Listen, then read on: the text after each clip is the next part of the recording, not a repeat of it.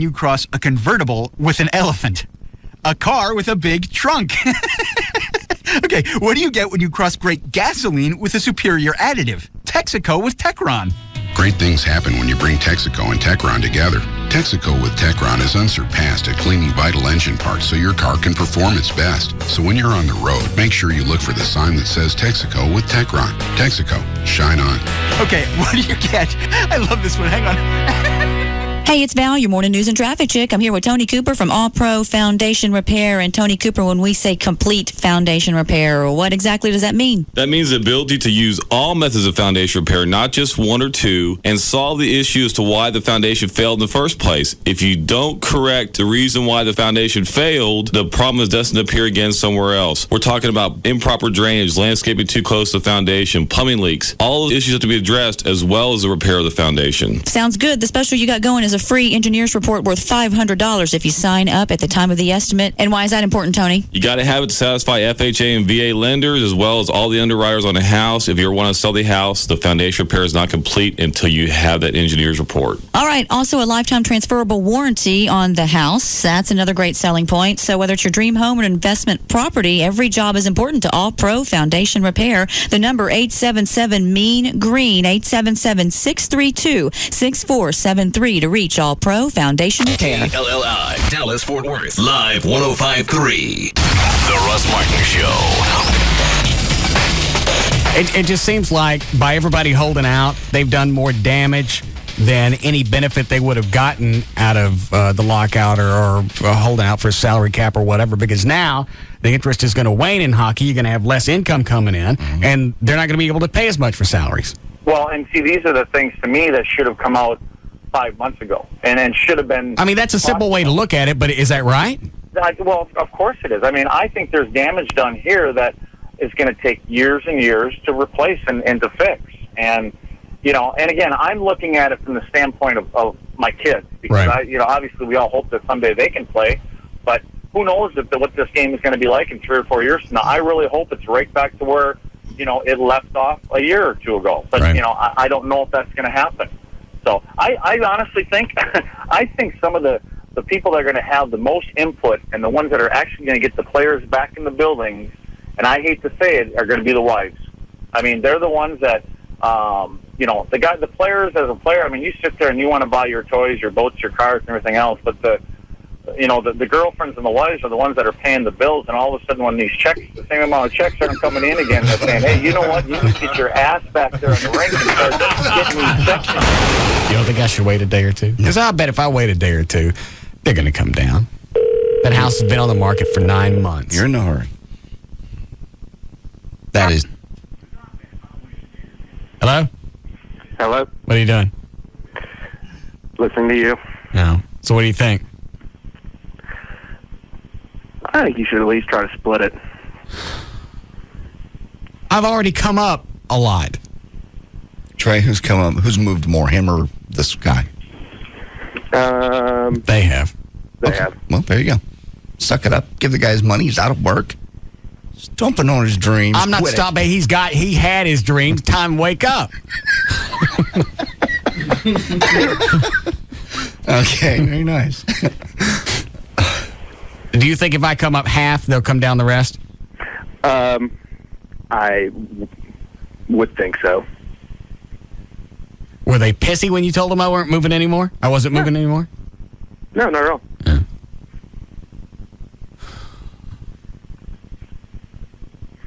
But, I mean, I ran the numbers, and if you remember, I told you if you get it under X amount, you're doing, it's a good buy. And are we getting it under that amount? Oh, way under that amount. No. All right, call them up, ask them to split it. Okay. Call me back. Will do. Thanks. You could be in that house in a month. It takes a month. I guess. I don't know. Is that what it means? 30 days to close? Yeah, I guess. I mean, once you close, you own the house? Yeah, that's true. Well, Okay. It's been so long since I bought a house, I'd forgotten the numbers. I didn't pay attention last time, traded everything. So if that's what it means, 30 days to close, then whatever today is, 30 days later, I'm chunking hockey sticks in the front yard. Then your house immediately goes on the market. Yeah. I'll have both houses for you. You sure you don't want to look at mine? I don't want to look at your house. Thank you, though. Why? It's a good shape. I don't like that part of town. What's wrong with that part of town? There's no colors. You said they're coming. Well, they're coming, but they can't get past the troopers. I enjoy the mid-cities. I like Tarrant County. No. What is it about Tarrant County? You've always lived in Tarrant County. It's just a different mindset, man. Something about when you're driving down 183 and you cross right there at that line, traffic seems to be better. People are nicer. I don't know what it is. It's like some timeline you cross. Are you serious? I'm dead serious. And nothing against Dallas. I'm not picking on Dallas. I'm just saying downtown Fort Worth's well lit. The clubs are nicer. The people are nicer. It's easier to park. Blacks are behaved. Don't be ridiculous.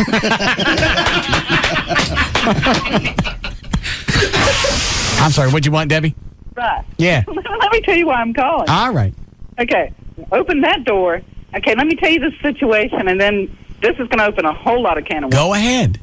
First of all, when I met him, we got together and talked and had several dates, just days for him to explain to me more of what swinging was about and so forth.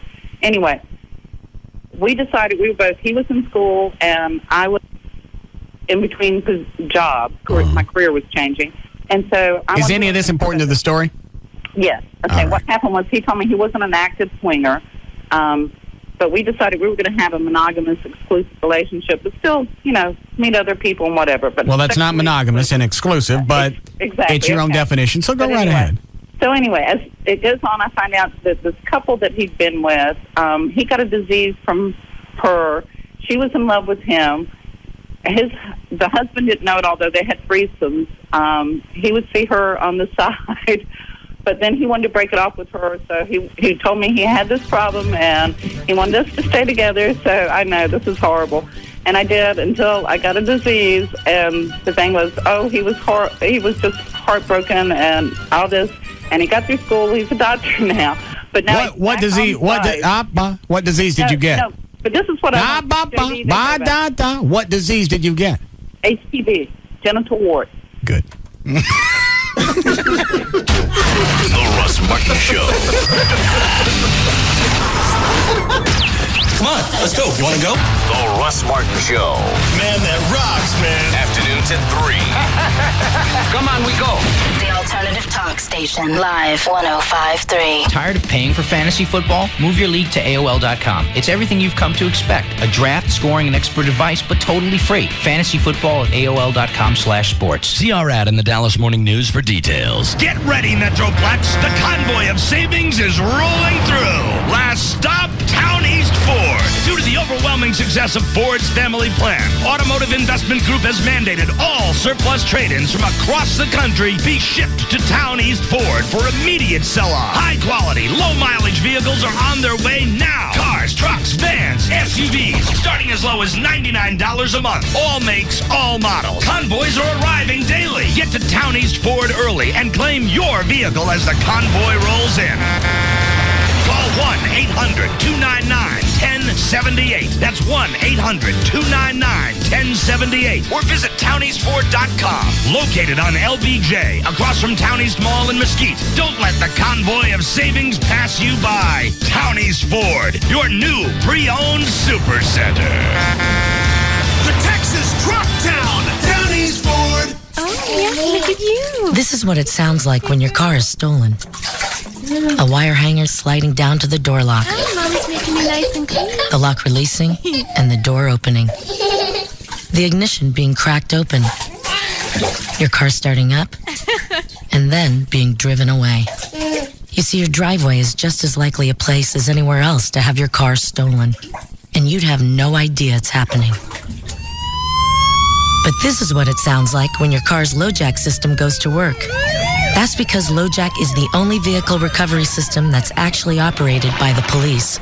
So while the thief has no idea your car is equipped with LoJack, the police know exactly where he is and where he's going, which means they will soon have him in custody and your car back where it belongs. LoJack. Get it and get it back. To find a dealer near you, visit LoJack.com or call 1-800-4-LoJack. It's finally here, football season, and you need to know the odds, the spreads, and the favorites. But where do you go? Bet on Sports. It's easy. Call 1-866-851-BOS1. Bet on Sports, and their specialists will help you learn the points, the spreads, the over-unders, even the difference between a parlay and a teaser. Know everything the experts know. Who's in and who's out. Call 1-866-851-BOS1. Call now and ask for the Player's Edge. Everything you'll need to make the winning picks is at Bet on Sports. Call 866-851-BOS1. Presenting the BOS Poker misnomer number 17, the Royal Flush. On behalf of my royal subjects, I would like to announce that I have a royal flush. A hot royal flush. It is so hot and red. If you think a royal flush means that the Queen is going through menopause, then you need to log on to bospoker.net. Learn the poker craze for free. Small business owners know the delicate balance between risk and reward. Now, get the reward without the risk. Add any of these 3 SBC services to SBC Long Distance Service, and we'll include a $50 gift card for each. SBC Yahoo, DSL, Singular Wireless Voice and Data, and Unified Messaging. Plus, you get a single bill and the greatest possible savings over buying each of them separately. In business, you don't move without running the numbers. And these numbers make sense. To add services and earn your $50 gift cards, call 888-SBC-3949. 888-SBC-3949. Because we know how you work, we know how to help you work. And these tools can help you accomplish more. Seeing small business differently. SBC. 1-year term required. Offer for SBC long distance business customers. Taxes, restrictions, and other charges apply. For details, call 888-SBC-3949 toll free or visit sbc.com/enjoy. SBC.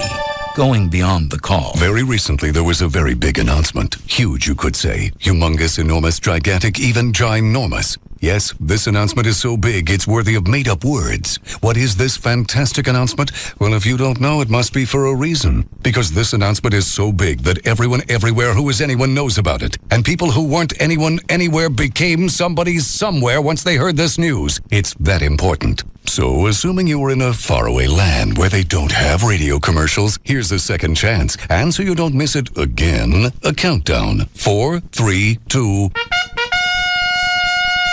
New Heineken Premium Light. One more time in case you sneezed or something. Heineken Premium Light. It's here. It's the birth of a light beer you could actually call delicious. It's a light beer worthy of the name Heineken. It's in a class by itself. And it's finally here. Heineken Premium Light. It's all about the beer. Heineken Premium Light Lager Beer, Heineken USA, White Plains, New York. Enjoy Heineken Light responsibly. Okay, it's 10:57 p.m. I see, and I'm calling your car insurance company. Hello, you've reached the office of Paul McKee. My office hours are 9 a.m. to 5 p.m., Monday through Friday. Please leave a message at the beep, and I will get back to you as soon as I can. Oh, I was afraid of that. Answering machine. Not a good sign. Okay, let's try Geico. Geico Auto Insurance, this is Dan. How may I help you? Well, hi there, Dan. Yeah, I wonder, could you answer a kind of a personal question? Okay, I guess so. Great. You're not by any chance an answering machine, are you? No, I'm not. Not in any way. You're sure about that? I'm sure. Great. Good to know, Dan. Thanks. Okay, glad I could help. Talk to a real car insurance specialist 24/7, not to an answering machine. Call 1-800-947-AUTO. That's 1-800-947-AUTO. Geico. 15 minutes could save you 15% or more on car insurance. The Kodak Picture Maker gives you high-quality, real Kodak pictures, easily and in seconds. We now join the Cowboys fan post-game interview, already in progress. Steve, tell us about today. I left it all in the stands, man. I wore my lucky jersey and never left my seat during a play. Stuck with Miller Lite the entire game. Why? This is the Big D, baby. Cowboys fans demand a beer with the same winning tradition as the boys. Miller Lite has more taste than Bud Light and half the carbs, too. You know that circle of condensation left after enjoying a cold Miller Lite? That's a fan's ring of honor. And when your friend spilled his Miller Lite while going for extra burgers? No comment. Miller Lite. Great taste, less filling. And the official beer sponsor of the Dallas Cowboys. Miller. Good call. Live responsibly. Miller Brewing Company, Fort Worth, Texas. Per 12 ounces, Miller Lite has 96 calories, 3.2 grams of carbs, less than 1 gram of protein, and 0 grams of fat. Bud Light has 6.6 grams of carbs. Cowboys fans, the 2005 season is upon us, and the Cowboys are looking for a playoff run. Don't forget to make every game count. Pick up Miller Lite's Dallas Cowboys Tailgater 18-pack cans and 12-pack bottles for your game day tailgate or watching party. They're available now at your favorite participating retailer. Brought to you by the great-tasting, less-filling Miller Lite, the star of the tailgate. Miller, good call. This fall, We've just accomplished the confirmation of extraterrestrial intelligence. critics call Threshold the best science fiction drama since The X-Files. Premiering CBS Friday, September 16th.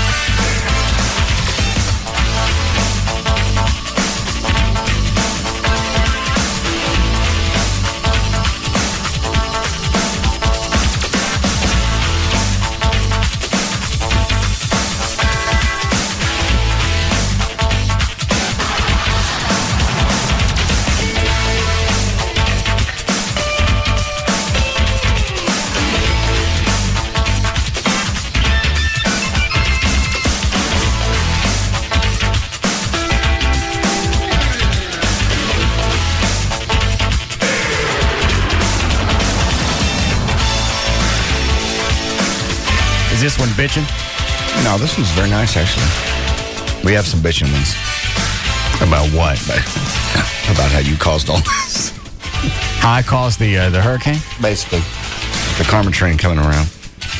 You're such a jackass. You joked about busing the homeless in Dallas to Houston. Now look what you've done. I feel like we got hit with the karma train. Looks like all the homeless people from New Orleans got bused here. So who's going to pay for these folks to send them back where they belong? Didn't they get the warning Katrina was coming? They decided not to leave, and now they want everybody's sympathy. Watch out. These people will rob you blind. They're mad at you, basically, for causing that. Well, it just sounds like state of Texas swinging them gates open wide. They are. They got tons of reunions full. They're going to the convention center. This guy sounds like he can't wait for... yeah, the arms. Yeah. Why don't kiss, hug. Big hug. What else? This is a nice one. Dear guys, I'm a New Orleans resident who was forced to evacuate. We ain't got no more bitching ones? No. Let me look here. I've got a bitching one. Here's somebody that just wants us, they're tired of watching the news. They want me to just run through some funny headlines instead. Can't watch the news anymore. The aftermath of Katrina just seems to be getting worse by the minute. Can JD just run through some funny headlines so we can stay up to date with what's going on and don't have to hear the gory details. You know what? Every time I say I'm going to flip it off, something else happens. Yeah. And then I'm stuck again. I know. All right, it looks like the water's just about to level out. They're going to get that levee taken care of. Then they can start the recovery. Now, they got snipers shooting at rescue helicopters. Yes. I got to watch for another 15 minutes. Yeah. All right. They got that handled. No reason to watch now. No, flip it off. Okay. I'm done. Inside the Superdome, people are raping themselves. Yes. Yeah. People in a shelter that are being taken care of. I know. Are running amok. That's what happens when things just totally break down. Today, finally... When I get worried or scared or I'm worried where my next meal's going to come from, I don't rape somebody. And I'm not trying to make light of this, but at a certain point, you just got to go, you know what? We can't help all these people, and the ones that are creating a problem, lock them out. Where do you lock them out to? You lock them outside. Stick them out in the street. Well, then they rape and loot out there. Ain't nobody out there. It's a no-win deal with the cops. They chased the cops out of the convention center last night. The cops came in to settle things down, and they chased them out. Why? They just, who knows? The entire crowd? Yes, that's what they say. The entire Superdome chased cops? Not the Superdome, the convention center, which is, the Superdome's already being shut down. And moved to the convention center in New Orleans. And they didn't want the cops' help? They wanted the raping and beatings to go on? Apparently. And what was the purpose of having snipers shoot at rescue helicopters? Again, I have no concept. Unless the idea is, you know what? Right now, it's a lawless town. It is. Well, it's better if we keep the rescuers out, we got more time to pillage. Possibly. That's the only thing I could think. Yeah, what's the other reason?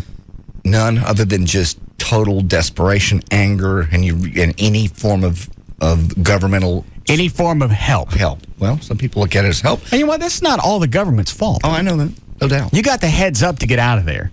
A lot of them don't have cars. Well, okay, you know what? The governor knew that it was coming. Mm-hmm. The mayor knew that it was coming. Get some of those school buses that they're not going to be able to use anyway. Not anymore.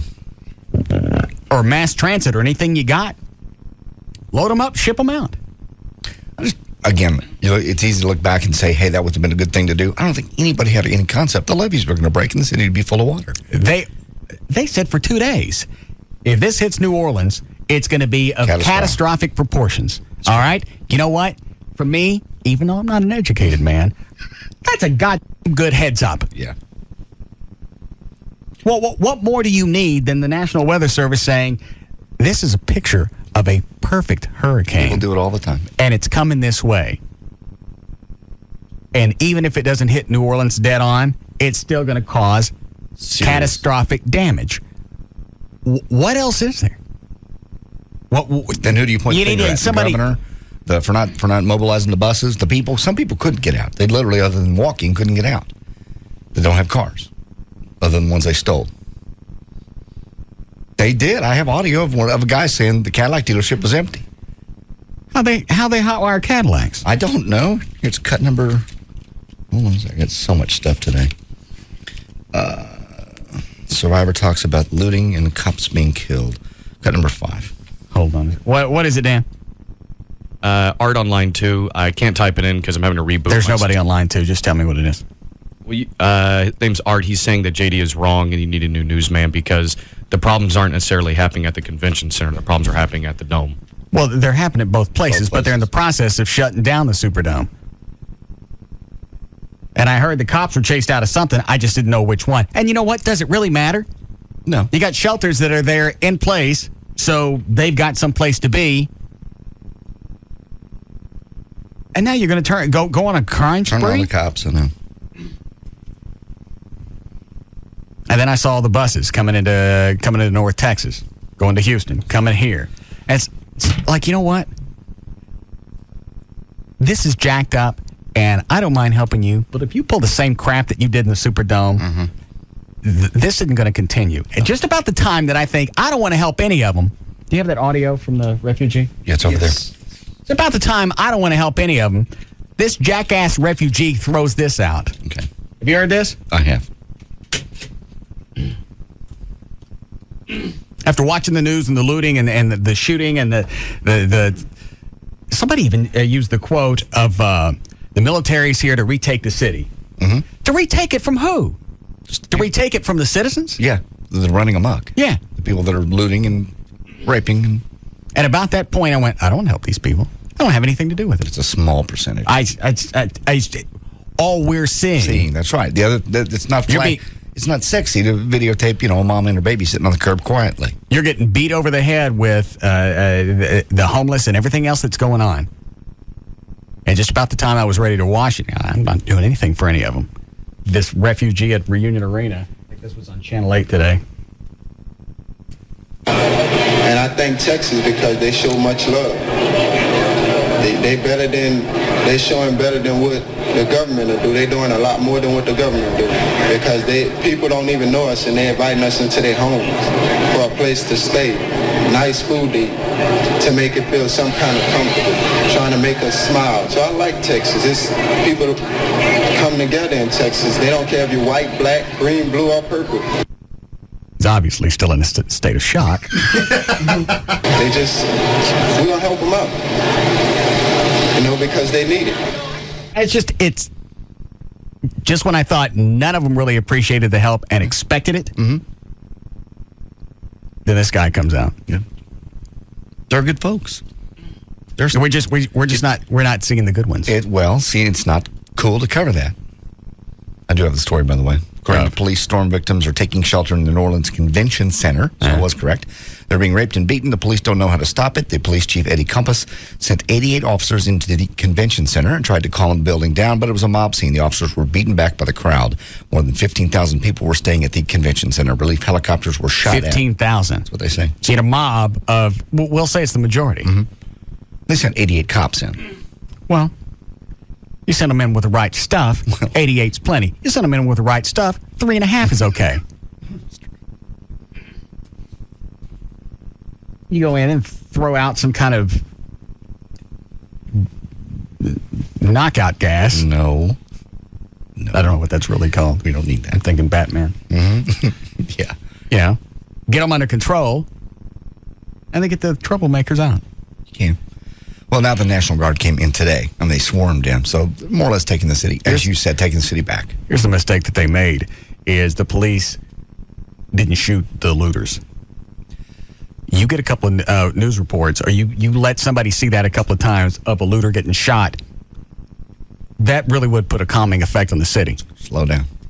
Now, is it worth shooting somebody because they're still in the zenith? No, but that's not the issue. You've taken a catastrophic event, and the rest of the world is watching this. Right. Who's going to want to help you if you're out taking advantage of the situation? Well, they did. And they're scared. A lot of them, if you steal, the difference is if you're stealing food and diapers for your kid versus a zenith and a bicycle. Yeah.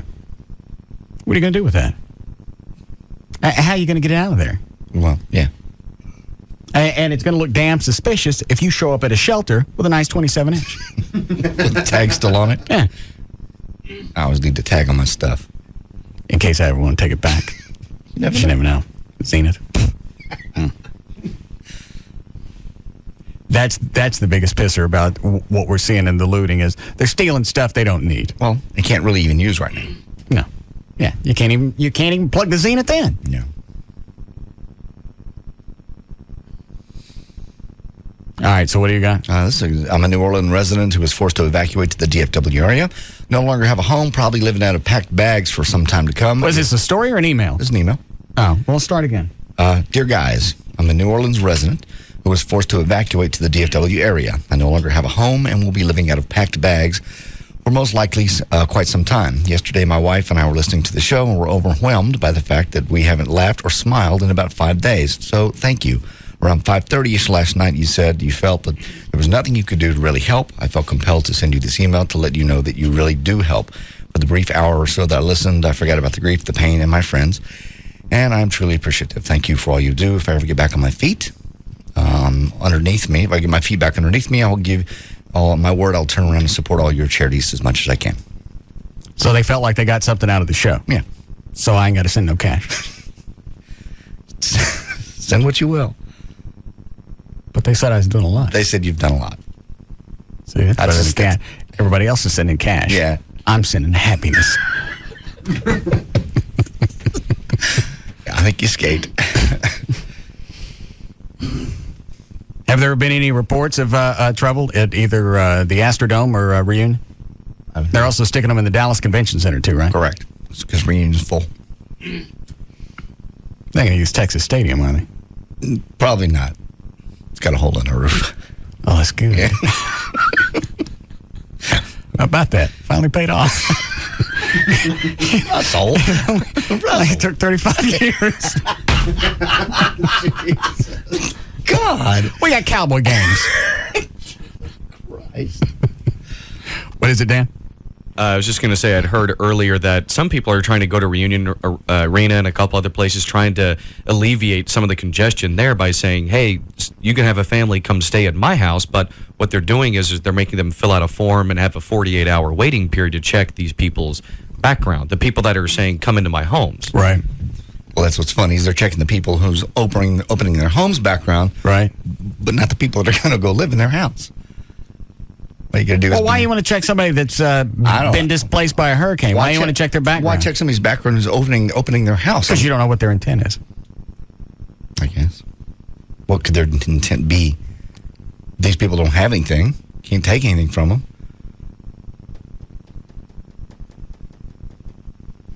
I'll need a few minutes on that one. Alrighty. One of the reporters asked somebody, I don't know who it was. They said, "Are the refugees, are they able to leave Reunion Arena?" Why would you ask that? Yeah. They're not from overseas. They're from this country. It's because we use that word refugee and we think of somebody from Africa or someplace. In fact, that's been a big thing back and forth. People go, quit calling them refugees. They're evacuees. Okay. There's a difference. All right. But yeah, they're not prisoners. It's not a camp. Well, no, and that's what I thought. I forget who was having the conversation. It's like, They were bussed in. They were shipped in so we could give them some place to stay. Right. This isn't a holding cell. No. Unless they act up. Yeah. I'm just hoping the worst element is still there in New Orleans. You'd only hope. I mean, there'll be some good and some bad that come in. It's bound to happen. And I said this Wednesday, I know they don't give a rat's ass, but every time that you're out in the street looting and somebody catches on camera, that's going to slow down recovery or rebuilding that area. Who wants to send cash when you're out there stealing the streets? It's again, that's what they've covered. You know, that's what the news likes to put on there because that looks a lot more flashy and scary. Look what's going on. It's terror in the streets. A mom sitting on the corner feeding her baby is not exciting. Here's somebody not doing anything. Is there anything else going on in the street right now? No, people are standing around. Yesterday there was a lot of, they were very upset that, the National Guard hadn't got there yet, and they didn't feel like anybody was coming. Well, they got Navy ships coming from all over the world. They got countries from all over the world now that have offered assistance. You see that? Yeah. Yeah.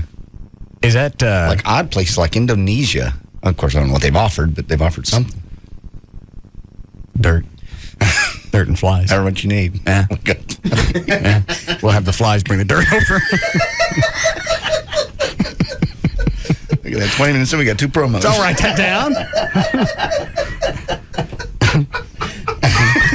We'll tie little notes to their feet because they're carrier flies.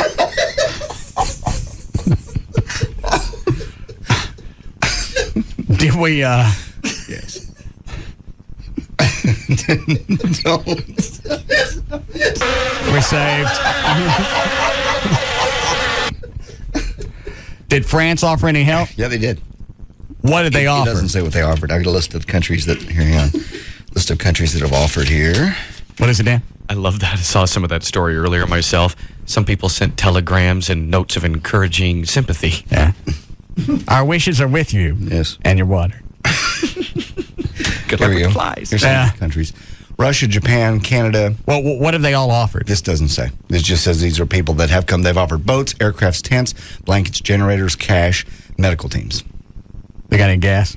It doesn't say about gas. I'd like gas. Some of the countries did release some gas. I'd feel a lot better if they just gave us gas.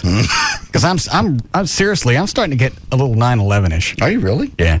You know what? I'm right there with you. I told JD when I got to the station today, in the span of 3 hours, the gas station where I got gas today went up 10 cents. And that was just in 3 hours. Right. Yeah, I paid $3.09 coming in.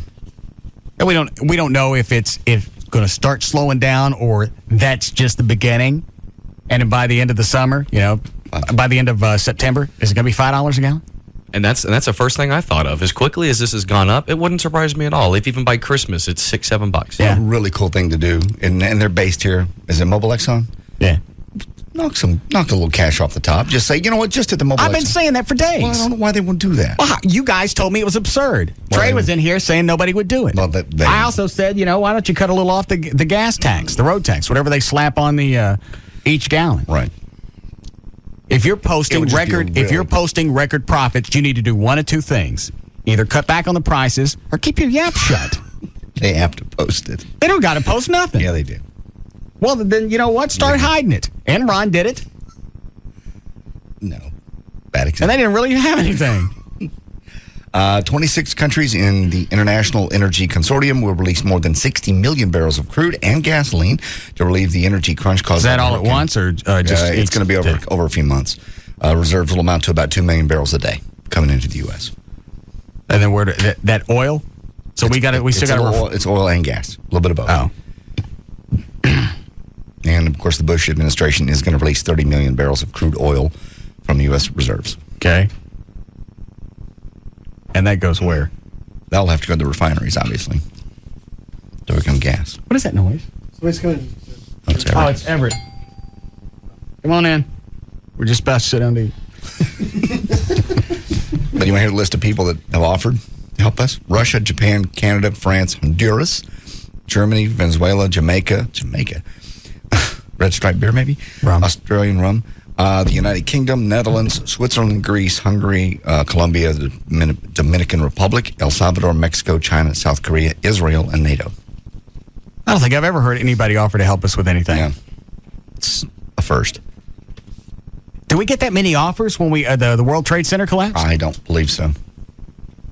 I remember we received rescue workers from around the world that were wanting to come over and help as far as the rescue efforts and cleanup and everything, at least within the week after. But as far as money, I don't think so. I think it was a different situation. Yeah. It was more offering manpower.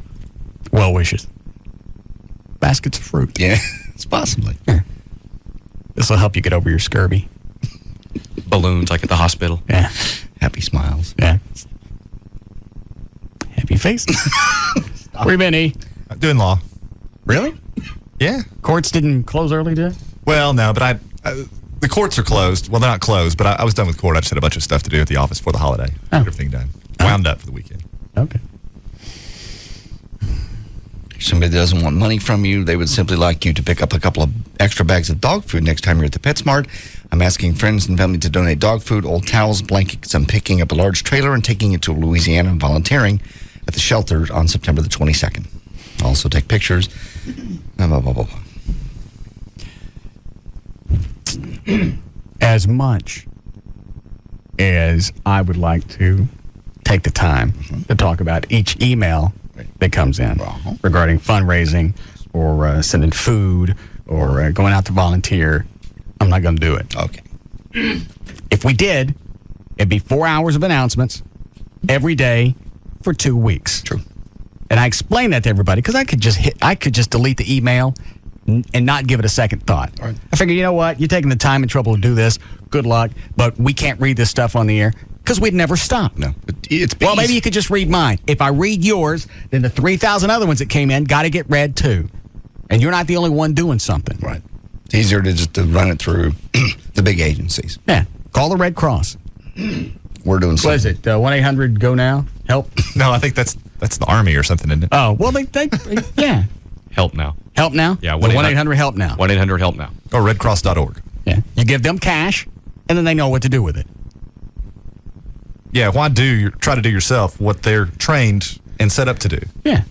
Things are just now getting into town. Not the Red Cross. The National Guard is there. I can't wait to see the first person get shot. Yeah.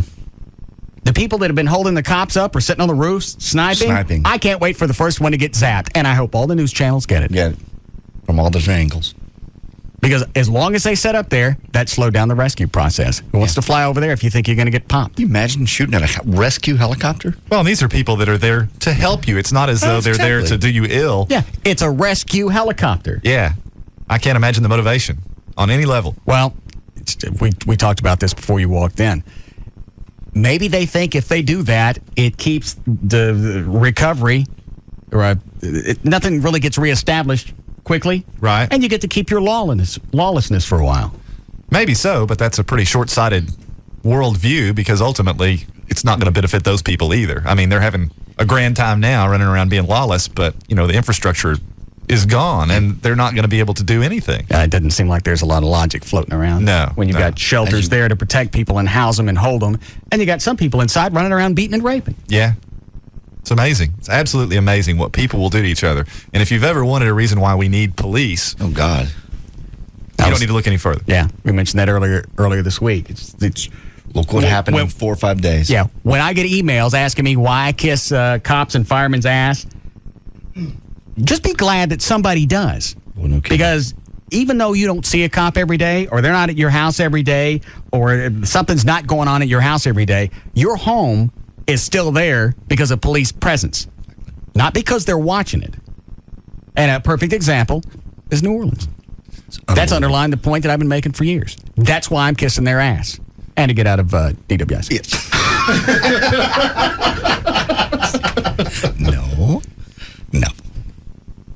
But you got a very good point. And if there ever was a snapshot of what happens when it just goes away, when the infrastructure is wiped out, it's on CNN. It's amazing.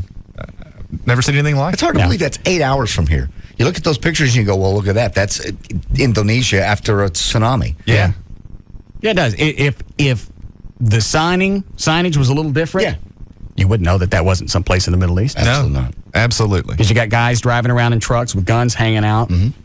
Fires. Nobody's putting them out. You can't. There's no water pressure. No water. And then Chloe was just there. When were you there? 2 months ago? Yeah. Oh, yeah. That's going to be the freakiest for him because he was just there. Yeah. The upside is he don't know it. No, but for what I do remember, it is very 9/11ish for me because I was just thinking, looking at all the pictures, I was standing right there. I was right there. I was hanging out right there. Yeah. Let me pull up some of the pictures of. I've got emails from listeners going, "I'm so sorry." I'm like, "Well, I feel sorry for the people that are there and things that are happening. I mean, yes, it's bad, and I'm really upset about it, but." Where are the pictures of you there? Here they are. Hello, New Orleans from Mardi Gras. It's weird. All these places out there are wiped out or underwater. Where was this one?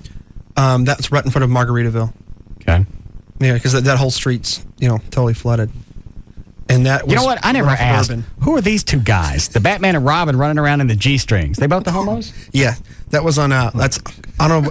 They call it Homo Corner, but it's a little area down there. That's a gay area. Can't imagine how it got its name. Yeah. Who's this chick? Doesn't this chick have a website on her cans? Yeah, hottie.com. I forgot what's on there, but that doesn't matter. Yeah, that's right there. The Velvet Dog. That's 2 or 3 feet underwater right now. Freaky, extremely freaky. Oh, have you seen what else besides human waste and bodies and nastiness? You seen these pictures of what else is floating around in there?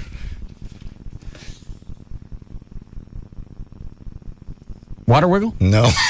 No. What's that? Giant snakes. Oh. This is like some Hollywood sci-fi movie. It really look at the size of that one. I know. Yeah. What kind of snake is that? I don't know. About 6 feet long and about what? And these are going through the street? They're going through the street. They're coming in off the lake. And it's height of mosquito season, too. Yeah. They're breeding, they say, the next 2 or 3 weeks. So now you got the risk of West Nile? Yeah. So not only are you walking through nasty, dirty, murky water, you got little snakes to add to it. You almost just want to make sure the town's absolutely, completely empty and do what do they call it, a chafing, rafing? Strafing. What is it? Strafing? Strafing. Mm-hmm. Going through and just level it. Yeah. Or as I said the other day, raise it. Then I got people that said there's no way to raise New Orleans. Did you really? Huh? Really? I said raise the city. Oh, but you meant R-A-Z-E, not... Right, as to flatten it out, clear it out, and build it someplace else. And some guy calls up, calling me a jackass. He goes, the jacks will go right through the floors because they're wet.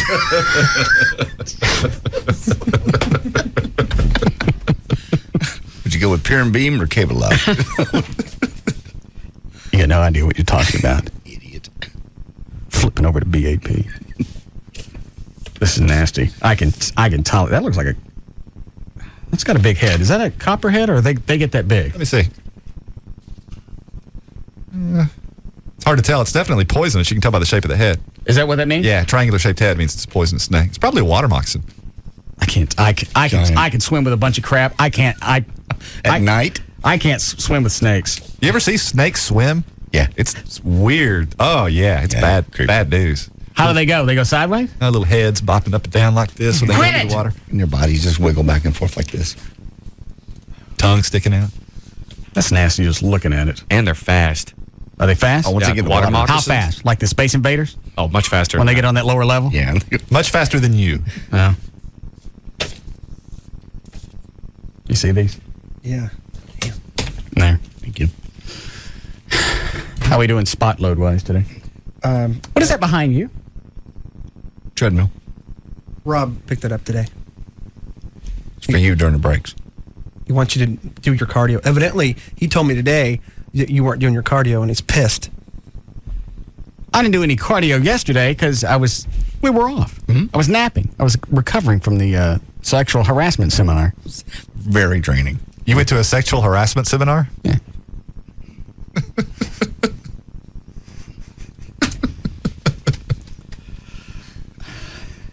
And it wouldn't really have been as bad. When you go to defensive driving class? Yeah. Or, JD, when you and I went to get our handgun training for your CHL. Mm-hmm. You sit around. The class would probably only be 6 hours. Probably, if people would shut up. Right. I see. And that was the same thing with the seminar on, was it Thursday? Thursday. Yeah. So who all went? It was the entire chain. Everybody, Really? all 6? Yes. All 6 stations. How'd they make you go?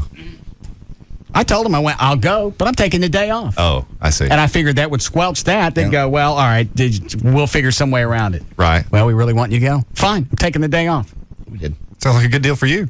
Yeah. We almost came in. I said, you know what? I got to prove a point here. You're going to make me go to this crap, then you're going to lose the revenue from the day that we took off. So you decide which you want more. You want the money and let me touch boobies? Or you want to waste my time for 2 hours? It's your call. What's ridiculous is our contract says we will follow all the policies of the company, period. We've put a policy out. No touching the boobie. Yeah. So did you learn anything? No. 20 some odd years. Five years with this company. Right. Never a problem. No complaints. Nothing. You know why? Because I don't talk to anybody. Yeah, you'd be the last person to get a claim. That's You the really way, would. That's the way that you avoid that. Exactly. It's really almost the only.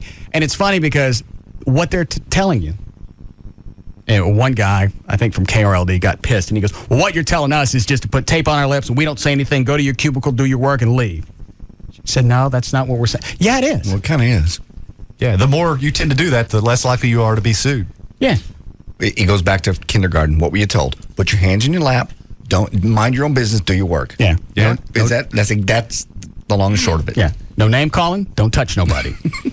Is that not the playground in first grade? Yeah, you're right.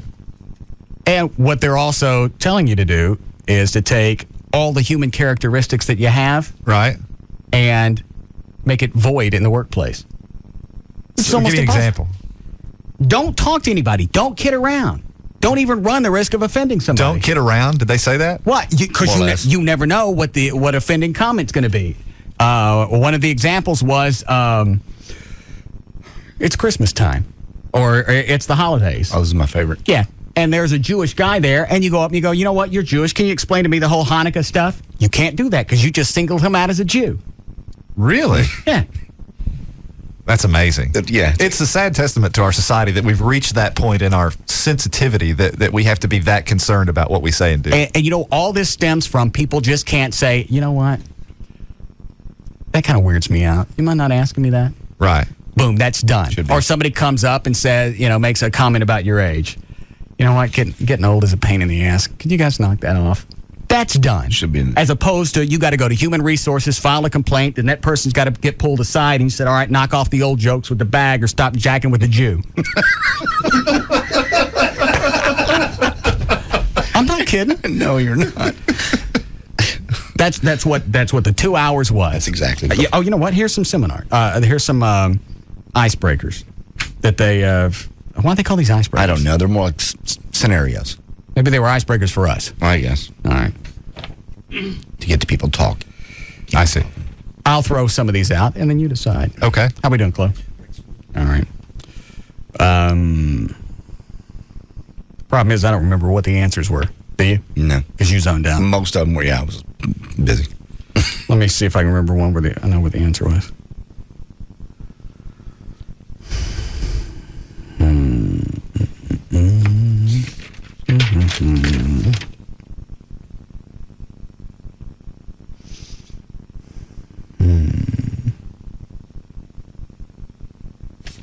I'll just read the first one and you can decide.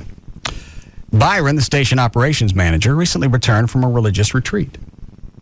At the retreat, his religious group encouraged its members to spread their beliefs and recruit new members.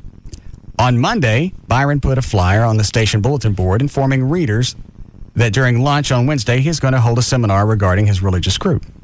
Tuesday afternoon, Byron stops by each of his subordinates and asks each one of them if they will be at the meeting. He tells them the meeting is voluntary.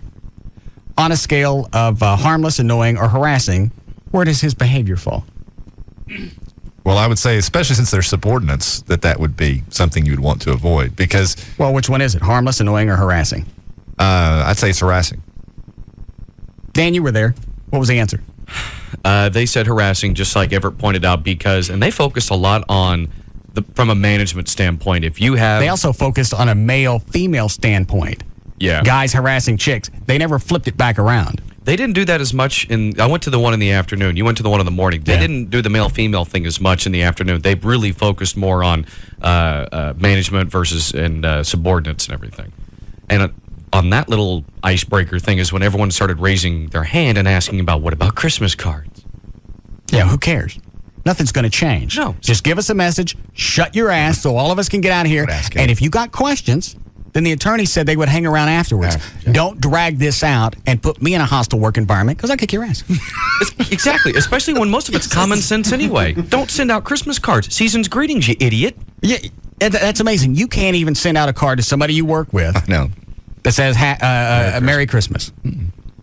Is that what they told you? According to this. Yeah, well, you got. You know what? It might be different on if it's not a subordinate. What do you call it when two people are equal? Level playing field. Yeah, or peers. Peers. Yes. Maybe it's okay with that. I don't know. Well, I mean, I see the point if you're talking about subordinates, because inherent in that relationship is the notion that, hey, maybe as a subordinate, if I don't follow along with this guy's religion, I'm going to be treated less well than other subordinates similarly situated to me. Whereas if you're sending, as you say, a card to a peer, that's not inherent in the dynamic. It's like you deal with any other boss. If they have a party at their house, you think you got to go, otherwise they're going to be pissed off. Right. I gave up a long time ago. Yeah, I know you did. I never did it with Tom Schuer. Couldn't stand him. And they always said, Tom Schuer, he's having a Christmas party. He's having a Super Bowl party. You really need to make a showing. My job's based on me showing up at a party. I'm not going. Showing? Yeah. I tell you what, I'll send him a nice Christmas card with the Arbitrons in it. How about that? There's his gift. Yeah. A little nice smiley face. Yeah. Why don't you hang that off that mole on your neck? There was, on the topic of harassment, there was actually a state Supreme Court case, I don't recall which state it was, but recently, within the past month or so, that ruled that a subordinate can sue his or her boss for sexual harassment if the boss is having sexual relations with other people, other subordinates in the office, even because if they think they're getting special preferential treatment. Right. Yeah. Because the possibility exists that they could get better treatment by sleeping with them, even if they themselves are not. Well, you can get, according to them, peers can also create this. A hostile work environment, let's say you get three people, one's 25, one's 30, one's 50. The two that are younger start making old jokes. They're all on the same level, but then the older person can file for right. You got to leave the old bag age alone. Discrimination, yeah. So there's coworkers can't even joke. Crazy. So whoever that was that wigged out in the meeting, they were right. The only problem was it stretched it out. We already know what they're telling us, and they have to go overboard. So the company can always come back and say, we told them. We had seminars on this. We covered everything. Whatever this employee did, he did it on his own because we warned him. All it was. That's what this was about. And they even singled us out. Mm-hmm. Really? Yeah. I can't imagine. Well, you're not supposed to do that. Well, I agree. In one breath, she said, don't single anybody out because that's harassment. And then in the next breath, she goes, people over at Live. Yeah, KLLI, you can't act the way you do in the on the air in the hall. Well, why don't you just goose step up here and call me a Jew?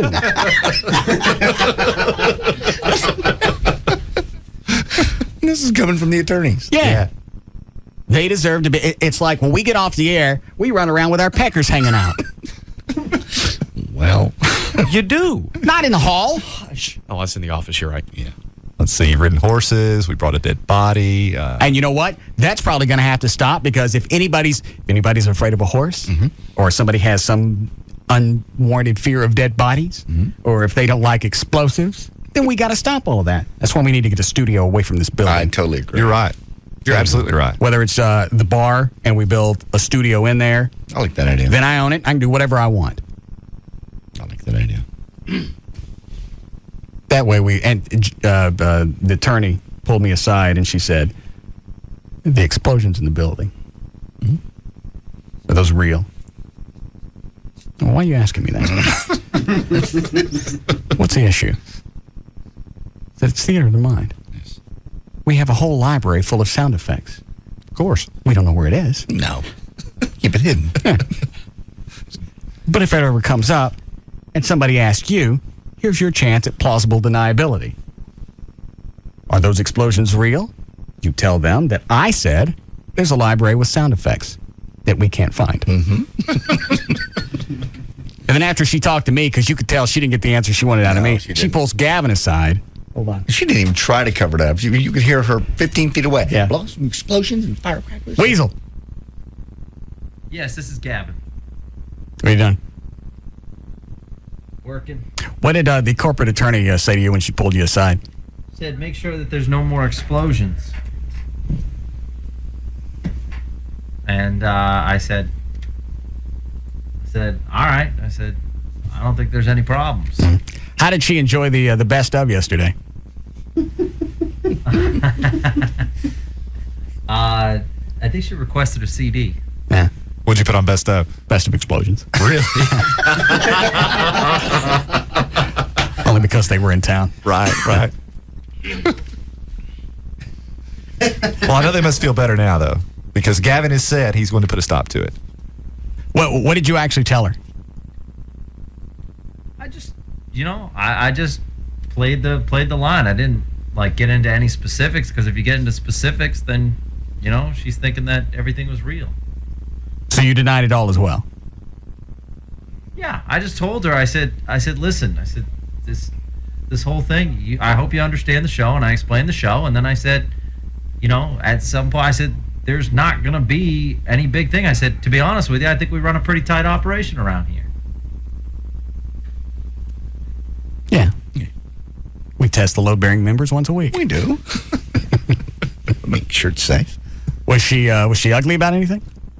Not at all. She really likes you a lot. She likes the show. Like she liked me. I didn't talk to her 2 minutes. Yeah, but you have a relationship with her. Well, anytime she helps us out, when she helped Rob out, or she helped with JD's contract, sped that along, I always send her a thank you. Yeah. So she's been. No, she's fine, and I get along with her fine, and it's all good. So she came to the studios afterwards and was just hanging out. Up here? Yeah. Yeah. Just walking around. Oh, this is great. We're in Gavin's office after the meeting. Yeah? Because it was over at... Can I say where we have these meetings? Absolutely. We had it at the Scottish Rite Hospital. Really? Yeah. Their auditorium. Why? I don't know. How do we end up having meetings over there? Oh, I think we have a deal with them that we're allowed to use their auditorium, and in return we promote various events. Okay. I mean, it's a nice auditorium. Yeah, very nice. Just when I saw the memo, I thought it was a hose job, and maybe they meant, it's next door to the Scottish Rite. Right. So we all come back after that, because that ain't 10 minutes up the road. We're in Gavin's office. Brian Purdy, market manager, is walking around. Yeah? And we're talking about stuff in Gavin's office, and I'm telling him to shove different things in my ass. I see. Purdy walks around the corner with the director of human resources. Not a big sense of humor. No, she didn't have one. Really? Yeah. What'd she say? She shook my hand, said, nice to meet you, and then they went to look at other parts of the building where people didn't have things in their asses. Wise decision. And I'm sure that something will come from that. Yeah. Even though I didn't say anything about hers. No. I was talking about mine. Correct. She may think she might not get promoted if she didn't have something in hers.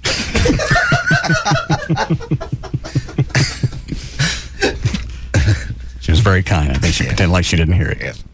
So why don't you shut up? Okay. You want a break? Okay. Anything else going on, Weasel? No, I'm glad I fixed my ceiling, though. Oh, yeah, that's right. Yeah. Some of the ceiling tiles and the metal was bent upwards. From Is that why? Effects. Is that why you fixed it? Yeah, because other corporate people had walked in my office and said, "What happened to your ceiling?" We do that for the pictures. Yeah. Yeah. But I just figured I'd go up there and fix it, and then they just got me some new tiles, so I put them up. Okay. Very handy. What do you got planned for the weekend? Just gonna hang out, relax. Gonna go out to Texas Motor Speedway tomorrow and make sure everything's all set for the Heroes Parade with Rob. What about our promotions director? Isn't he going? Yeah, he'll be there. Are you sure? I am positive. Aren't you guys doing something with Salvation Army for this hurricane thing? Yeah, we'll be in 3 locations. Do you have it, John? I do. Yeah. Do you know where it is, Gavin, or you want JD to read it? No, that's fine. It's at American Airlines Lot E, Billy Bob's in Fort Worth, which is on Rodeo Drive, right by the stockyards. And we'll also be in Frisco off 121 and Preston Road, I'm not sure of that shop. The center at Preston Ridge. Yeah, center at Preston Ridge. That's just south of the mall. Right. Stonebriar. Yeah, right by the Best Buy parking lot. From 10 to 2. Is all this tomorrow 10 to 2? Yes. All the locations at the same time? Yes. All right, so you got Billy Bob's, you got American Airlines Lot E, and then you got center of Preston Ridge. All right, south of Stonebriar. Right. All right. And Wait, just money give it to Salvation Army? Yeah, money, socks, any kind of non-perishable food, cash donations they love. I mean, anything that'll help. I mean, you can bring a mattress if, any new items is the best thing. Like if you want to go to Walmart tonight and just buy a bunch of socks, that would be huge. Why you keep focusing on socks? They did, so I am. They need shoes to go with them or just socks? Yeah, you can buy shoes. Yeah, anything. What, Dan? What, like water or anything like that Yeah, as you well? can bring water. Is there a list possibly on the Salvation Army site of what they'd like? I can get you a list momentarily. Well, I mean, then you give out the website and then you say, all right, here's what they need. Yeah. Money's always best. That's easiest. Yeah. Let them That way you don't got to go buy anything. They know, and actually they can go out, they can evaluate the situation, say, all right, you know what? We're gonna need mattresses. We come up way effing short on socks, so run down and get some of the nice roll-ups. Yeah, there you go. They can actually buy more with money than we can. They get like discounts? Yeah, similar to the food banks. They get, wholesale prices. Okay. Makes sense. All right, so you'll be at those 3 locations collecting cash? Yes. All right. Thank you. Thank you. All right. All right, we'll break. We'll be back. Is that the sexual harassment thing? Yeah. All right. What's wrong with that? I don't even want to hear it now. Like nothing you've ever heard before. The Russ Martin Show on Live 105.3. Sleep Expert's free box sale ends Labor Day. This is your last chance to get a great deal on a mattress and get a free box. Visit sleepexperts.com for location nearest you. Over the years, Dodge, Chrysler, and Jeep have invented lots of ways to move you, leading to our hottest and most award-winning vehicles ever. Now, we've invented a totally new way to move you. Announcing Employee Pricing Plus. This Labor Day weekend, everyone can get our employee discount on most remaining 2005 models, plus up to an extra $4,500 in combined cash allowances when you finance through Chrysler Financial. It's the best deal ever on vehicles you really want, like the innovative line of Dodge and Chrysler minivans with exclusive stow-and-go seating, the hot-looking Dodge Ram trucks with available Hemi power, and the most award-winning lineup of Jeep 4x4s like Jeep Grand Cherokee, 4-Wheel and Off-Road Magazine's 4x4 of the year.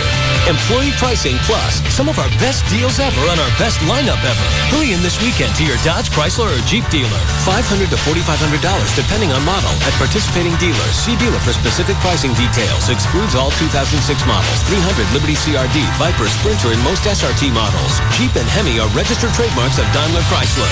24-Hour Fitness presents Ellen. For Ellen, 2005 was the summer of too many little pints of ice cream. Ellen? Well, we started off with sorbet, then we moved on to the harder stuff, Rocky Road Crunch, caramel peanut cluster. Once you start down that path, one day I caught my husband with mint chip in his hair. We need help. Well, 24-Hour Fitness is having a fall membership sale. That would keep us out of trouble. At 24-Hour Fitness, you can tone up, slim down, and undo the effects of all things in a cone or cup. And if you call 1-800-204-2400 now, you'll pay no enrollment fee and just $7 a week in membership dues. But hurry, the offer ends this weekend. Call 800-204-2400 or check out 24hourfitness.com for details. 24-Hour Fitness, you to the power of 24. Plus pay a $79 processing fee and first and last monthly dues. Offer valid for one club membership only. No other discounts. Must be 18 or 12 with parent. Facilities and amenities vary. Not all open 24 hours. Monthly dues paid by EFT. Go to participating active sport locations. Expires 9/8/05. See club for details. KLLI, Dallas, Fort Worth. Live 105.3. Honey, could you come here and help me with the dishes? Shh, quiet, please. Could you please not shush me? I am your wife. And... Shh, it's the last hole, and there's $250,000 riding on this putt. What? There's a quarter... Oh, great. Look what you did. You made him miss it. Okie dokie. Let's go through this again. He didn't hear me, and you're watching our new DLP high-def TV. You're not actually at the tournament. Rationalize it all you want, but something made him miss that putt. I don't know. You think maybe it was bad aim? When you have an HD TV with DLP picture technology from Texas Instruments, the clarity is so razor sharp, so lifelike. You're not just watching, you're there. Now that poor man's not going to be able to put gas in his plane, I sure hope you can sleep tonight. Why are you still whispering? I have no idea. Make sure your next HD TV has DLP picture technology from Texas Instruments. It doesn't get any more real than this. In the last 2 years, over 3,000 families have trusted Rodney Anderson at CTX Mortgage with their mortgage. And you don't want to take one of the things. You buy a house that's going to be... What else would be larger than buying a house? Nothing. Buying a really big house. Yeah. No, I can't think of anything else. Yeah. 2 houses. Well, this as one of the largest transactions you're ever going to make. Well, your house and your car, I think everybody agree, are the 2 big ones. Okay. You don't want to trust something that big to just anyone. You want to make sure that, especially if you're taking the day off to go close, you don't want to show up and then find out that your lender couldn't get everything done. Now you got a wasted day. With CTX, they're their own lender. So everything's handled. And if you want to close pretty quick, they can do that in short order. You can go to the website, rodneyanderson.com, get a lot of your questions answered, or you can call the 800 Express number. That's 24 hours a day, 7 days a week. I don't even think there's no voicemail. Somebody's always going to answer that, to whether it's somebody at the office or probably after hours is Rodney. Is it? Yes, it is. Does he? Yeah, it kicks over to his cell phone. Unless he's in the middle of something, then somebody else answers. What the hell is Express? E-X-P-R-E-S-S.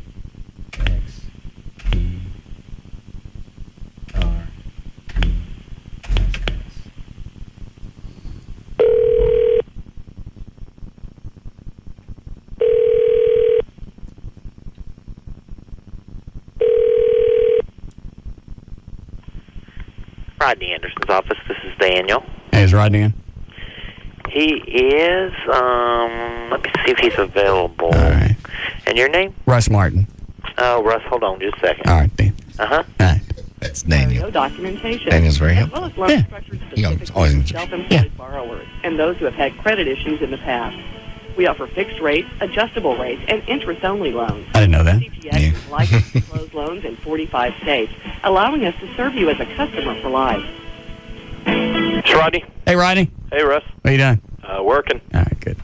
All right, 1-800-EXPRESS, 1-800-EXPRESS, or you go to the website, rodneyanderson.com for CTX Mortgage. We just can't, Brad. Casey's too young. It's too soon. Susan, she's going off to college. It's time to let go. But is she really ready for her own calling plan? Well, it's either that or our only daughter uses up all our anytime minutes calling Kyle the skateboard king. Good point. How far is it to that Verizon Wireless store?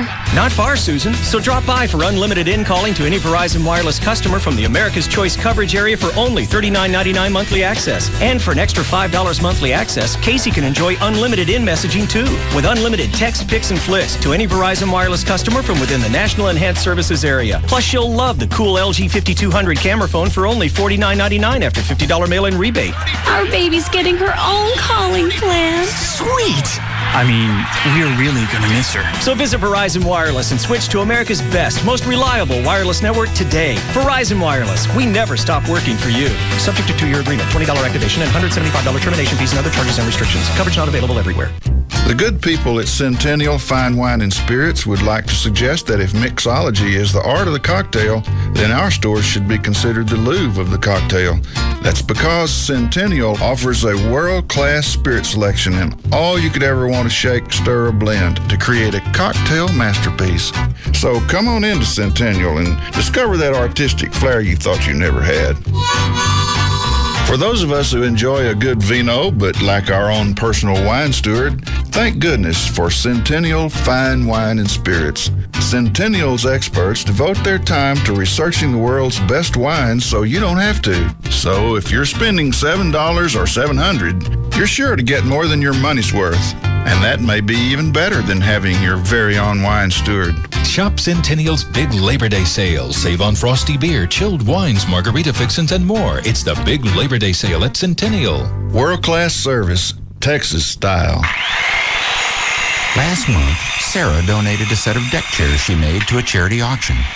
The chairs went over so well, she decided to turn her weekend hobby into a business. So yesterday, Sarah opened up a Wachovia free business checking account. Her new account has no minimum balance requirement or monthly maintenance fee.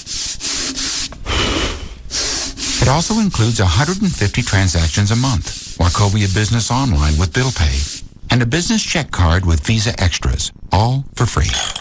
Now that Sarah has left her old job and opened her own shop, perhaps tomorrow she can even tell her mother she's no longer a lawyer. Find out more about free business checking. Stop by a Wachovia Financial Center or visit wachovia.com/business. Account and transaction-related fees may apply. Some restrictions apply to Visa Extras. Wachovia Bank N.A. and Wachovia Bank of Delaware N.A. are members FDIC. 800thedogs.com, or you can call them at 1-800-THE-DOGS. It's the Frinkles. Hey, Mark. How are you, JD? Marvelous. What we can talk about today? You know, I'm going to talk about being careful over the weekend. Stay out of trouble, but if you find yourself in a situation, in a car wreck, or if you get hit by a drunk driver out there, we're available all weekend. Give us a holler, and we'll get right back to you. And the phone call is free at 1-800-THE-DOGS, and then the consultation with you is also free. It didn't cost me anything up front, right? Absolutely not, and even throughout the case, we don't charge unless we collect. We advance both our fees and our expenses. And medical facilities, let's say I don't have medical insurance. You got doctors that work with you? We absolutely can get you medical care, and a lot of times now when you're in a car wreck, even if you have health insurance, the doctors don't want to deal with you because they don't want to deal with a car wreck either. Sure. So finding people calling saying, hey, we need medical care and we have health insurance, we can help you out. Okay, 1-800-THE-DOGS, 1-800-THE-DOGS. It's legal representation with Mike. That's 1-800-THE-DOGS. Oh, hey, man, we're almost there. We'll be out of cell range at the spot, so I got to call you now. It's off the map, too, so grab a pen, okay? All right, once you load up the Amigos and Boards and Chicas, cross the border at Tijuana and head down the coast. Now, you're looking for kilometer 146, all right? There's a cerveceria right there. Load up on ice and Dos Equis. You get that? Dos Equis, you tourist, the lager in the green bottle with the 2 red X's. It has something the locals call sabor, flavor to you and me. All right, kilometer 146. Hang it right there onto a washboard road and take it like 12 miles. And then, you know what? Just drive till you hit ocean and listen off to either side of the point for a party louder than the surf. That'll be us. Park, and by that point, those Dos Equis better be well iced, and that Dos Equis better be Dos Equis. We'll have to turn you back around. One must obey local rules. All right, later. See you there. Smooth, refreshing Dos Equis. Experience the flavor of Mexico. Enjoy Dos Equis responsibly. Responsibly means 21. Imported by Cervezas Mexicanas, White Plains, New York. There's an epidemic coming. It will affect the entire world. A threat is spreading. Billions and billions of dollars are waiting to be earned. A conspiracy is growing. Big pharmaceuticals right up there with the arms dealers. And all of our lives are in the hands of 2 people. There are millions of people that all need help. From the director of City of God and based on the international bestseller by John le Carré, top critics are calling The Constant Gardener one of the best pictures of the year. Payoffs, cover-ups, unmarked graves. Don't try and play detective. Vanity Fair says it's smart, provocative, and genuinely tense. They want you silenced. Edge of your seat, electrifying entertainment, exhilarating, raves Time magazine. These people, they kill anybody. And Rolling Stone declares it's a sizzling thriller that ends the summer on a high note. Ralph Fiennes, Rachel Weisz. Get out! The Constant Gardener. Some very nasty things live under rocks, especially in foreign gardens. Rated R. Under 17, not admitted without parent. Experience it now on the big screen. Think the first Superdome was opened in 1965? You're about 2,000 years off. The Romans built an air-conditioned stadium with elevators to take lions and tigers up and gladiators down. The Romans, they not only conquered the ancient world, they conquered the future. Rome, engineering an empire. This Labor Day at 8, as only the History Channel can bring you. Think modern plumbing started in the 1900s? You're in the wrong century. The Romans built aqueducts which carried more fresh water into ancient Rome in a single day than into New York in 1985. The Romans, they not only conquered the ancient world, they conquered the future. Rome, engineering an empire, this Labor Day at 8, as only the History Channel can bring you. DFW's most listened to radio station is KLLI, Dallas, Fort Worth. Live 105.3, the alternative talk station. We want to get right. Now, back to the Russ Martin Show.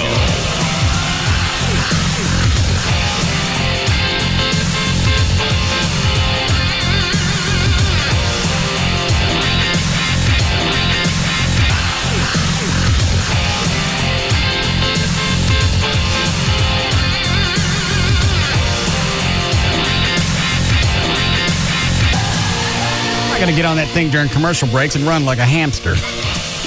Well, according to Rob, you are. Is it even plugged in? Oh, yeah, it runs. Ready to go? Ready to go. It's all because you missed one day of cardio? You know what? My cramps aren't totally gone, and they kind of flash on me, and I can't do cardio sometimes. Yeah. You still having much trouble with that? Not really. There's some days I don't have it at all. I'm wondering if it's my diet. Could be. If it's nothing else, then it comes and goes. Yeah. What do you notice any correlation between what you eat, when you eat, and the cramps? No, because I don't think about it. What does Dr. Venegas say? He thinks it's just petering out. Whatever it is, it's going away. I guess it's not as bad as it was a week and a half ago. Well, that's good. Progress. But it seems like if it was a virus, like a stomach virus or whatever, it seems like it'd be gone after a week and a half. At least. You'd think so. But it's nowhere near as bad as it was when I was curled up in here 2 weeks ago. Fetal position. Flip that thing down, Chloe. How fast did it go? Pretty fast. They had it cranked up earlier. Pretty good. Played Again Sports. Carrollton. Turn it on. Maybe I'll just run till 7. Make Chloe do it. Well, that's a good one. Oh, it sure is.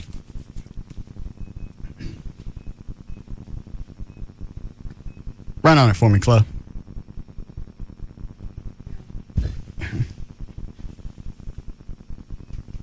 Faster than that. When it builds up, it takes a second to build up. Yeah. That's 3. You ever jog? That's 3. A little bit, not flip-flops, though. Oh, well, take the flip-flops off. That's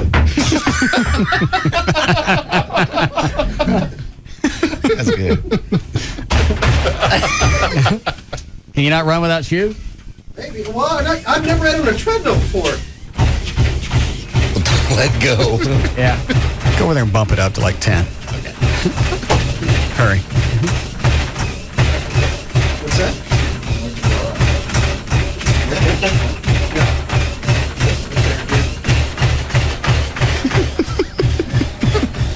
Jesus.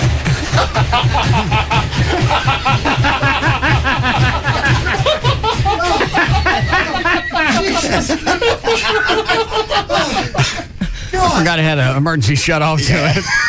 That is so great. We have our own gerbil in the studio. I couldn't reach it. How about a shape? Why don't you go over there and set in your wood shavings? Like that little tube, get some water out.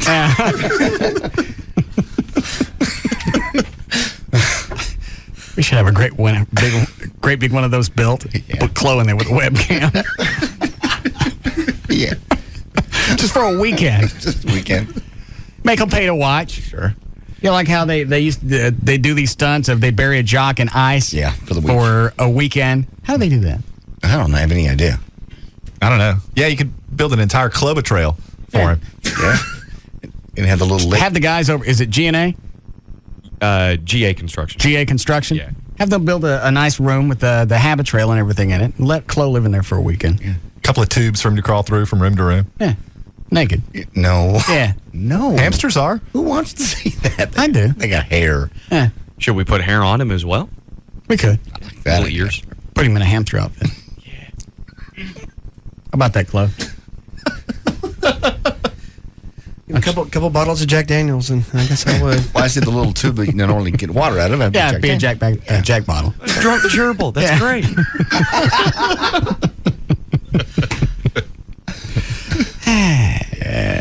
Do I want to take any of these before we do news? 5? All right.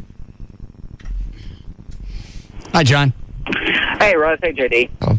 I got a question for Chloe, actually. I've got a group that is going down to New Orleans to do some disaster recovery. Wanted to see if you wanted to tag along. When are you going? Right now we're planning on going like Thursday through Sunday, but that might change a little bit because the group's kind of big. We're getting them all together right now. Of next week? Yeah. Oh, he can't go. He's working. Oh, I just figured I'd go ahead and offer, see if he wanted to come down there and see what it looked like and maybe give us a hand.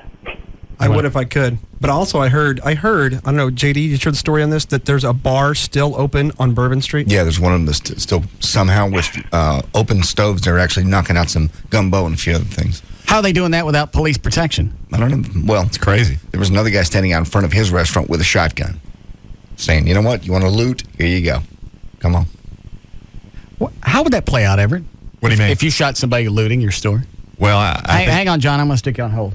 What? Well, I think absolutely under these conditions, I can't imagine that you would ever be prosecuted. In fact, I think the National Guard has instructions to shoot on sight. They do. Yeah. So, but have they or have they not? There was a press conference yesterday with the military, and they said, we haven't instituted martial law. Is that right? I think that's correct. All right. Because at one point I thought they had. I did too. I can't see that they... I can't imagine that they wouldn't do it at some point, because something I read, I think yesterday, was that 20% of the police force has already quit. I mean, and I'm amazed that it's not more than that. I mean, these are people that have lost their homes and don't have any hope of getting a paycheck, I'm sure. No. Why would you hang around? You know the feds are coming. To get shot, yeah. Well, yeah, and you got no backup. Right. No communication. Something happens to you out there, no hospital to go to. Yeah. Ambulances. Yeah. I didn't think that far. Yeah, you're basically at that point, and I hate to say it, but you're a leftover from civilization. You know what I mean? A cop? You're right. You're a leftover from when that place was civilized and had law and order. At this point, it's a job for the feds, for the National Guard to come in a military way and take charge. Who is it? Is it the governor of Mississippi that's twisted? Yes. Because, why is it they don't take any responsibility for any of this? As a governor, wouldn't it be part of your job to make sure you're ready? Right. All right, let's get ready. Let's alert the feds. Here's what we're going to do. How can you support this? Yeah. Well, I think at this point, or is that a naive way to look at it? I just think, it seems to be the tendency for people to want to blame others for this. Right, and that's going to speed up the process of getting things done. Well, exactly. It's totally non-productive. Right. So I think, anything that goes to that end, to the end of blaming, goes away from solving the problem. I don't get what he's twisted about. And I'm not saying the Bush administration did everything perfectly on the timeline that they should have. Mm-hmm. I don't know. I don't know what they were ready for. I don't know when the levee busted, overflowed, when the water went everywhere. Mm-hmm. I don't know how that changed the recovery efforts. Were they on their way and they went, well, we can't go in now because there's water all over the place? Well, I don't know the timeline, so I can't point in any one direction and go, all right, you effed up. Oh, and there'll be, this will be strung out over years while they finger point and they say, well, here's what the problem. Well, none of that matters really now. Well, and there's no template for this. There's nothing that we have no precedent on which to draw as to how to deal with the situation. But the upside is you had warning. We didn't have warning September 11th. No. So somebody in Congress, a politician said this. If we have a hard time dealing with this, where we got warning, how are we going to deal with a nuclear disaster? Yeah. Well, you don't get the heads up. I think denial plays a great deal into the scene. That and the fact that there are a lot of people that survived Camille. Camille came through and didn't destroy a lot of these buildings that were completely demolished by this one. They had nothing to compare it to, and they thought, gee, I was here, Camille, I weathered that storm.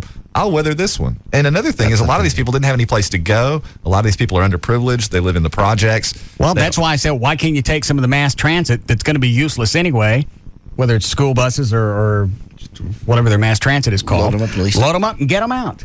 Take them someplace. Even if you just got to drop them off by the side of the road, that's better than being by the side of the road in New Orleans. Yeah, no, you're right. I don't think, no one expected nobody this. expected Well, then don't come back and flip-flop it. Here's the deal. They're going to, hey, the buses are ready. They're all lined up. I ain't going anywhere. Well, then at that point, then you got nobody to blame but yourself, and I'm not helping your ass. No. But because that wasn't done, then you got to bear some of the responsibility. Well, and also, too, some of these storms, the weather being what it is, they say, okay, this storm is going to come in and destroy everything, and then veers slightly to the east or to the west, or it gets downgraded to a tropical storm, and it turns out not to be that big of a deal. Charlie last year at Tampa, they board everything up. Everybody gets ready. It's going to be a direct hit and turns right and goes toward Orlando. All right, fine. So then you what? You waste the money of shipping people out and bringing them back? Again, people go, where are you going to take me? Well, we don't really know yet because people like Dallas and Houston haven't opened their Astrodome yet. So we got to really know where to take you to get on the bus anyway. You're out of your mind. I ain't going anywhere with my babies. Well, and they have, a lot of these people don't.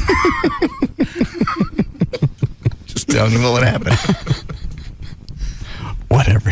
I'm sorry, I wanted to savor that for a moment. Give us a line again. Get on the bus. We don't know where we're going. You crazy? I ain't going nowhere with my babies.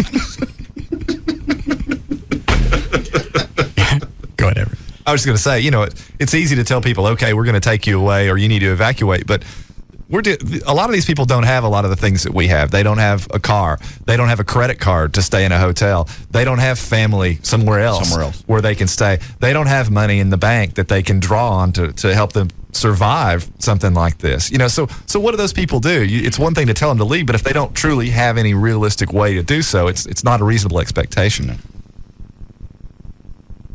You guys been watching Fox News? Some of it. I watch it just to stay pissed off. Why? Because I don't watch it, so tell me why. The situation is dramatic enough as it is. Okay. They are the epitome. They are the drama queens of cable. Okay. They are. Geraldo Rivera of news. It's, I don't know any of the names. Yeah. What is it, Dan? I was just going to ask how do you mean? Are they trumping up certain things? No, it's just the delivery. Every freaking thing has to be drawn out, and it's got to have pregnant pauses, and there has to be a big buildup. If you watch it, you'll know what he means. Yeah, it's a dramatic scene as it is. I don't need you to step into the role. I got you. Well, like a current affair does. Exactly. Same kind of delivery. Right. Everything's very much like this. There was a reporter on a bridge. I think the body behind him was dead. Did you see this one? No, I was thinking of something else. Another guy on a bridge on Fox. Well, what was yours? This guy, I think it was Anderson, the guy that does Anderson 360. You ever watch that show? What's he look like? Thin, youngish, but prematurely gray. Oh yeah, okay, I know him. Go ahead. Yeah. He was on a bridge on some interstate there, and there were just thousands of people sort of wandering around. And he said, there's nobody here to give us any help. Why won't people come and help? And just doing this sort of dramatic. That was one of the things. One of the reporters was talking to, we'll say, the National Guard. I don't know. And it was an interview, and he said, can you send somebody over here to tell these people where to go? We've already done that. Well, some people are coming up to asking it. Well, then tell them. Yeah. But we've already been over there. We've told them. We've told them where to go. We've told them where the bus is. Can't you just send somebody over there? Dude, knock this off. Either you're going to ask me questions and you're going to get a report, or we're going to have a conversation about something else. Yeah. We're working. We're busy. You're you're on the easy side of this equation. No kidding. You're watching. All you got to do is report. You report what we do. Point a camera. It almost sounds like as if, with all the disaster things going on lately and how that's catapulted so many careers of these cable network journalists. Yeah, like back with the Gulf War. Exactly. So now I think it's almost like the new trend as far as these reporters go is the more dramatic everything is, and they win a couple of Emmys for their coverage. Next thing you know, they have their own show like the Anderson 360 on CNN. Yeah, you're right. No, you're exactly right about that. Scott Peterson's a perfect example of that. The careers that were catapulted as a result of that show are numerous. Every big story is now your next big job. And Bill O'Reilly, I'm going to reach in through the set, grab him by the back of the neck, and pull his head into the tube. I totally agree with that one. He was talking about something, he's right there at the cutting edge. Mm-hmm. Well, why don't the oil companies cut back on some of their profits? That's good. Man, you TV and people, they're so far ahead of us. Yeah. We can't think that like that. Then he was talking about how many National Guardsmen were being sent in on a daily basis. Yep. Well, I don't want to play armchair quarterback. Yeah, you do. Well, yeah. Because if you're going to go back and say that's not enough and they should have known better, how do you know? If this has never happened before, how do you know how many people's enough? How do you know how many people were going to get out ahead of time? How many people were going to be left in the shelters? How do you know that? Shut up. Yeah, Bill, what's your alternative plan? Let's hear it. These guys are... his alternative plan is always to look at something and go back and then add to it. Well, I would have immediately sent out 40,000 troops the first day. You don't know that. No. You don't know what was going on. You know a hurricane was coming. You didn't know if it was going to hit the city or not. No. I have audio of one of the CNN guys arguing with the governor of Mississippi back and forth, saying, "You knew this was coming. Why didn't you do more?" It's cut number 2. CNN. So somebody's asking the governor. Yeah, CNN Miles O'Brien says the federal government dropped the ball. They knew a huge storm was approaching, but days before it arrived, why didn't they do more? Cut number 2. Oh, wait a minute. I'm confused now. This is a CNN. Are they bitching? Stop. Are they bitching at the governor? Are they saying, why didn't you do more? Or is the governor saying, why didn't the government do more? No, CNN saying that to the governor. Why didn't you do more? All right. Did he confuse you? Momentarily. All right, we're in. All right. Okay. Who is this? The governor of Mississippi. All right. He's the one that's mad. Yes. Is this the one where he cusses? He does not cuss here. No. All right.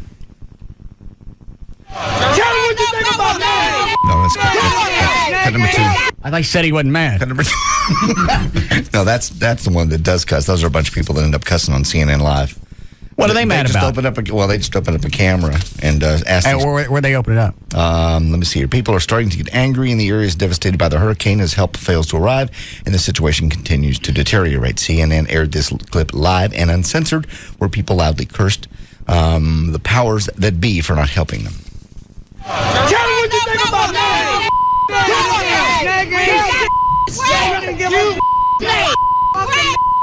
No red cross. Honey, get my car keys. Let's go help. They're quite angry. Who's going to want to go in the middle of that? Yeah, really. I'm here to help you. Nobody. And no one should. I mean, we should let the Red Cross and the National Guard and the government handle that in an organized fashion. I just like the fact that it's like, okay, people are coming to help, and I'm going to sit there and bitch about it. Why don't you get the help, shut up, and then bitch about it later? After they've already been there and gone. How far outside of New Orleans was the safety zone? I don't know. I have no clue. I'm just wondering how long it would have taken to walk out of New Orleans. Because they didn't have transportation. They didn't have anywhere to go. Yeah. Storm's coming. You got plenty of heads up. But you got to go someplace. You don't know what, let's say you go 50 miles outside of the city. Okay, now you're not in flooding, but the storm comes right at you and kills you with a 2x4 in your head. Unless you have a shelter to go to, you can't just walk aimlessly. Even though you knew all the shelters were going to be devastated. Well, but you don't know that ahead of time. That's the thing. I think most people, clung to the notion that this wasn't going to be that bad. Nobody dreamed it was going to be this bad. It's just hard to conceive. That's all they told us for 2 or 3 days. This is going to be a catastrophic hurricane. There will be very little of New Orleans left. What else would you need? Well, it's somebody come up and poke you in the eye. But denial being what it is, I think it's just inconceivable. It's one thing to say that it's going to happen. It's another thing to have it actually occur. And to walk out into a field and go, I'm probably safer here than I was at my house. If I'm out of New Orleans, I might say that. I don't know. There again, I'm doing the armchair quarterback thing. Kinda. But at least I got a handle on it. Well, let me ask you guys this, because wasn't there, I know in the days leading up to the storm, everybody, it's Category 5, it's going to destroy New Orleans. But a day or two before, didn't they say that it was going to veer off to the east and perhaps not be as significant? It seems like shortly before the storm hit, there was this sort of notion that before it hit, it was downgraded to a 4. Right. That makes people go, oh, cool, a 4. Well, it was a 5. And then it was going a bit to the east, that it wasn't going to be a dead hit on New Orleans was the other piece of information that people had. Yeah. So maybe that gave people a false sense of security, too. How long before it hit New Orleans was it dropped to a 4? Hours. Yeah, it wasn't long. All right, so they should have been gone anyway. Well, there would have been no way to get out then anyway. All right, let me hear the governor. Number 2. Okay. Does number 1 go on any longer? No, that was it. All right.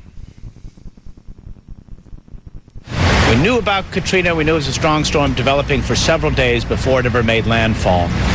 Do you have the sense, because it's quite clear that state and local officials cannot handle this on their own, it's too overwhelming, do you have the sense that the federal government has dropped the ball here, sir?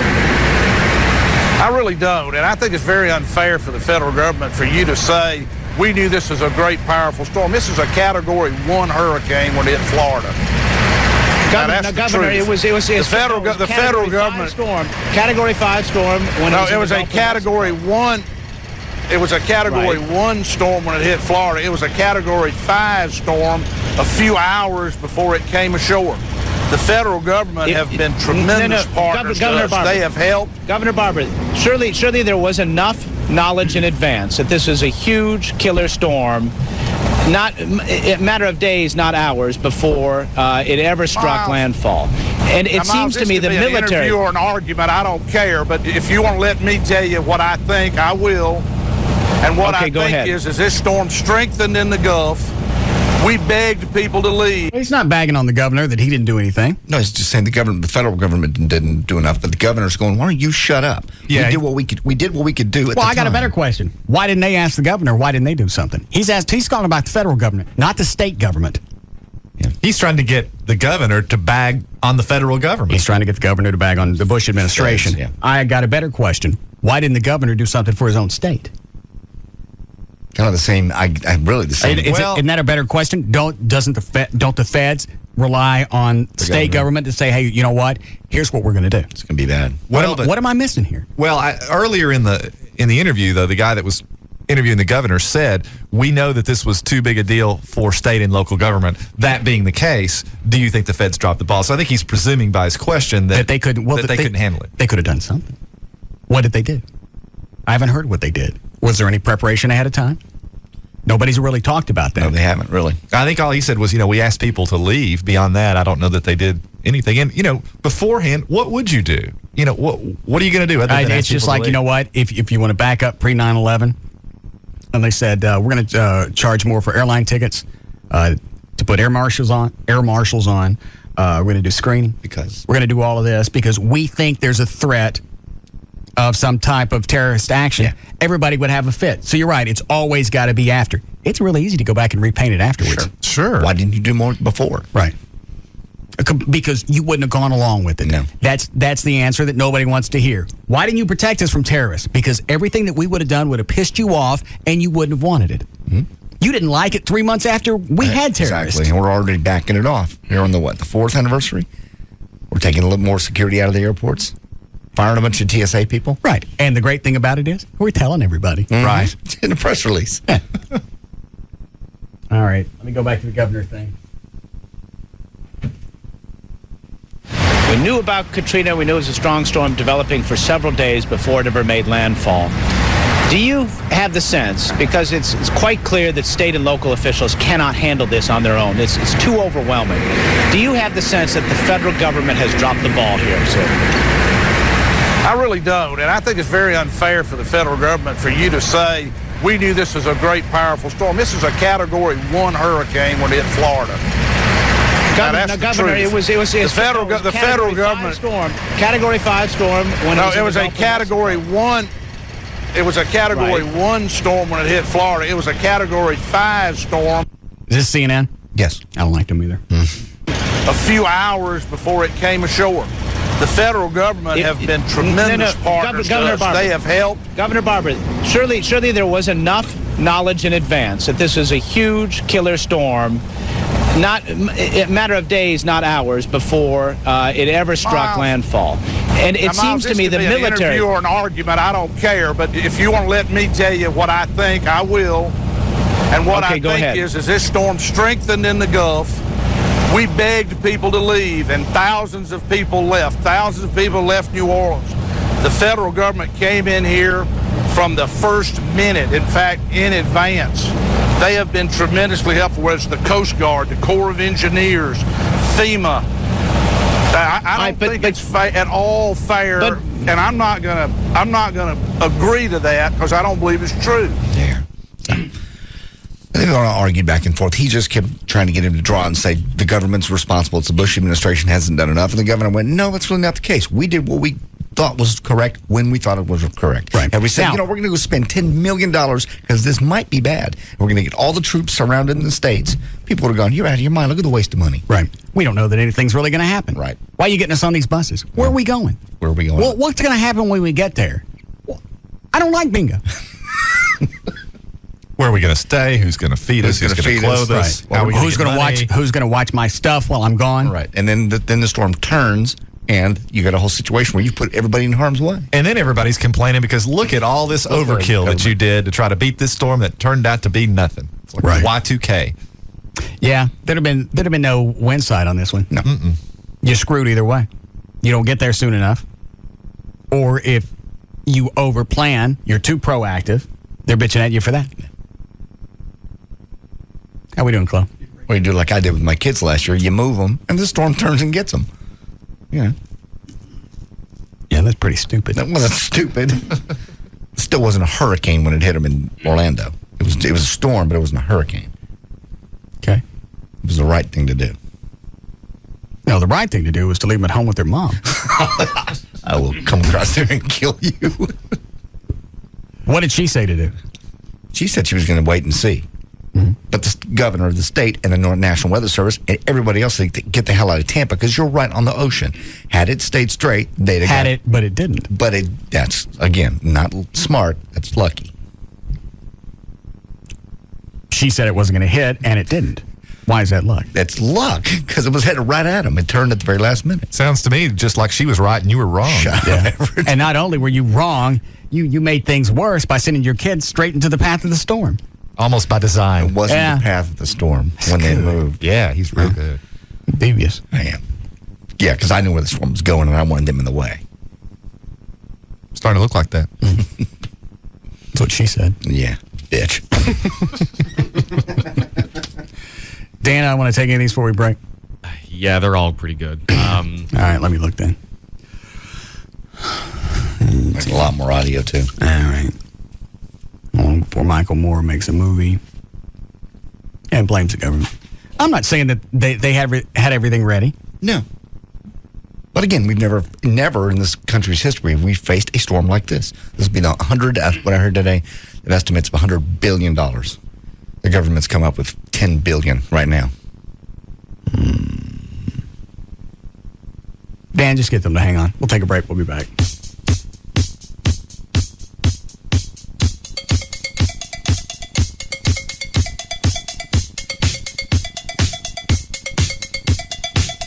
We'll be back to the Russ Martin Show.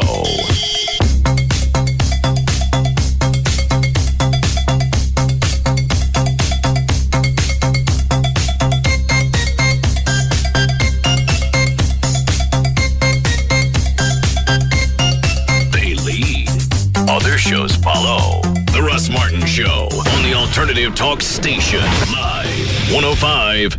Sleep Expert's free box sale ends Labor Day. This is your last chance to get a great deal on a mattress and get a free box. Visit sleepexperts.com for location nearest you. You've all seen Kodak picture makers at local retail stores. They're those self-service touchscreen yellow and blue kiosks. Kodak picture makers let you print real Kodak pictures from a wide variety of digital camera cards in seconds. And so simple that even first-timers can make stunning, crisp 4x6 glossy digital prints at the touch of a screen. The Kodak picture maker is the fastest, easiest, most intuitive way to get real Kodak pictures from your digital camera. Or save your digital camera pictures to a Kodak picture CD. Try the Kodak picture maker today. You'll be amazed by your results the very first time. Hey, this is Jared for Subway Restaurants with a math quiz. If a fast food hamburger has 21 grams of fat and our new regular 6-inch bourbon chicken sandwich has only 6 grams, which is the healthier choice? This is not a trick question. Your typical fast food chain hamburger comes complete with 21 grams of fat and 2,000 calories. But Subway Restaurant's delicious new regular 6-inch low-fat bourbon chicken sandwich comes loaded with lean chicken strips, a sassy new sweet and spicy bourbon sauce, and just 6 grams of fat, served untoasted or toasted in our fast toasting ovens. It doesn't take a math whiz to realize that Subway Restaurant's bourbon chicken sandwich has less than 1/3 the fat and calories of your basic fast food burger. So, here's Subway Restaurant's tasty new mathematical equation. Subway sandwiches plus toasting equals great taste. Fat content based on regular 6-inch sub without cheese or non-low-fat condiments such as mayonnaise. Limited time offer at participating restaurants. Subway is a registered trademark of Doctors Associates Inc. Oh, hey man, we're almost there. We'll be out of cell range at the spot, so I gotta call you now. It's off the map too, so grab a pin, okay? All right, once you load up the Amigos and Boards and Chicas, cross the border to Tijuana and head down the coast. Now you're looking for kilometer 146, all right? There's a cerveceria right there. Load up on ice and Dos Equis. You get that? Dos Equis, you tourist. The lager in the green bottle with the 2 red X's. It has something the locals call sabor, flavor to you and me. All right, kilometer 146. Hang it right there onto a washboard road and take it like 12 miles. And then, you know what? Just drive till you hit ocean and listen off to either side of the point for a party louder than the surf. That'll be us. Park, and by that point, those Dos Equis better be well iced, and that Dos Equis better be Dos Equis. We'll have to turn you back around. One must obey local rules. All right, later. See you there. Smooth, refreshing Dos Equis. Experience the flavor of Mexico. Enjoy Dos Equis responsibly. Responsibly means 21. Imported by Cervezas Mexicanas, White Plains, New York. It's all over. Well, September 6th, 9 o'clock. That's when employee pricing ends at Grand Prairie Ford. You get, what is that, 4 days? Yeah, 4 days and a few hours. Grand Prairie Ford been selected by the Ford Motor Company to do this. Best prices ever. Trucks, cars, SUV. Maybe it's time to get that Ford Focus. That great gas mileage. I think they get 33, 35, something like that on the highway. They're marked out at the lowest price ever. Or maybe you want a truck, one like I got. Cars, SUVs, whatever. Even the Mustang, the GTs, the hardtops, the convertibles, all of them still employee pricing. You don't pay a penny more than somebody who actually works for Ford. You've heard this, but it's over on the 6th. It's been extended that far, and then that's it. They're overwhelmed with used cars too. They got to move those off the lot. They've got 100 of pre-owned trades. They're top condition and they're certified used vehicles. They go over them basically and give you a guarantee. Hey, their finance team is the top in the nation. They can get you in there. They can get you approved. Period. Grand Prairie Ford's family plan pricing. It goes on today, goes till the 6th. Then it's done. All the details are at grandprairieford.com. I'll see you there. They're always open on Sunday at I-30 at Belline Road. This portion of the Russ Martin Show is brought to you by DFW Gun Range and Training Center. Honey, why are there bleachers in the family room? I thought it could use a little makeover. Is that a scoreboard? Yeah, lighting can really change a room. And what happened to my carpet? It's turf. Hey, if you're gonna watch football, you gotta go all the way. Yo, Beer Man! It's football season. You ready? Sign up for Charter Digital with the sports tier for the best college and pro football action, along with basketball, baseball, and extreme sports on channels like NFL Network, ESPN Classic, ESPN News, and Fuel. Plus, Charter Digital delivers over 100 channels of movies, news, kids shows, and more. Sweetie, why is there a marching band and cheerleaders on the front lawn? Halftime show. Got it. Get Charter digital packages starting as low as $39.99 per month for 3 months. Call 1-888-GET-CHARTER today. Offer expires October 21st, 2005. Restrictions apply. Call for details.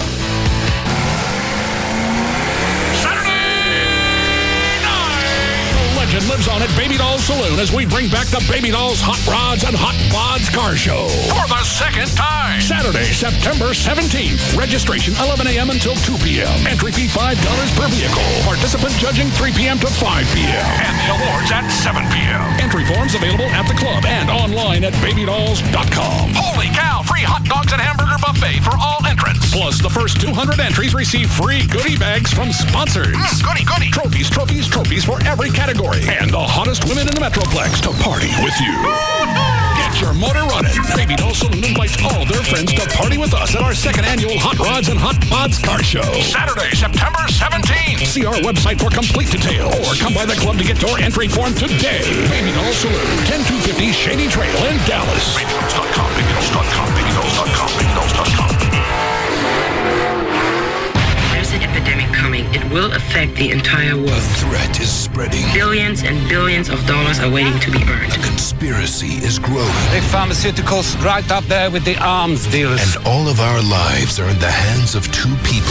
There are millions of people that all need help. From the director of City of God and based on the international bestseller by John le Carré, top critics are calling The Constant Gardener one of the best pictures of the year. Payoffs, cover-ups, unmarked graves. Don't try and play detective. Vanity Fair says it's smart, provocative, and genuinely tense. They want you silenced.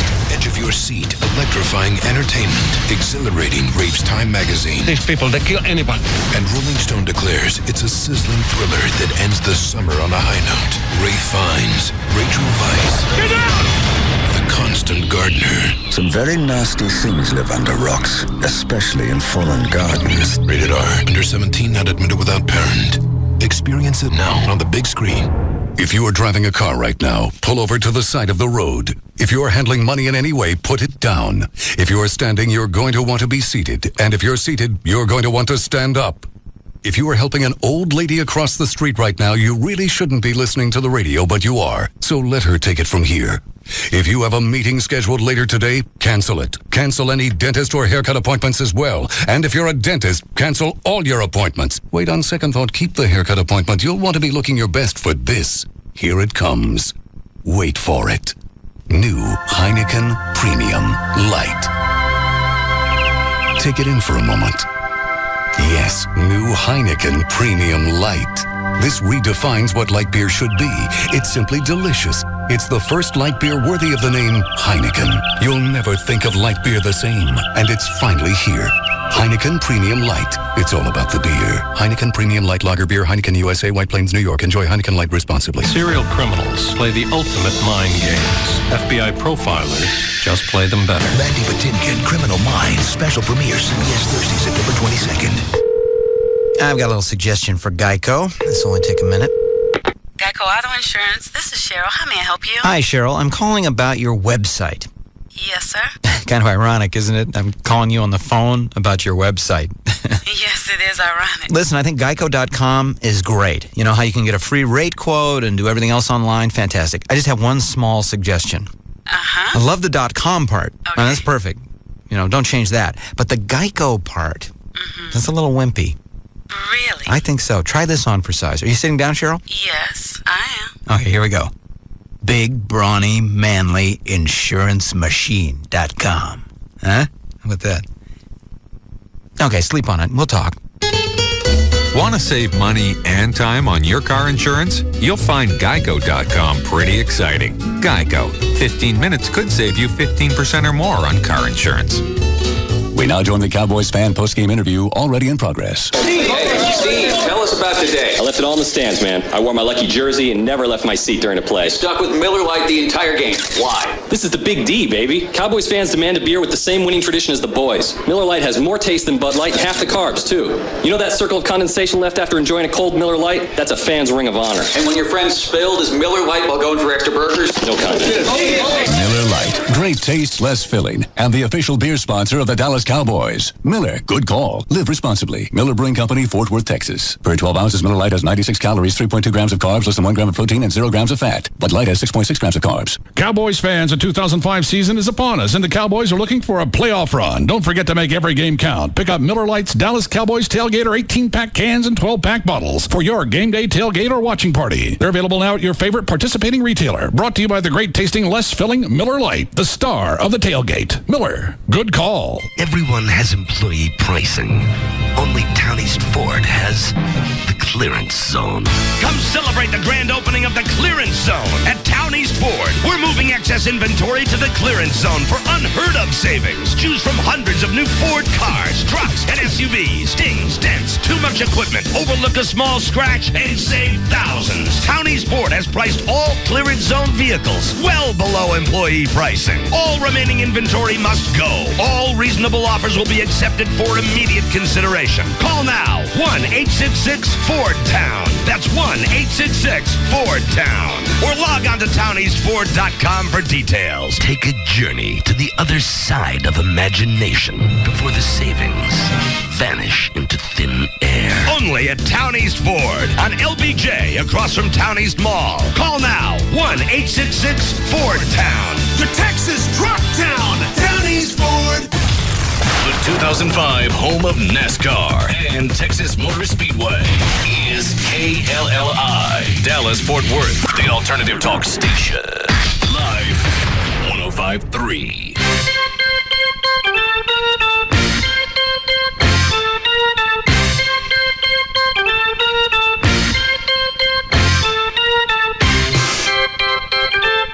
Now, back to the Russ Martin Show.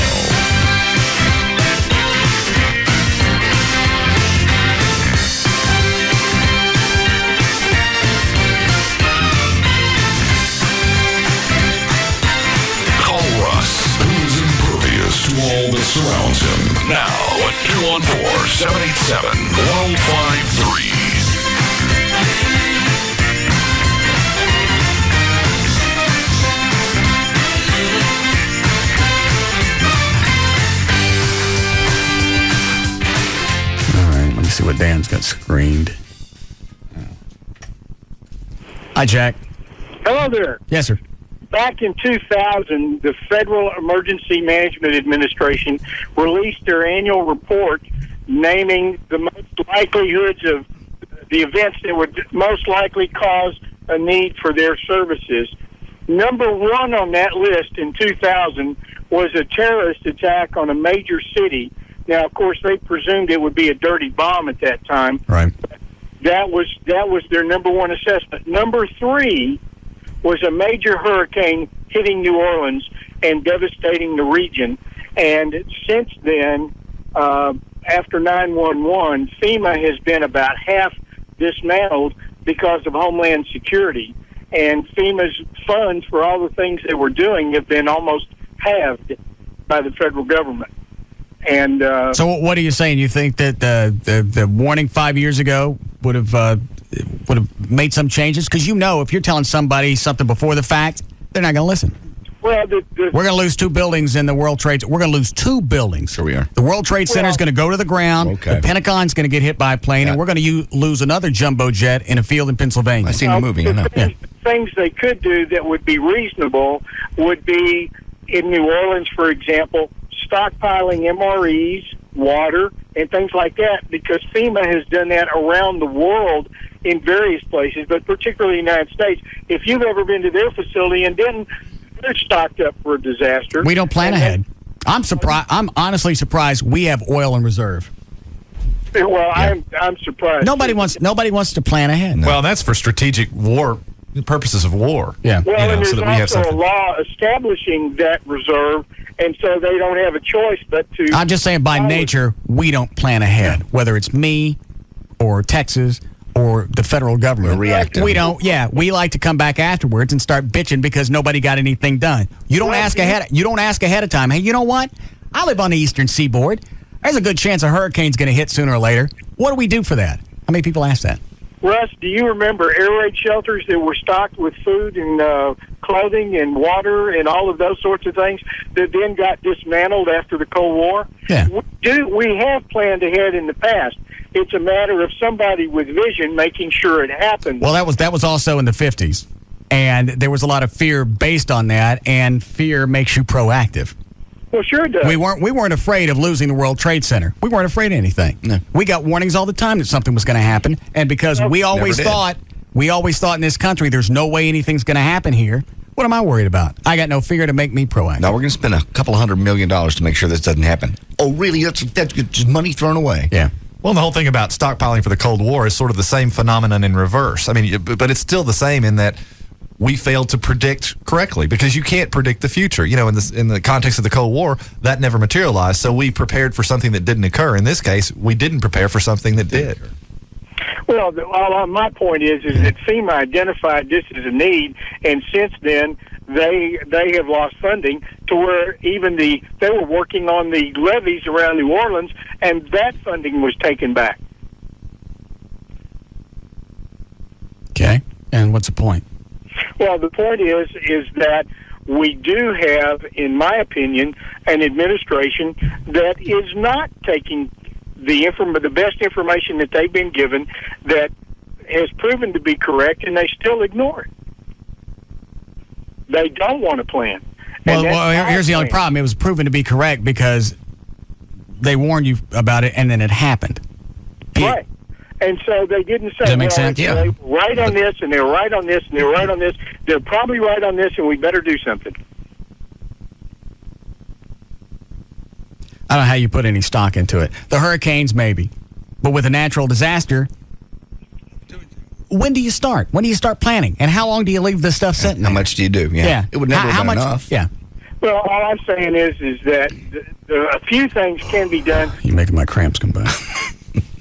Well, thing of it is, every dollar that you put towards something like that's tangential, that may never come to pass. You look at it as a waste. Well, and you're taking it away from stuff that for which there is an immediate need. Are you need. going to stock, as he said, those meals and water for, 100,000 people? Just in case that hurricane comes in? Yeah. And in case those levees break? Yeah. Where's that money going to come from? Where are you going to stock it? Where are you going to hold it? Put it in the ground. Yeah.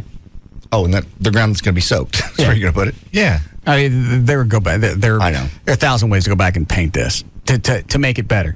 The problem is, you know what? We weren't ready for it. It happened. Let them fix it. And that's not even the point now. The point is helping the people that need help. I mean, we're past the point of keeping this from happening.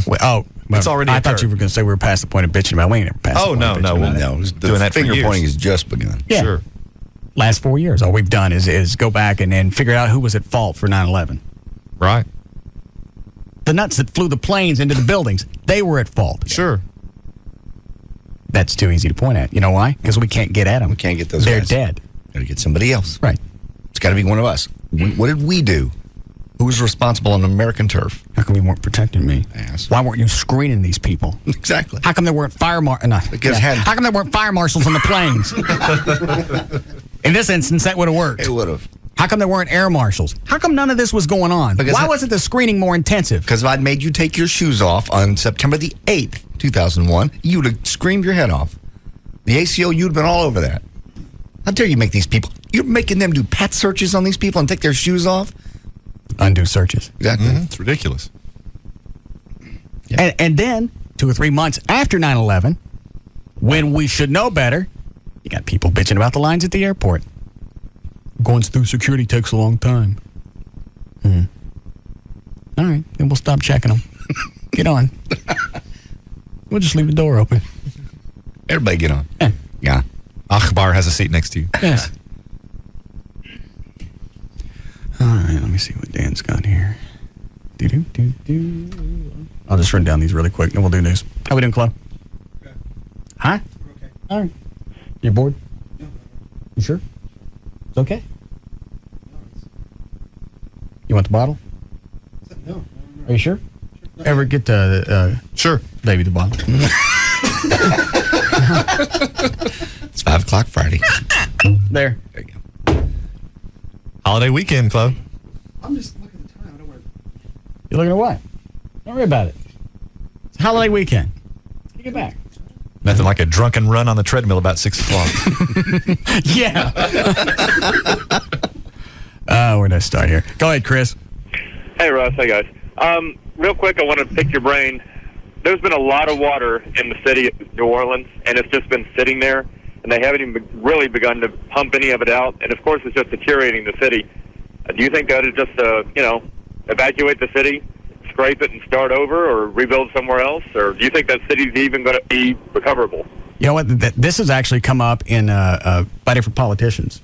Yeah. Where they said, you know what, just clear this out and we'll go build it someplace else. Well, at this point, it seems to make sense. How many of those buildings are going to be recoverable, going to be rebuildable?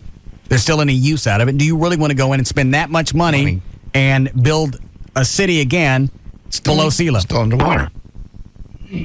Well, that's just it. And I mean, it's now the expectation is there that something like this can happen. It's kind of like in the law. Well, but some people will go back and say, look, when was the last time this happened?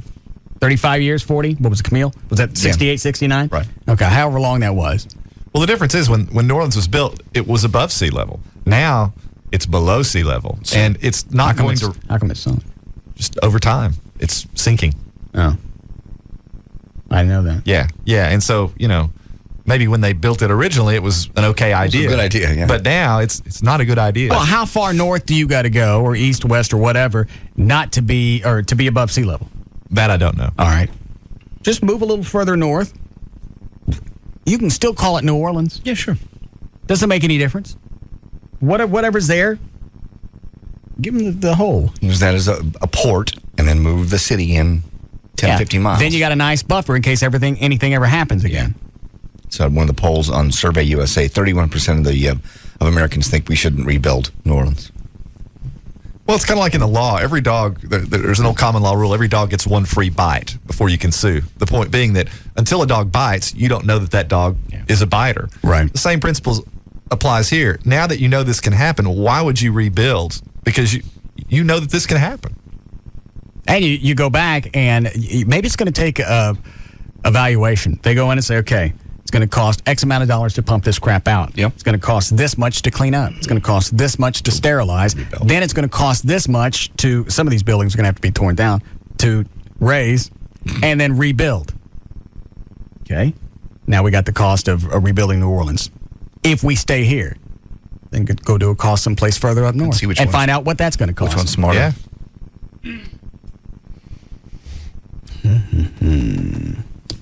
New Orleans TV didn't say how bad the storm is. Make any difference? The National Weather Service did. Weather Channel did. Yeah. Everybody else did. Networks copying. You know what? This is something that's always been screwy. Go ahead, Jim. Yeah, I just wanted to let you know on that Bill O'Reilly stuff. They had on the news this morning that O'Reilly and the rest of these scumbags in CNN are now coming up with words to describe the storm that imply Katrina in it, and they're doing copywriting on the words. That happened during the Iraqi thing. Shock and awe. There was a big race to trademark the term shock and awe. Yeah, so O'Reilly and all these guys have got copyright, so I'm going to give you one. You can use Katrina-ized if you want to. Katrina what? Katrina-ized. New Orleans was Katrina-ized. Sounds pretty good. The other thing is, I think they should read... You keep it. Bush is on live on all the channels if you care. All right, hold on. The people of this part of the world have got to understand, and by the way, we just came from the 17th Street levee. A lot of folks are working hard to repair that levee. They've been working around the clock, 24 hours a day. People from... They already got earth movers in there. Yeah. I didn't know that. Oh, they had one of the rescue buses an hour or so flipped over on the way out of town. Why? Full of people. It just turned over. Oh. We couldn't tell in the audio, but we could see. Jesus, what a bad week somebody's having. Oh. How important it is that we get that breach filled and get that pump station up and running. And we went there to inspect progress being done, and the people of New Orleans have got to understand there's a lot of people working hard, and they're making good progress. You know, I'm going to fly out of here in a minute, but I want you to know that I'm not going to forget what I've seen. Till after my nap. Yeah. Requires more than one day's attention. It's going to require the attention of this country for a long period of time. This is one of the worst natural disasters we have faced with national consequences. And therefore, there will be a national response. And I look forward to continue to work with the governor and the mayor and the members of the Senate and the House of Representatives to do our duty to help the good folks of this part of the world get back on their feet. Here's what I believe. I believe that the great city of New Orleans will rise again and be a greater city of New Orleans. All right, yes, sir. That's the upside. If you can take the death toll out of this, right? Probably one of the best things for that city is the rebuild that's coming. Yeah, that's true. Sure. But the problem is, you got all the other crap that went along with it. You just don't get a free city. No, and all these people that are displaced that are here now, they're going to stay here. A lot of them will. I mean, by the time they rebuild it, they'll have established themselves in other places. No. Don't give me the face. I understand we got a lot of work to do. And I understand it seems dark right now. Mm-hmm. But by working together and pulling together and capturing that great spirit of our country, a great city will rise again, a great state will be vibrant. If you want to help, if you're listening to this broadcast, contribute cash to the Salvation Army and the Red Cross. There'll be other opportunities to give, and we hope you do give. But right now, we need cash to the Salvation Army and the Red Cross. They're on the front lines of providing help to the people who need help. May God bless the people of this part of the world. May God continue to bless our country. Thank you very much. President Bush at the airport here in the New Orleans area. While no one could have... Right, he's in New Orleans. He couldn't even walk the streets because they were afraid of him getting shot. Of course. Well, yeah. Can't go into a what do you call areas that have been destroyed? Destroyed area. I don't know. Can't go into a destroyed area. What are you going to say? A crisis? Well, you just couldn't go into a devastated area and walk around and look and see what they needed because you're worried about the citizens shooting you. Well, it's not exactly like the Secret Service normally does. They spend 2 or 3 days scouting out a security plan. They haven't been there for 2 or 3 days. Right. They couldn't protect him. That's in places that have law and order. Yeah, exactly. Yeah. Yeah, they have a police department to back it up. Yeah. What do you do when you got people shooting at rescuers? Yeah, and helicopters and cops. Fine, shoot at the rescuers. Stay on that island another 3 seasons. Yeah, dildos. That's exactly what it's like. It is. Don't rescue us, we'll kill you. Thurston, get on the roof.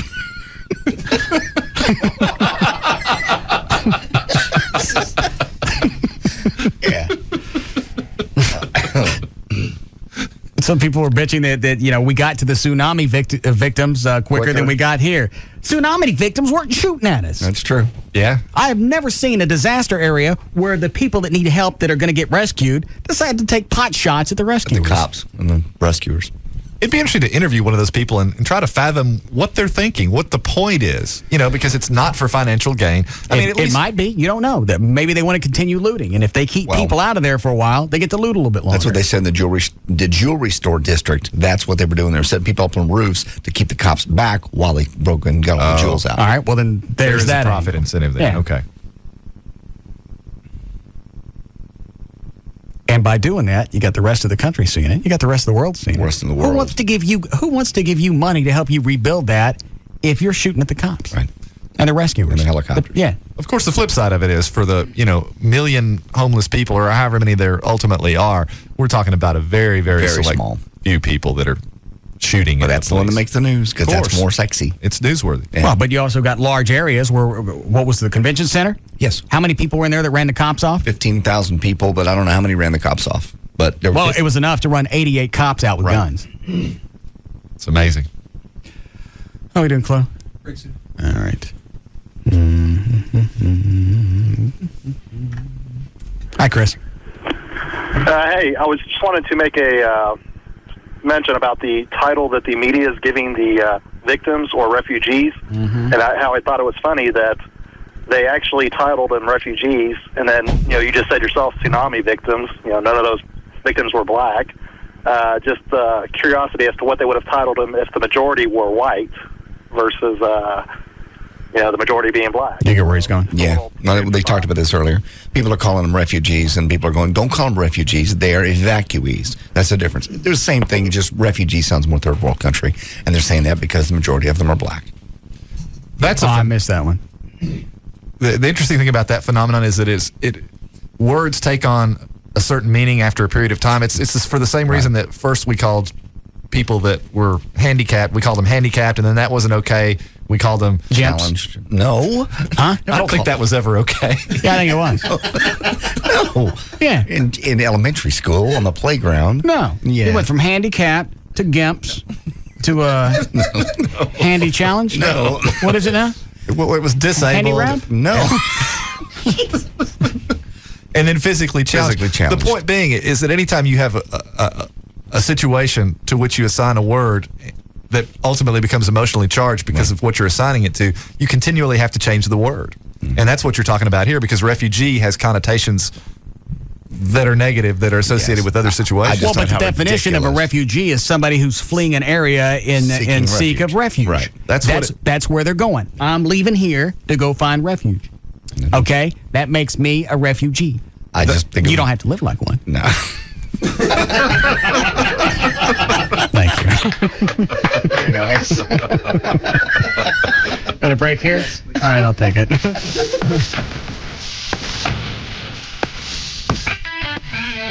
We'll be back to the Russ Martin Show.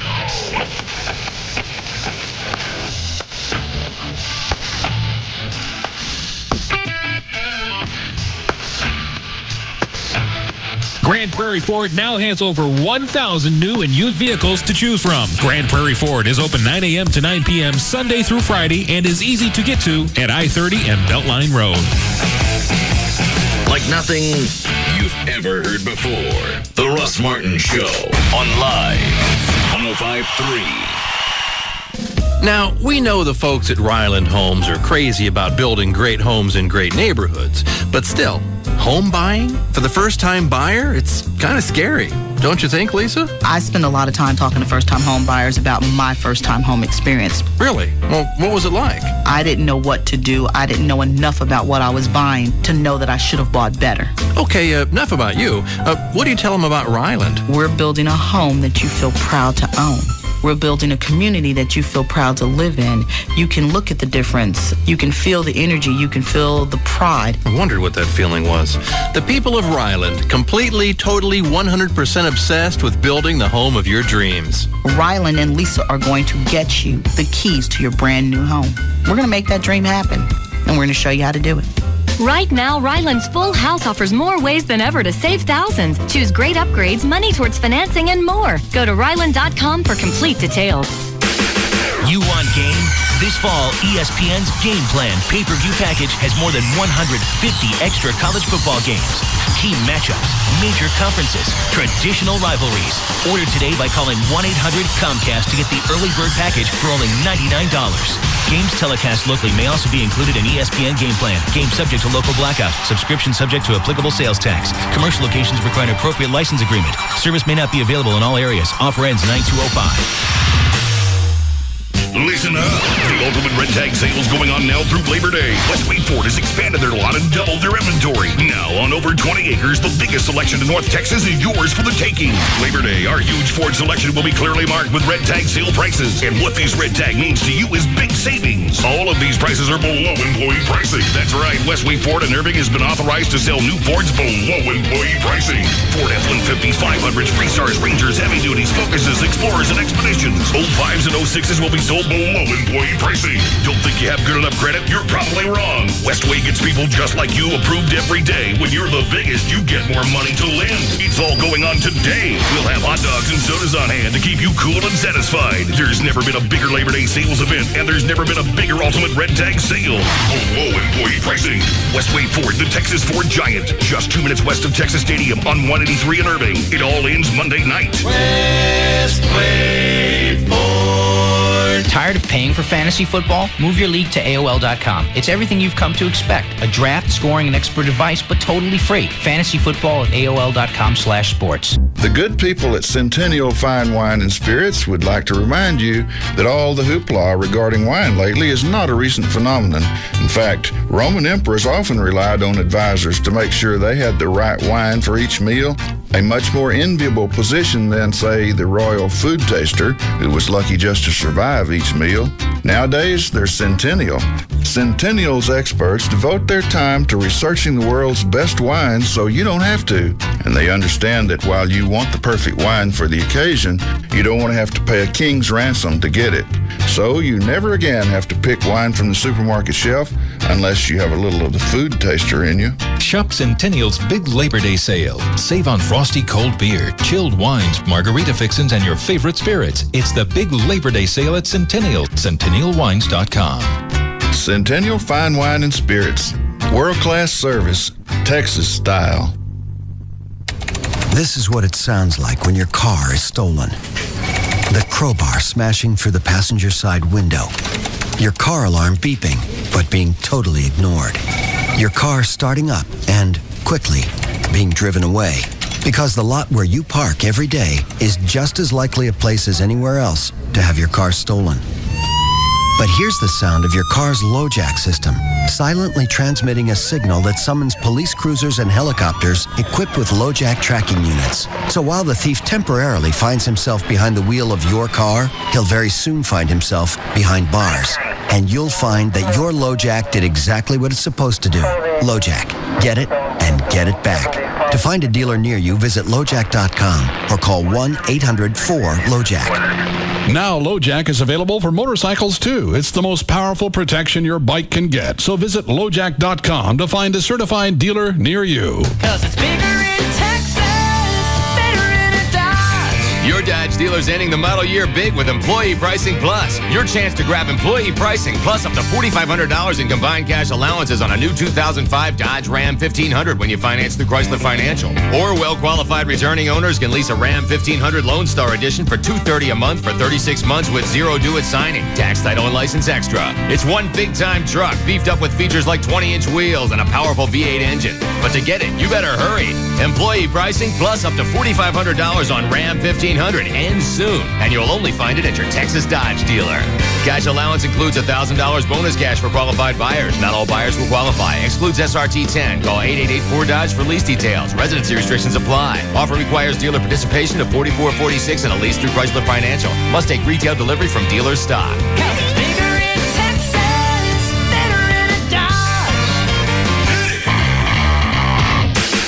You want game? This This fall, ESPN's Game Plan pay-per-view package has more than 150 extra college football games, key matchups, major conferences, traditional rivalries. Order today by calling 1-800-COMCAST to get the early bird package for only $99. Games telecast locally may also be included in ESPN Game Plan. Game subject to local blackout. Subscription subject to applicable sales tax. Commercial locations require an appropriate license agreement. Service may not be available in all areas. Once upon a time, there was a front porch swing. The swing was lonely as it swayed in the breeze. But then one day, a young man came by and dropped off a book. The porch swing was startled. What kind of book was it? The SBC Yellow Pages? The one everyone used because no other book was more complete? Or was it that other book with fewer ads and less information? The porch swing carefully looked down at the book. It was the SBC Yellow Pages. The swing was overjoyed. Then the people came home and took the book inside. But the point is, the new SBC Yellow Pages is coming to your door. And with more ads and up-to-date listings, no other book is more complete than the SBC Yellow Pages, life's most used book. And visit us online at smartpages.com. Whatever you're looking for, you'll find it when you get home in the brand new Fort Worth SBC Yellow Pages with more ads and more up-to-date listings. The SBC Yellow Pages, life's most used book. There's an epidemic coming. It will affect the entire world. A threat is spreading. Billions and billions of dollars are waiting to be earned. A conspiracy is growing. Big pharmaceuticals right up there with the arms dealers. And all of our lives are in the hands of two people. There are millions of people that all need help. From the director of City of God and based on the international bestseller by John le Carré, top critics are calling The Constant Gardener one of the best pictures of the year. Payoffs, cover-ups, unmarked graves. Don't try and play detective. Vanity Fair says it's smart, provocative, and genuinely tense. They want you silenced. Edge of your seat, electrifying entertainment, exhilarating, raves Time magazine. These people, they kill anybody. And Rolling Stone declares it's a sizzling thriller that ends the summer on a high note. Ray Fiennes, Rachel Weisz. Get out! The Constant Gardener. Some very nasty things live under rocks, especially in fallen gardens. Rated R. Under 17, not admitted without parent. Experience it now on the big screen. Hey, it's Sybil from the Pugs and Kelly Show with Jeannie from New Fine Arts, here to tell you about New Fine Arts. You know, New Fine Arts is the leading adult bookstore in the Metroplex. Sybil, that's adult. That's what I said, Jeannie, adult. New Fine Arts is your adult DVD headquarters with over 100,000 in stock and a huge selection of adult toys. So visit one of the 3 area stores, West Mockingbird near Harry Hines, Northwest Highway near I-35, and Shiloh at Northwest Highway on the east side. Or call 972-869-1097. That's 972-869-1097. So if you're an adult... Adult, Jeannie. Stop by today. We're open 24/7. The buy one, get one free 4-hour adult DVD special is such a hit. We're extending it for a whole nother month. You buy any 4-hour adult DVD and you get another one free from New Fine Arts. That's more bang for your buck. Stop by any of the 3 Metroplex locations of New Fine Arts today. New Fine Arts promotes safe sex, and lots of it. Very recently, there was a very big announcement. Huge, you could say. Humongous, enormous, gigantic, even ginormous. Yes, this announcement is so big, it's worthy of made-up words. What is this fantastic announcement? Well, if you don't know, it must be for a reason. Because this announcement is so big that everyone everywhere who is anyone knows about it. And people who weren't anyone anywhere became somebody somewhere once they heard this news. It's that important. So, assuming you were in a faraway land where they don't have radio commercials, here's a second chance. And so you don't miss it again, a countdown. 4, 3, 2... New Heineken Premium Light. One more time in case you sneezed or something. Heineken Premium Light. It's here. It's the birth of a light beer you could actually call delicious. It's a light beer worthy of the name Heineken. It's in a class by itself. And it's finally here. Heineken Premium Light. It's all about the beer. Heineken Premium Light Lager Beer, Heineken USA, White Plains, New York. Enjoy Heineken Light responsibly. A DirecTV DVR will change the way you watch TV forever. We believe this digital video recorder is so good, it's almost scary. Is it really scary? You be the judge. With a DirecTV DVR, you can record all your favorite shows at the touch of a button. Pause and rewind live TV. A DirecTV DVR makes it easy to record one show while watching another. You don't have to miss anything. Automatically record an entire season of your favorite show. Should their eyes be glowing like that? there you have it. It's definitely scary how good a DirecTV DVR is. And the scariest part is, it's free. Call 1-800-DirecTV and ask how to get a free DirecTV DVR after $100 mail-in rebate and a free standard DirecTV system for up to 3 rooms, including standard installation. DirecTV, rethinking the way TV should be. Offer ends 11/5/05 and is subject to credit approval. New customers only. Programming commitment required. Hardware, programming, and DVR service sold separately. Add $4.99 per month for separate programming on second and each additional TV. Other conditions apply. Call for details. Put that almost down. Let's roll.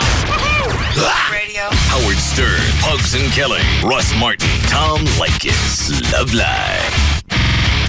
KLLI, Dallas, Fort Worth. Live 105.3.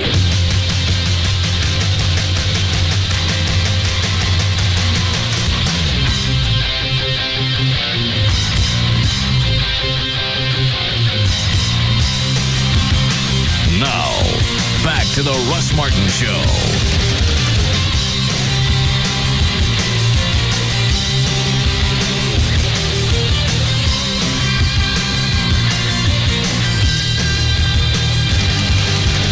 Call Russ now at 214-787-1053.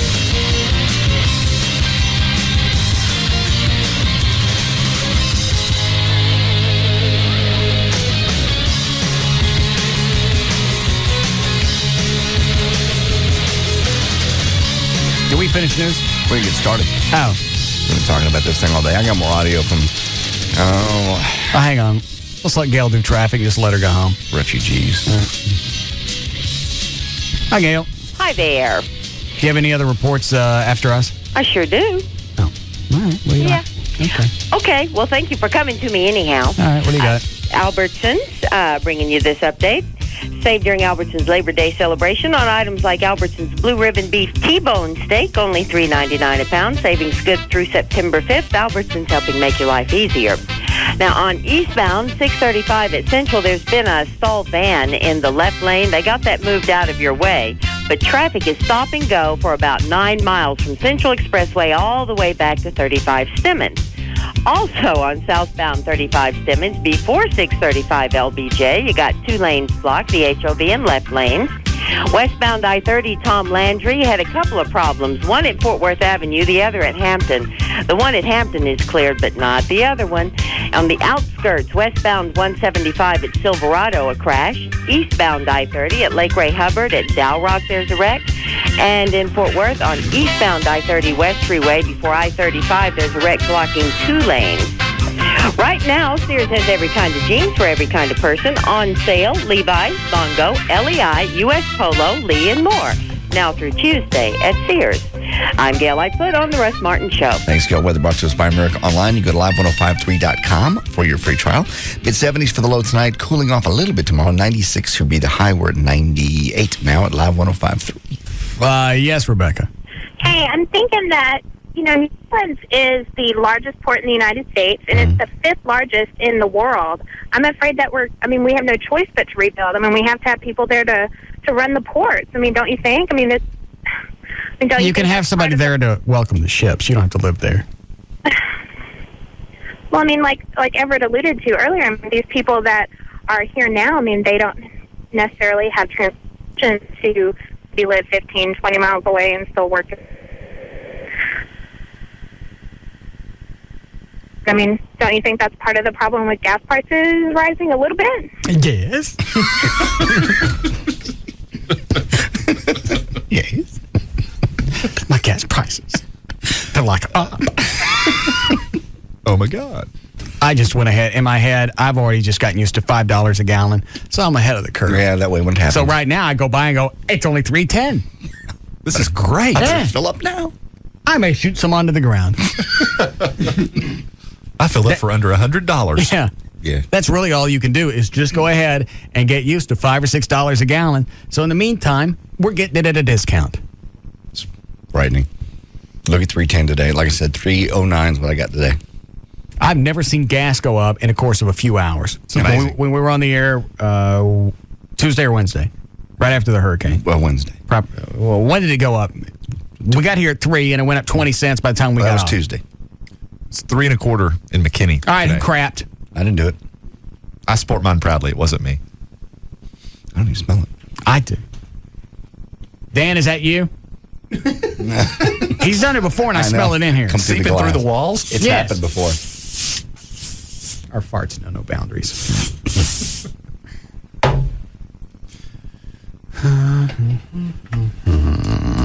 Hi, Bill. Hey. Now, if you packed up your car and went to Nana's house in Marshall, Texas, and you all had your toothbrushes and everything else, you're an evacuee. You did that before the storm. But if you cut a hole in your attic and got plucked out and then you hiked on down the road and finally got to Dallas at the Reunion Arena, you're a refugee. I'm okay. I'm okay with that. Everett was talking about it's the connotation of the word. It's only normally used for people in third world countries. All right. So is it because almost everybody in New Orleans that we've seen is black? Is that why we're using the word refugee? No. Refugee means you had to run. You didn't have any choice. You just had to get the hell out without any preparation at all. And where you find yourself with nothing. No job, no change of clothes, no toothbrush, no money. You're just SOL, right? Okay. Mm-hmm. Yeah. All right, thanks. What's the dictionary definition? I mean, let's be precise. Who cares? What's the issue? What's anybody worried about? Of all the Everybody's things. getting help. There are people helping people that they don't know. Right. I don't know you, and I got you staying in my arena. I don't know you, and you're staying in the Astrodome. Yes. Okay. How about that? What difference does it make what you're calling the people as long as they're getting help? Why don't you waste your time? I hate them. Who's them? The people that bring this crap up and make it an issue. That's When what I thought today. When you got 1,000 other things to worry about, the biggest thing I'm gonna focus on is why they call them refugees. What we're calling them. Why? Yeah. What if we didn't call them refugees? What if we just call them out of luck?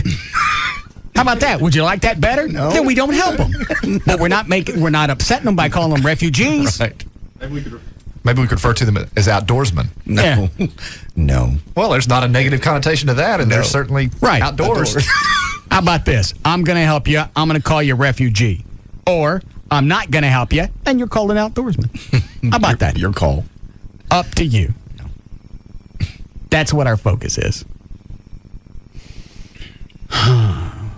What was the National Guard there already?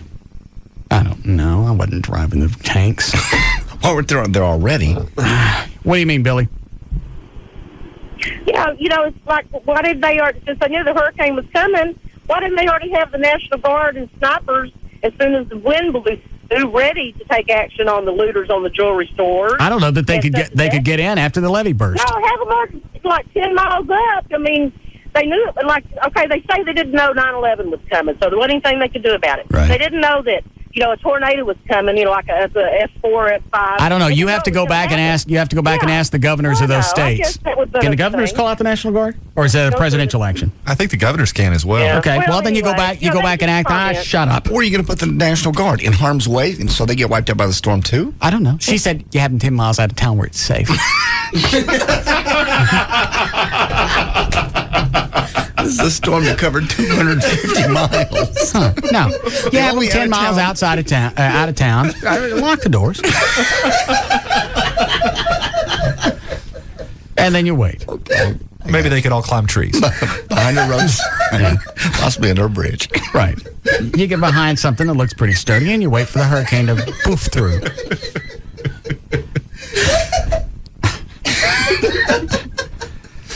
I mean, we could spend the next 2 or 3 weeks trying to figure out why this wasn't done or why this wasn't already in place. Or you know what? Better question: how come everybody wasn't gone? Yeah. Why didn't the governor step in and say, all right, we got all these buses that we're not going to be able to use because there's nobody going to be around to get on them. Let's load them up and take them someplace.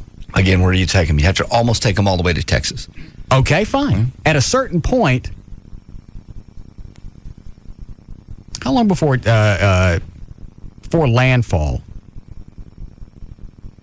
Hang on, let me figure out how to ask this. How long before landfall did they know where it was going? Exactly? Well, pretty close. Really, about 6 hours. Yeah, because I think the day before. That's long enough to load up buses. Well, sure it is if they're ready to go and you've got everybody. Because everybody was worried about, well, what if it turns off to the right? Okay, well, at what point did they know it wasn't going to veer off to the east by much to where they had the heads up? That night. Okay? It looks like it's going to come right through. It's close enough. Let's load up these buses and get out of here. Have them get going. Yeah. You would have saved some lives. Some people simply would not have left. Yeah, you would have had to forcibly take some people. Absolutely. Forcibly. If you don't want to go, eat your own dumbass luck. In every hurricane, people stay behind. My sister up in North Carolina, every year they get a hurricane, at least comes close, and they go through and they say, everybody out, and by this time, 12:32, you're on your own. Don't call police, don't call firemen, don't call emergency, because we're not coming. Right. And you're on your own. We told you. Yeah. And people stay every single year. You want to stay here? You want to be a homeowner? Or you want to be a refugee? Your call. We're on the way.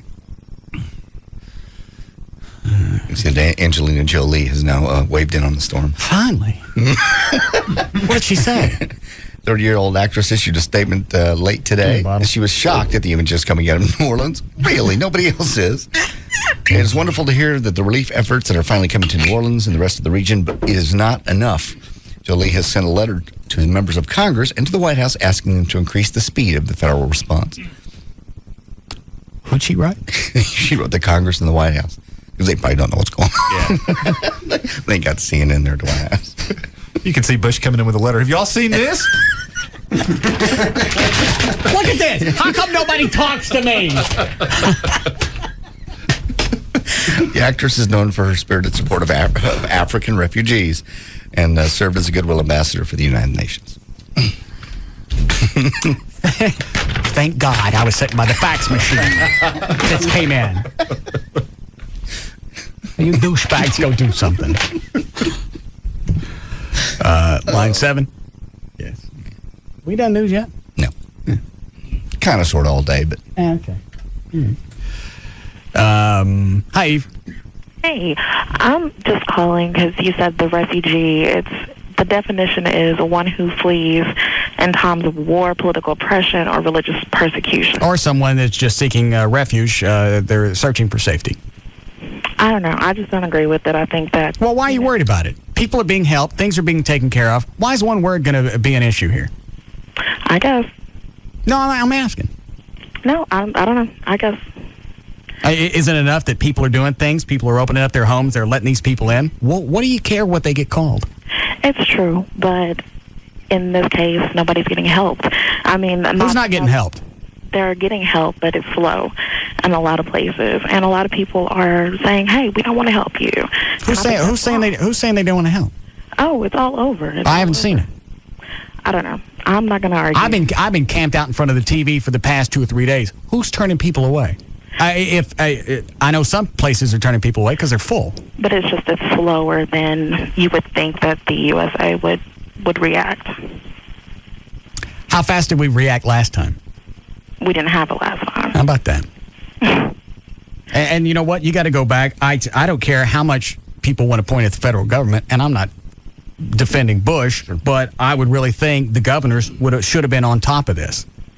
Yeah, I guess so. Well, you're right. The governor of Mississippi is not bashing the government. They're not hitting the federal government. They're doing as much as they can, as quick as they can. We've never done this before. Right. True. And tons of troops, and you got Navy ships coming in, and helicopters and everything else. It's all coming. It just doesn't happen instantaneously. Right. Because they were out 10 miles out of town. Thanks, sweetie. Thanks. All right. Well, and it's impossible to conceive of the magnitude of this problem. I mean, simply seeing image after image after image on television doesn't convey the fact that this is carried over 3 states. I mean, New Orleans is just one small part of it, and that's a city with a population of 500,000. Population half of the city of Dallas. Yeah. What about Biloxi? How many people there? Is that the one that got zapped? They got hit. I think a couple 100,000. Yeah. Okay. And those people are all saying, hey, but they don't have water sitting there. That's the issue. They can get out if they need to. Right. And it's dry now. Line 6. Because they don't live in a bowl. We take 10 first. Hi, Calvin. Yes, sir. I'm kind of upset that you're saying that our people are refugees, or the media saying that they're refugees because are you? We have soldiers down I'm talking. There. Are you from New Orleans? No. Well, what do you mean, you people? Our people. The media. You are part of the media. Correct? No, you said. I'm calling. You said our people. Who's our people? Our people are people from the United States. Is our people. Okay. So we have soldiers down there. Calvin, do you realize the waste of this phone call? You could be out collecting money or doing something instead of bitching at me because they're using the word refugee. I'm not the mobile officer. I'm in the military, so that's why. Well, but you could be doing something other than bitching about the word refugee. Be glad that this country is gone and there are people that don't have to do anything, and they are. Why is it every time we go and do something, there's always somebody to piss and moan about it? Can I say something without you cut me off? No, I don't think so. I'm far too irritated now, and I don't think I can ever get over it. What a ridiculous... Nobody can ever go and help somebody. There's always an issue with it. You move too slow, it's not enough. How come you didn't plan for this ahead of time? You know what? Blow me.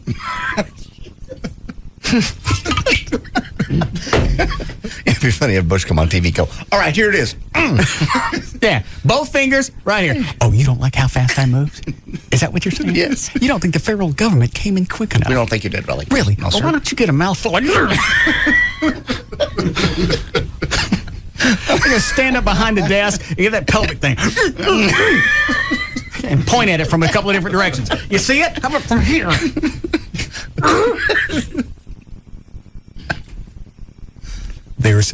I don't care what happens, how generous you are, how much you do, how long you stand out in the street corner and try and help somebody, there's always going to be somebody coming by and piss on your feet. Absolutely. Had we had the troops in closer and one of them gotten killed, why were they so close? Yeah. Why in harm's way? Yeah. Why did you have them there? Now, some of them are dead and they can't help us. Mm-hmm. Exactly. We live in a society of blaming. I mean, you know what? You can stop right there. That's exactly what it is. The entire society is based on blaming. This wasn't done quick enough. Wasn't my fault, even though I could have asked some questions. I lived in an area that was prone to hurricanes. I lived in some place below sea level. I could have asked a few questions. I could have bought some hip waders. Yeah. I didn't say anything. It's your fault. Yeah. Why didn't you hit me to the fact that I live in a bowl? And a big storm full of water was coming. Yeah. What kind of jackass trick is that? Government. You did this to me. Bush administration. Yeah, it's the government's fault. Let's see what else Dan has here. What, Dan? And when we're not blaming, we're simply complaining. Yeah. Yeah, we're not. And you know what? All of that, both the blaming and the complaining, it don't get nothing done. Nothing. You're not collecting. You're not buying stuff. You're not out helping feed people. You're not trying to let people into your... You're not doing any of that. All you want to do is watch other people work and bitch how they're doing it. Exactly. All the people that are out working today and doing stuff, collecting things, they're not bitching about the word refugee. Right. You know what? I got a place to sleep. You're giving me something to eat, and I got nice clothes, and I get to take a shower. Call me a refugee. You work up something uglier than that, I'm okay with that because you let me into your home, and you did it out of the generous... You didn't have to. Yeah. Well, that's one reason I was curious as to the precise dictionary definition of the word refugee, because that can end this argument to the extent that it is one at once. You know, if it fits what's going on here, and I think it probably does. It will, but the problem is still going to be the perception. You can read the dictionary definition all day long. But that's not But as soon as that thought gets into someone's mind that, oh, now we have another word we can't say because now it's racist, it doesn't matter what the dictionary term is. Now it's now moot point. Well, but at least it's a defense of these people that are saying, oh, these people aren't refugees, they're evacuees. Well, no, here's the dictionary definition of refugee. That's what these people are. You're just making up something to bitch All right, about. well, here's the first definition. Refugee. Mm-hmm. A noun. Alrighty. One who flees in search of refuge. As in times of war, political oppression, or religious persecution. So they're going to go back, take the whole definition, which you can if you want, and say this isn't a time of war. It's not political oppression. It's not religious persecution. But they are people seeking refuge. Well, they're looking for safety. It's using those as examples, as in the following cases. It's not limiting it to that. Here's some more, and I don't know why we're wasting time with this. I've already said this is absurd. An exile who flees for safety. Is that enough? That's it. Yeah. You can stop right there. All right, then. I'm sorry if people don't like the word. Why don't you go out and help these people that aren't refugees? Well, that tells me that the problem lies in the people who are having problems with the word, not the word itself, because the word clearly applies. Well, you said that during the break, though. It's a connotation. It's used with third world countries. Sure. Are they looking at this because the population that we're dealing with is predominantly black. Is that why they're using the word? That's their problem. Who cares? Who really cares? Which one's Dan? 6. Oh. Hi, Lee. Hey, Yeah. hey, boss. Yes, sir. Say, man, the reason why we don't like to use or hear the word refugee because we are the richest country in the world, and we don't want to hear that word refugee because it sounds too third worldish. And what changes if it's used? Absolutely nothing. All right, thank you. Very nice. That's the entire conversation that you really need to have about that. Exactly. It's used. Nothing happens if it's used. Right. It actually improves the connotation of the word. I mean, if the complaint is the word Shut has up, bad Everett. We're not trying to upgrade words here. Not trying to do what? We're not trying to upgrade words here. Well, but We're I'm not just trying to saying. put it back into circulation and make it hip again. Well, no, I realize that, but I'm saying if the complaint is, Yeah. if the complaint is, See, we took a word that was ruined and now it's hip again. Great. Yeah. well, that's yet another reason to use the word. Is my point. Refugee is retro now. Get on. We're just a bunch of wordsmiths now. Yeah. Get them, give all the refugees a bunch of keep-on truck insurance. Yeah. You know the picture? Absolutely. Bigfoot out. Yeah.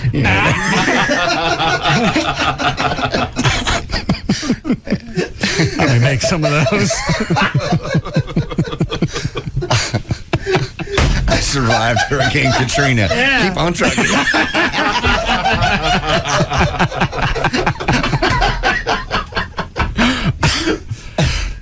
Let's see. What else we got? Is that a firefighter on 5? No? No, he was just someone that's driving by and getting a handful of these phone calls. Collecting cash. People all over the place. You see somebody collecting cash, make sure it's a cop, fireman, something like that, or call the Red Cross. That's probably the easiest That's the thing. best way to do. Or go to what are the 3 places we're at tomorrow? Tomorrow we're going to be from 10 I to say 2. I say that in the empirical sense. 'Cause Well, I ain't going. We're collecting for the Salvation Army. In fact, people are already going by Billy Bob's today, but it's not today. It's tomorrow. The American Airlines Center, Lot E. What Billy is Bob. it? Universal. Universal sense? Royal sense. The royal we. When I yes. say we, that doesn't really include me. Right, it's the royal we. You're speaking universally. What does empirical mean? Empirical is a form of gathering data scientifically to support a premise. I ain't going. No. Okay. Going to be at the American Airlines Center, Lot E. This is tomorrow from 10 until 2. American Airlines Center, Lot E. Billy Bob's in Fort Worth, and the center at Preston Ridge in Frisco. It's all 10 to 2. 10 all to- 3 locations. 10 to 2. All right. How we doing, Clovis? Really? When we come out of the last one? 23. Have we done anything today? Talked about what people are talking about, which is the storm. So we're reflecting society. Very much. I don't like that. Let's quit it. Let's put Chloe back on the treadmill drunk. Are you drunk yet? No. Have another drink. Drink faster, man. Come on. Come on, we got the refugees in town. Don't embarrass me. Speaking of that, there's a refugee on line 6. From New Orleans? Yes. Originally from Dallas, but he moved down there 3 years ago. Got out Sunday afternoon. Oh, all right. Hi, Anthony. How you doing, Russ? Good. The governor did call for evacuations a long time before this hurricane even hit. And even the mayor was saying, get out of town, get out of town. Sorry. I got it. No, I got it. Don't worry about it. They wanted to have the National Guard in. But How many days before the hurricane did they say, okay, the governor says get out and the mayor said get out? How many days before? we found out from the governor Saturday afternoon. We found out from the mayor in New Orleans Sunday morning. All right, and the didn't hurricane even hit Monday morning. Right, about sunrise. So you had plenty of time to get far enough away. Right. All right. We didn't even know until Friday afternoon, late in the evening, when most people were at work all day, didn't even know this thing was coming towards us. You know, you're having all these people waking up on Saturday morning, you know, down in New Orleans, everybody's getting drunk, and they're all waking up hungover saying, oh, my God, we got to get out of town. Yeah. And it was just unreal, the mass exodus. How long did you live in New Orleans? I've lived there for 3 years. I'm native of Dallas. Is this the first hurricane warning you've ever had? No, we had Ivan last year. And, you know, most people said that was going to turn to the right, which it did. Okay. But even at that point, there was still a lot of people that left town. But just, you have to imagine the traffic of sitting in 10 hours, 12 hours of traffic, just at Rouge, which is 60 miles away. Yeah. And a lot of people weren't willing to do that again. Oh, and you're right. Obviously, it was the mentality from Ivan from the year before. You know what? It came and it hung all right. And they're saying it's a possibility this time. I'm going to take my chances. We've had hurricanes before. What's the worst damage it could do? Yeah. Well, we're seeing that. And, you know, I don't want any bad will on anybody, but, you know, the looting and everything that's going on, from people from New Orleans, we expect that from the part of town that it's flooded. It's not the very best part of town. It's a bad part of town. It's the kind of part of town that has made New Orleans a murder capital of the world. Is it? You know, so yeah, murder rate there went up 10 times, tenfold everywhere else in the country last year. Well, even before the hurricane, you know, nightly news is 4 or 5 murders a day. It's just a bad place to live. It's just one of them cities. You take it with a grain of salt. You know what? The more you hear, the more you think, just clear it out and start again. Yeah. Clear it out. Call it Venice. Yeah. Yeah. Give it to somebody else. Yeah. Give it to homeless people. No. Yeah. Leave the stuff Russ, there. big fan. Thanks a lot for all your help. All right. Thank you, sir. All right. Thank you. Hey, where are you staying now? Right now, I'm staying with family, and luckily my job is national, so I'm allowed to work up here. Okay. So you're not without. Thank God I'm not living in a shelter. I'm still able to earn an income. I'm just wondering what's going to happen to these people after their credit cards have maxed out and everything else. You know, there was 1.25 million people in New Orleans. What's going to happen when the hotels start kicking people out? You're really going to see an influx of refugees at that point. Yeah, you're right. All right. Thank you, sir. Thank you. Good luck. And what happens here? How long do we keep them in Reunion Arena? Yeah, exactly. And the Astrodome. I don't know. And now the City Convention Center? Dallas Convention Center. Dallas Convention Center. And are those going to be big enough? Reunion's already full. Okay. Yeah. How and long the did that convention take? center's not that big. No. And that's in under a week. And I think there's still more buses coming in. Sure, yeah. There's streams of buses as you watch TV. They're streaming out. Well, there's some stats right there. Where? On the third monitor. Taking in refugees. 20,000 in Arkansas, 75,000 in Texas, 1,000 in Philly. So they're going to all different cities.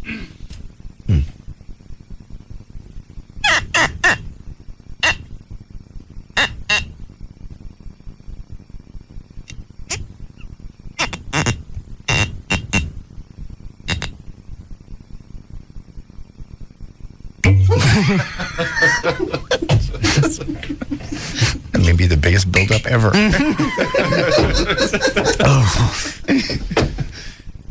75,000. That's, I think, roughly the population of Tyler, maybe a little less. And that's how many people are coming here. That's how many people are coming to Dallas. Texas. No, I think it said Texas. Oh, did it say Texas? Texas. So that's going to be split. I think some went to San Antonio as well, didn't they? Sure. Yes. All right. But again, they got nowhere else to go. Are they just going to become residents? Right. How long do we support them? How long? They got no jobs. They got nothing going for them. Yeah. I mean, and a lot of people didn't have a lot going for them before, so they're not in a an position influx to... of 25 to 30,000 more homeless. Yeah. Yeah. Whether they were before or not, they are now. They are now. Sure. You want a break here? Please. Okay. Oh, it's a nice bumper you lined up. Very appropriate.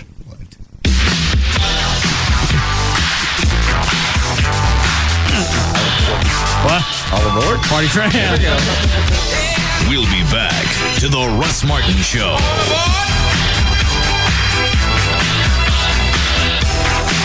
This portion of the Russ Martin Show is brought to you by DFW Gun Range and Training Center.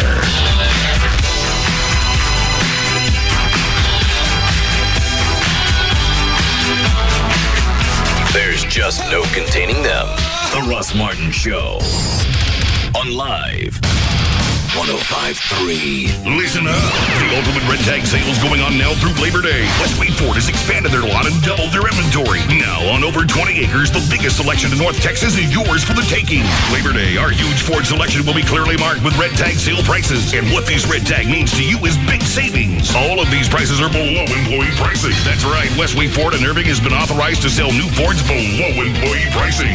Ford F-150s, 500s, Freestars, Rangers, Heavy Duties, Focuses, Explorers, and Expeditions. 05s and 06s will be sold below employee pricing. Don't think you have good enough credit? You're probably wrong. Westway gets people just like you approved every day. When you're the biggest, you get more money to lend. It's all going on today. We'll have hot dogs and sodas on hand to keep you cool and satisfied. There's never been a bigger Labor Day sales event, and there's never been a bigger ultimate red tag sale.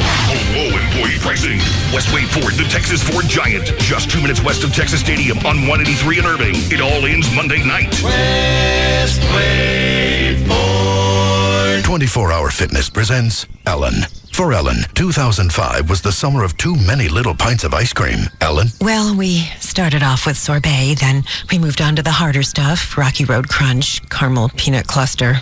Once you start down that path, one day I caught my husband with mint chip in his hair. We need help. Well, 24-Hour Fitness is having a fall membership sale. That would keep us out of trouble. At 24-Hour Fitness, you can tone up, slim down, and undo the effects of all things in a cone or cup. And if you call 1-800-204-2400 now, you'll pay no enrollment fee and just $7 a week in membership dues. But hurry, the offer ends this weekend. Call 800-204-2400 or check out 24hourfitness.com for details. 24-Hour Fitness, you to the power of 24. Plus pay a $79 processing fee and first and last monthly dues. Offer valid for one club membership only. No other discounts. Must be 18 or 12 with parent. Facilities and amenities vary. Not all open 24 hours. Monthly dues paid by EFT. Go to participating active sport locations. Expires 9/8/05. See club for details. TV's #1 drama returns with a case so big, it will bring the CSI team together.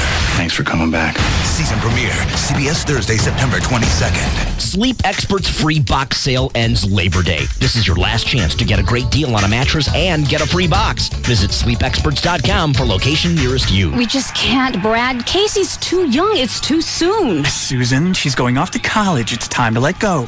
But is she really ready for her own calling plan? Well, it's either that or our only daughter uses up all our anytime minutes calling Kyle the skateboard king. Good point. How far is it to that Verizon Wireless store? Not far, Susan. So drop by for unlimited in-calling to any Verizon Wireless customer from the America's Choice coverage area for only $39.99 monthly access. And for an extra $5 monthly access, Casey can enjoy unlimited in-messaging too. With unlimited text, pics, and flicks to any Verizon Wireless customer from within the National Enhanced Services area. Plus, you'll love the cool LG 5200 camera phone for only $49.99 after $50 mail-in rebate. Our baby's getting her own calling plan. Sweet! I mean, we're really gonna miss her. So visit Verizon Wireless and switch to America's best, most reliable wireless network today. Verizon Wireless, we never stop working for you. Subject to 2-year agreement, $20 activation and $175 termination fees and other charges and restrictions. Coverage not available everywhere. All right, you can lease a new car today, no money down, and no payments for 90 days with D&M Auto Leasing. There's no hidden agenda. There's no fine print. There's no catch. Just make no payments for 90 days. Everything else still applies. You stay 30, 40, sometimes 50% over buying a car when you lease from D&M. It depends on what you lease. The higher the resale value of the car, the lower your payments. They lease motorcycles now. Harleys retain their value, so obviously lease payments on a Harley excuse me, are going to be very low. You go to their website, dmautoleasing.com. Put together the vehicle you want. If you're worried about, you want to get in something with really good gas mileage, they've got all the manufacturer's links. Put together the vehicle that you want online, send that to D&M. They'll tell you on the phone what it'll cost to lease that car. And the paperwork, it's so easy. It's easy to fill out. A lot of D&M customers do it sitting in their new car. That's how easy it is.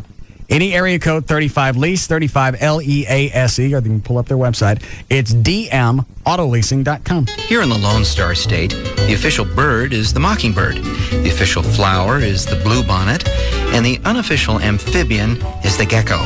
You didn't know that? Well, then you must never have called Geico for your free rate quote on car insurance. Or if you've called before, it's time to call again. You could discover the impressive savings that makes Texans love the gecko almost as much as they love the official fish, the Guadalupe bass. In fact, Geico drivers are so happy with their decision to switch that they've given us one of the highest satisfaction ratings in the business. How much could you save by switching to Geico? Find out with a simple phone call.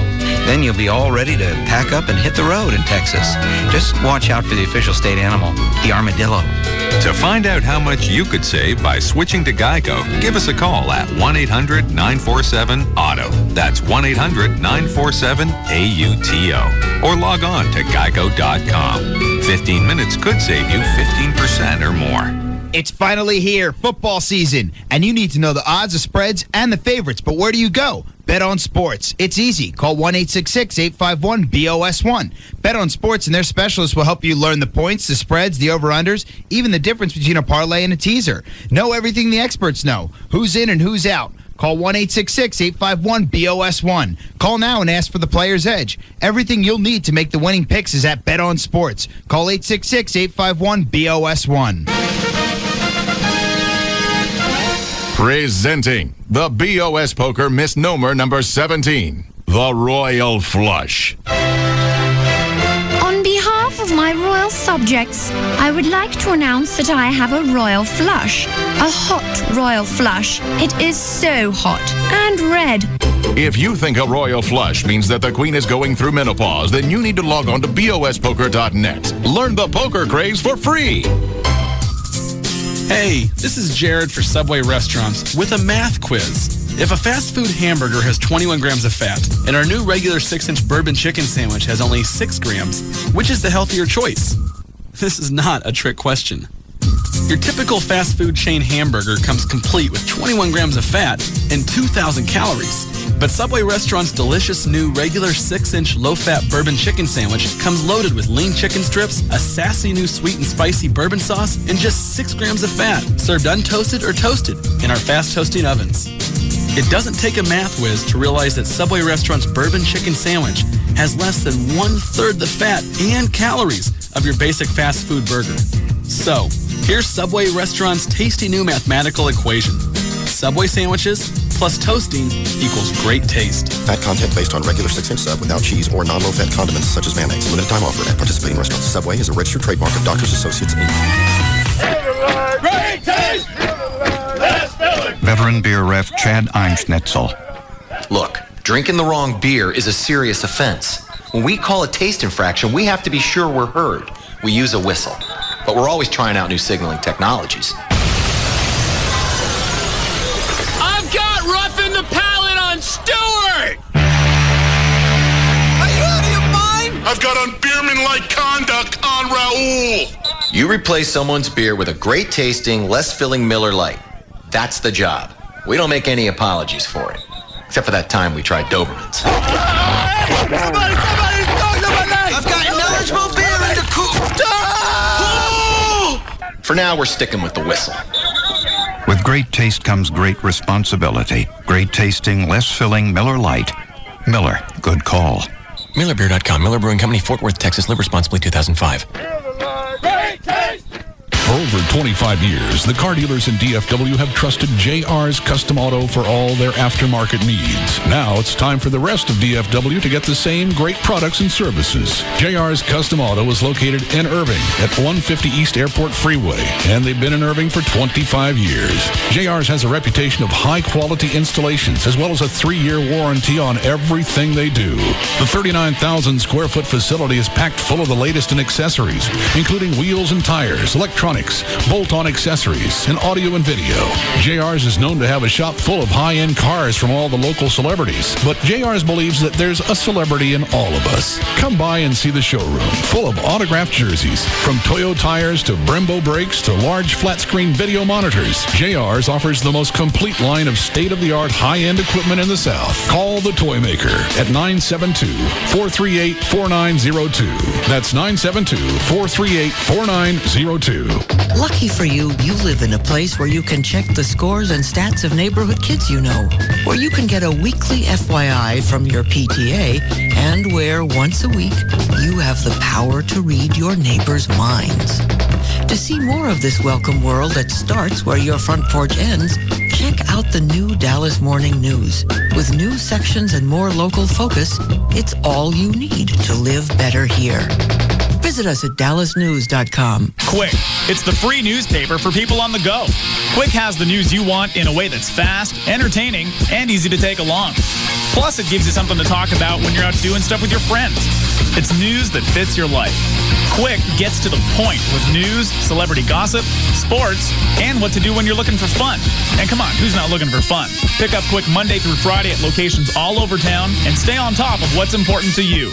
Quick, grab it, read it, go. Thank you for calling DART. How may I help you? I need some directions, please. Of course, sir. Where are you wanting to go? Well, I live in Plano, and there's a place for lunch in West Village my wife loves. Well, the Red Line departs downtown Plano at 11:28. Get off at City Place, then take the M Line to West Village. Should take less than 45 minutes. Great. Then I want to go to her favorite store downtown. Bus Route 21 departs Cole and Lemon at 1:52. Takes about 15 minutes to get to Elm and Ackerd. Perfect. How about the zoo? Back on the Red Line at Ackerd Station, and you'll be there in under 15 minutes. So, what's the occasion? It's my wife's birthday. She loves the zoo. And the other places? Right, those. I kind of forgot her anniversary. I understand, sir. With convenient features like our rider guideline, online trip planner, and easy-to-understand route maps, DART makes getting almost anywhere a lot simpler. Just call 214-979-1111 or visit dart.org for details. Is there anything else I can help you with today? Do you know a good florist? I might need some flowers, too. DART, working hard to make the going easy. DFW's most listened to radio station is KLLI, Dallas, Fort Worth. Live 105.3, the alternative talk station.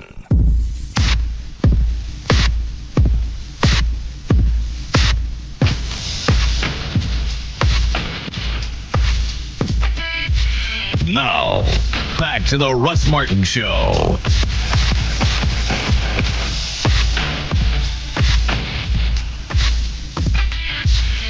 This is Tom Likas. On Saturday, September 10th, police officers and firefighters from around North Texas will be honored in Russ Martin's 4th annual Heroes Parade. It's the largest parade of its kind in the world. Please help honor those who help protect us every single day. For more information, go to russmartin.com. Thank you.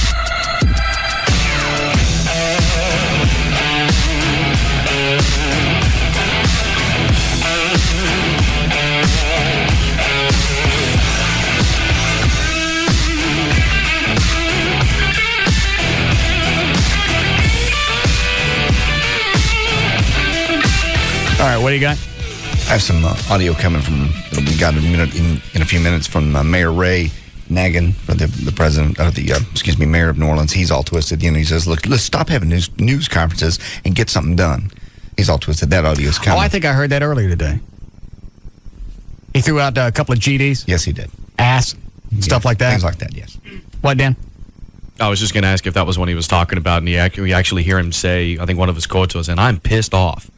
And he was on, I think it was a local radio station. Yeah, it was a local station. Oh. Cut number 3 here is refugees pleading for help. Do you care? Sure. We really need some help. We got babies out here. I got 3 kids. They need water, milk, everything. Bottles. They don't have nothing. Newborn babies, premature babies, everything. This is heat. New Orleans is hot. We can't take this. We've been out here for 3 days. And we've been asking for help. Cut number 4, a refugee describes the gruesome scene inside the convention center. Cut number 4. Is this going to be depressing? Because the last 2 or 3 days, I'm pretty depressed. Okay, well, let's don't do that. Well, what does he say? He's just talking about you got bodies in there, you got people that were dead, you got people that were sleeping, and they would ask him to move to put dead bodies inside the convention center. Why'd they put them inside? So, somewhere to shade them from the heat, I would imagine. The dead people? I guess. I think the live people need shade more than the dead. Yeah, stick them outside. All right. Cut number 5, then a survivor talks about the looting and a cop being killed. It's cut 5. How many police officers have died? I believe 1 as far as I know. I think there was another that was shot in the head but survived. And that's really amazing, because they got snipers and everything else. Because I think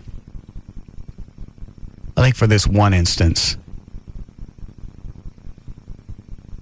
I'll let the foundation cover New Orleans. That'd be very cool. That's because this is way beyond. I know what this opens me up for. Something's going to happen someplace else. Yeah, and they're going to say, well, you help the police in New Orleans. This well, is you know what? let me do this on a case-by-case basis. Yeah, this is different. We've been lucky in North Texas. I haven't had to write any checks since November of last year. Thank God. We made some extra cash off the Spittleville merchandise. Yeah. We'll send checks to the fallen police and fire in New Orleans. That's very cool. Yeah, it's a special circumstance, obviously. Yeah. Because they stayed in a situation, it's like Everett said, you stayed in the situation, you were the civilization's already gone, and you stayed anyway. You got no backup. Yeah. You got nowhere to go. Your home has been destroyed. You've got a family to be concerned about. You're not going to get a paycheck. I mean, these guys aren't going to get paid for working. No. And is it worth staying there? They said 20% left. I would have. Why stay? I'm a pussy. Yeah. Yeah. As soon as this happened, if I was a cop. Yeah. Lights and siren. Yeah. As soon as the hurricane hit, there'd be a two-way golf someplace and be me on the other end going, guess where I am? Casinos are beautiful here in Freeport. I love Choctaw Bingo. I'm going to be 10-8 for a while. Had I saw that coming and knew all the lawlessness that was going to come along with it, I'd have packed up everything in a squad car and got the hell out of town. Yeah. And been no chance of me showing up for work. Why is that cop car speeding away from New Orleans? Yeah. You never know where crime's going to be. Yeah. I'm doing a little proactive stuff. I'm going to sit outside of town and wait for the crime to come at me. Yeah. You're going to keep the peace in Shreveport for a while. Yeah. Them Indians get out of control. Indian bingo. It's not? No. No. Regular casinos. Yeah. Oh, well, where's the Choctaw bingo? It's Windstar up in Oklahoma. Yes. Well, that's where I would go. Even funnier. New Orleans police car sitting out front. Hold on. Hi, Greg. Hey, Russ. What's going on? Yeah. I just called the Waxahachie Police Department to see about, helping out the reunion center, bring people down here. And Waxahachie Police Department just told me they have no plans of helping out at all. Why would they come up to reunion?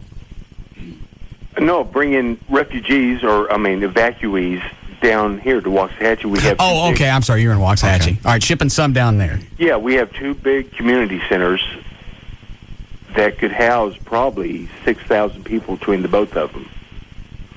You know what? Maybe they don't have the resources. I don't know. City of Dallas always seems to come up with cash for something.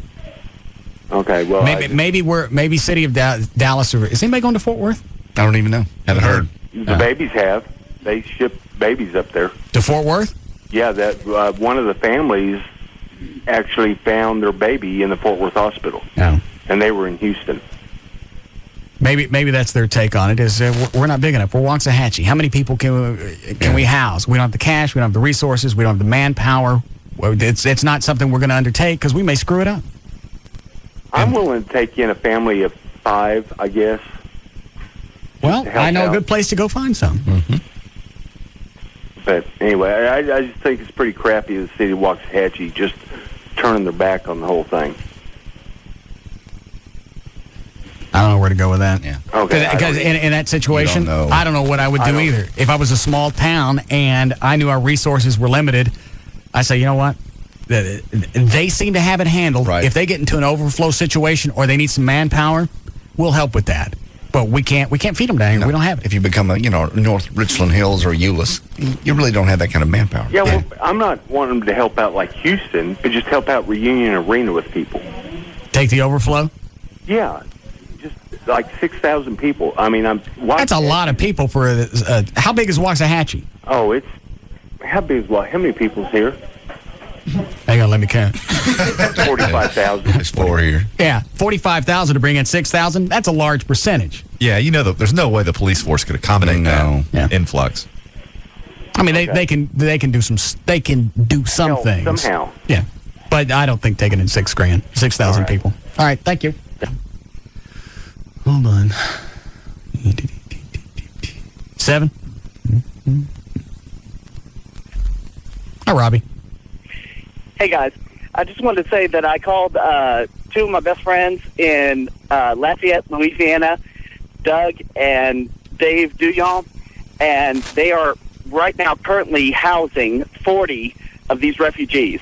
And after all the talk about the refugee term, I called them and I said, you know, what do you think? What do those people think about being called refugees? And he goes, I don't know. What do you all MFers think about being called refugees? And they're like, we don't care. And they just resounded over the phone. Yeah. Because I get to take a bath. I got some place to live. I got some food. I got some clothes. I got socks. Call me That whatever. is exactly right. Because they're sitting there, they're cooking for them, they're housing them. They don't care what they're called. Well, here's the reason. Here's the reason all this came to fruition is because the black population.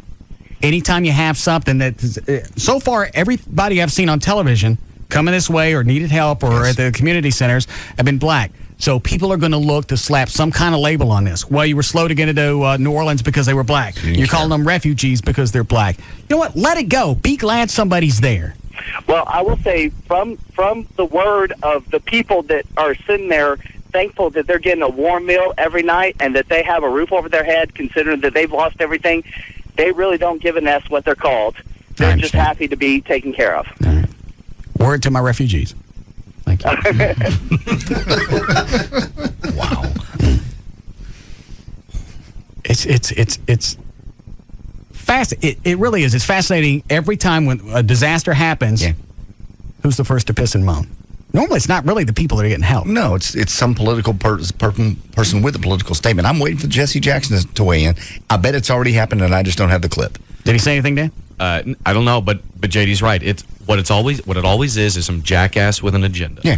Who has nothing to do with the situation at hand. It'll be Al Sharpton or Jesse Jackson, and they'll have a statement to make on this. Right. Probably happened today. Yeah.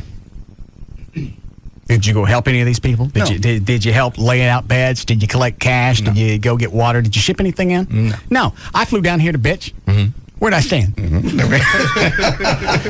Stand right in front of the camera? Yeah. Only till all the cameras on me. Yeah, I don't want to bitch just to one network. No. I got to get them all. I'm a very busy man. I got white women to knock up. All right. I'm not here to help. I'm here to talk semantics. Yeah. I want to get all the words straightened out. Yeah. So when all this is said and done, we know what to call the people who are getting help. Mm-hmm. A waste. A little complete waste of time. Mm-hmm. Any of these, Dan? Five. All right. Hi, Beth. Hi. Yes. Well, I was just going to say, I've been down at Reunion Arena. Are you there? Yes, go ahead. Okay. I was just going to say, I've been down at Reunion Arena all day today helping out people, and they could care less what you're calling them as long as you're bringing some help. They've got little kids there. I held a 2-week-old baby for a long time that sat out in the cold and the rain while waiting for a bus. I mean, it's cold where? Over at the Reunion Arena. They ship in ice? Is this some kind of new show? Refugees on Ice? Okay.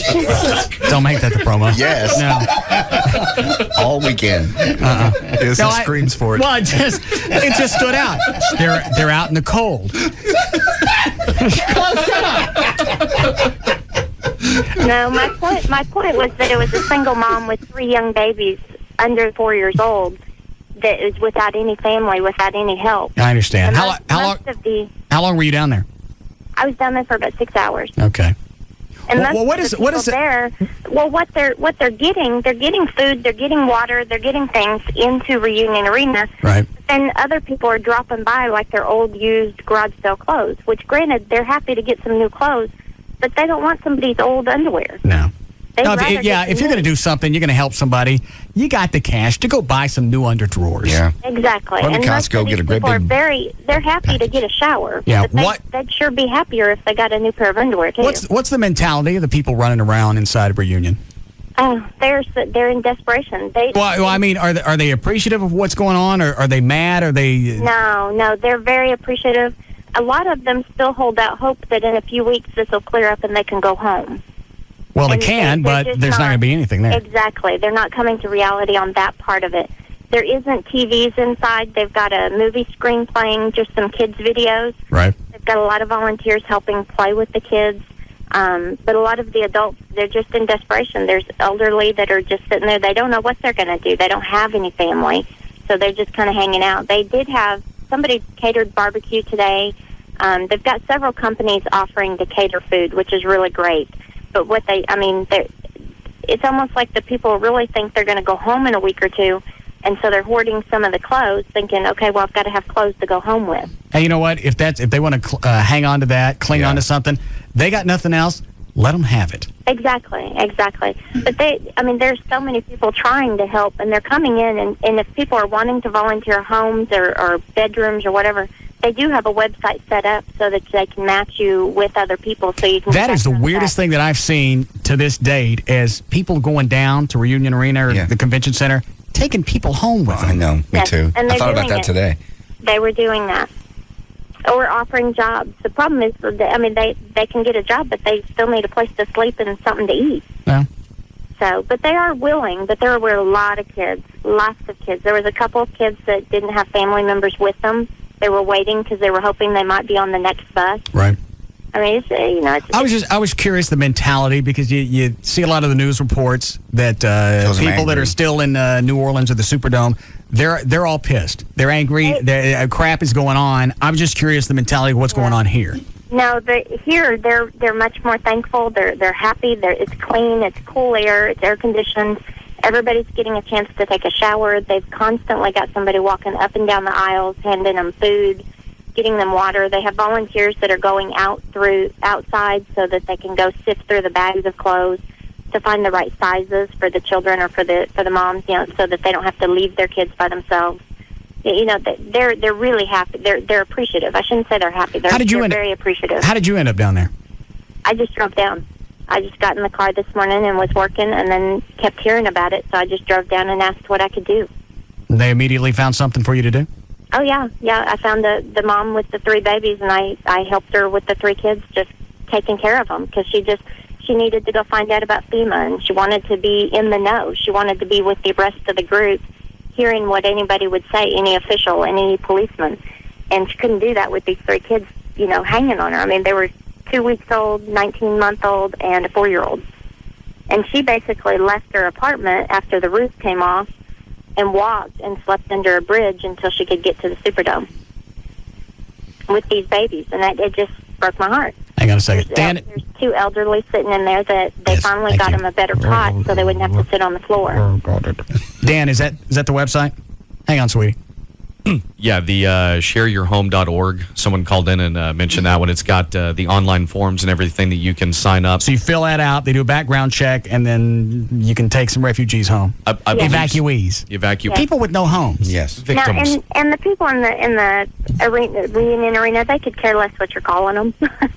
They really don't care. They want somebody to talk to. They want somebody to tell their story. They want to tell you how they got out, how they got on the first bus, or who else is still waiting. I met a woman that's 6 months pregnant, but she can't find her 7-year-old son and her mother. Her mother kept her 7-year-old son, and she thought they were on the same bus she was, but she can't find them. Right. And so it's hard. A lot of the people at Reunion Arena really thought they were headed to Houston, and then got diverted and came to Dallas. Well. So some of them feel like their family is in Houston, but they can't get in touch with them. There was rumor that somebody from Austin was donating several computers. That went through the arena today, that several computers were going to be hooked up tomorrow so that they could at least get some internet access and try to find resources. So. You done?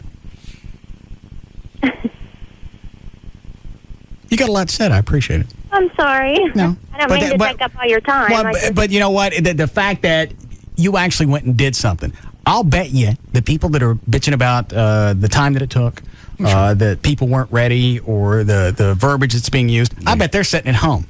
Well, sure they are.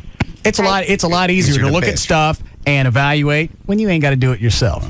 Right. If you were out there doing it, you wouldn't have time to bitch. Right. It's very sweet. Don't go off on another tear. Thank you for calling. Yeah, I didn't hear her complain one time about the term refugee. Right. Or what she did. I took 6 hours out of my day. Yeah, on a Friday. Now I got to go home, and I got to get ready for the holiday weekend. Yeah. Freaking hurricane victims. What was that website again? about shareyourhome.org. Shareyourhome.org. I'm going through it right now. That also has phone numbers you can call. Sign JD up for a few. So, excuse me, if you have a big house with a lot of empty rooms, that would be the perfect position to be in. I don't live anywhere near downtown Dallas. I'm sure they have shuttle buses. Oh, yeah, it'd be no problem. In fact, I've got a truck. I'll help them bring them over. Yeah, I'll help bring some over. How many empty rooms you got? I forgot. 4? Let's see, 3 per room. Is that about right? You get more than 3 in there. 4? 4 empty rooms, at least. So that's 16. How long would they stay? Probably upwards of a month at least. Oh, at least. They've got to get established. You have a big, beautiful You can make a difference. Now's your chance. I think the pool will scare them.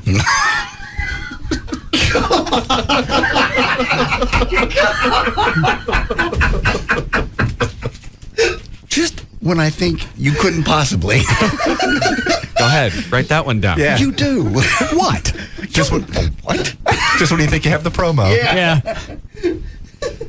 He just keeps taking it to the next level. Freaking show's been a promo. Hang on, let me make sure Rob's staying on top of this. Rob.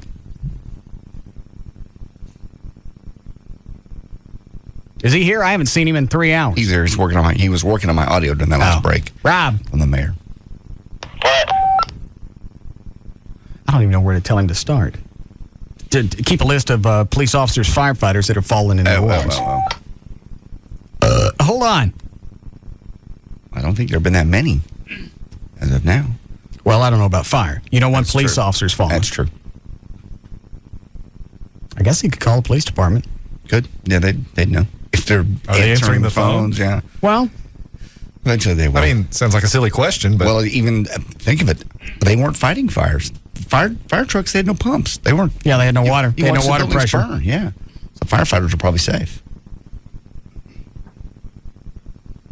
I don't understand the mentality of going back into downtown where you have no backup. Totally. That's frightening. And you got snipers on roofs taking pot shots at rescuers. What's the driving force behind a police officer to go back into that? No. It's got to be duty because it's certainly not pay or anything else. Glory. No. Because if, it's like JD said earlier, if you get hurt, there's really no place for you to go. Nobody's coming. You're jacked. Yeah, absolutely. The entire support system that makes a police force effective has been decimated. It's gone. Yeah.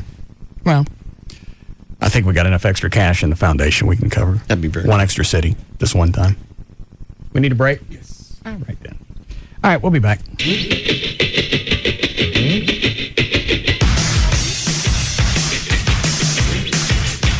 We'll be back to the Russ Martin Show.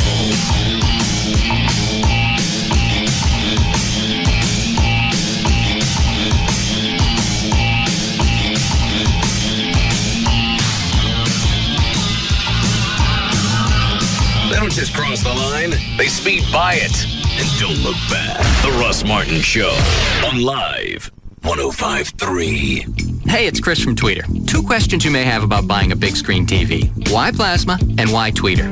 Well, for starters, a plasma TV is super thin. It's perfect for mounting on your wall.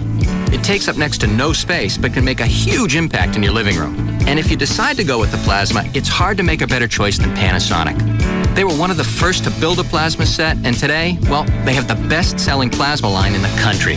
And get this, now at Tweeter, prices have dropped on all Panasonic plasma TVs. So you can get a 42-inch Panasonic plasma for just $19.99. That's a $500 savings. And you can save $1,000 on the 50-inch.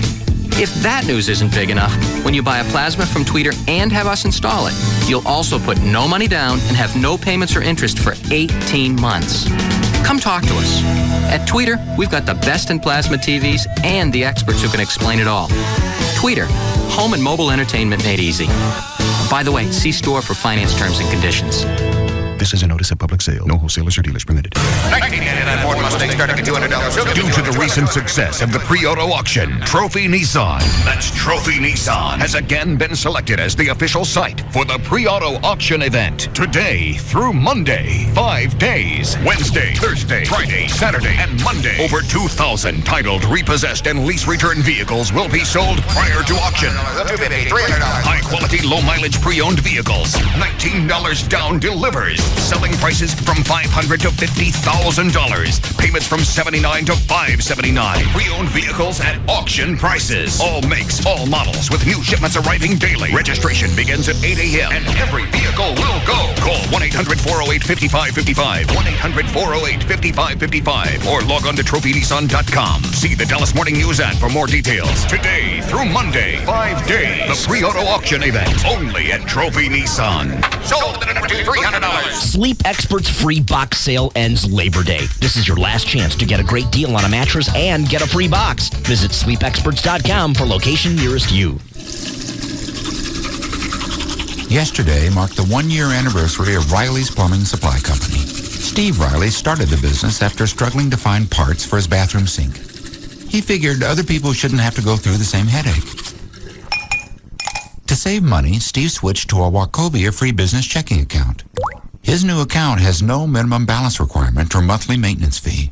It also includes 150 transactions a month, Wachovia Business Online with bill pay, and a business check card with Visa Extras, all for free. Now that his business is going strong, maybe Steve can hire an assistant and finally get around to fixing the drip in his own bathroom. Find out more about free business checking. Stop by a Wachovia Financial Center or visit wachovia.com/business. Account and transaction-related fees may apply. Some restrictions apply to Visa Extras. Wachovia Bank N.A. and Wachovia Bank of Delaware N.A. are members FDIC. Do we have Mark on? Do we have Mark Frankel yet? Yeah, hang on a second. Call 1-800-THE-DOGS, 1-800-THEDOGS. It's legal representation with bites. Mark Frankel's joining us to talk about also the website, 800-THE-DOGS. He'll be on in a second. Okay. Just stall. 800thedogs.com, where they have a variety of things you can see. You can see all the different things they do, from bankruptcies. Those laws are about to change in the near future. They'll explain Chapter 13 to you, Chapter 17, how you reorganize. You can stop the phone calls, stop the harassment. You've got credit card debts that have gotten over your head. Now's the time really is to call Mark. I suppose Mark is on the line. 1-800-THE-DOGS. Mark? What do you want to talk about today, Mark? We're almost done. Hang on, my generator's running.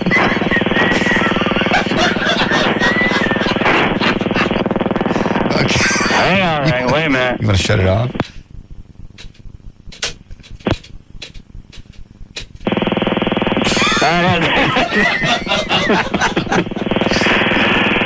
Anything we want to talk about today? Have a good weekend. All right. 1-800-THE-DOGS, 1-800-THEDOGS, legal representation with a nice weekend. That's 1-800-THEDOGS.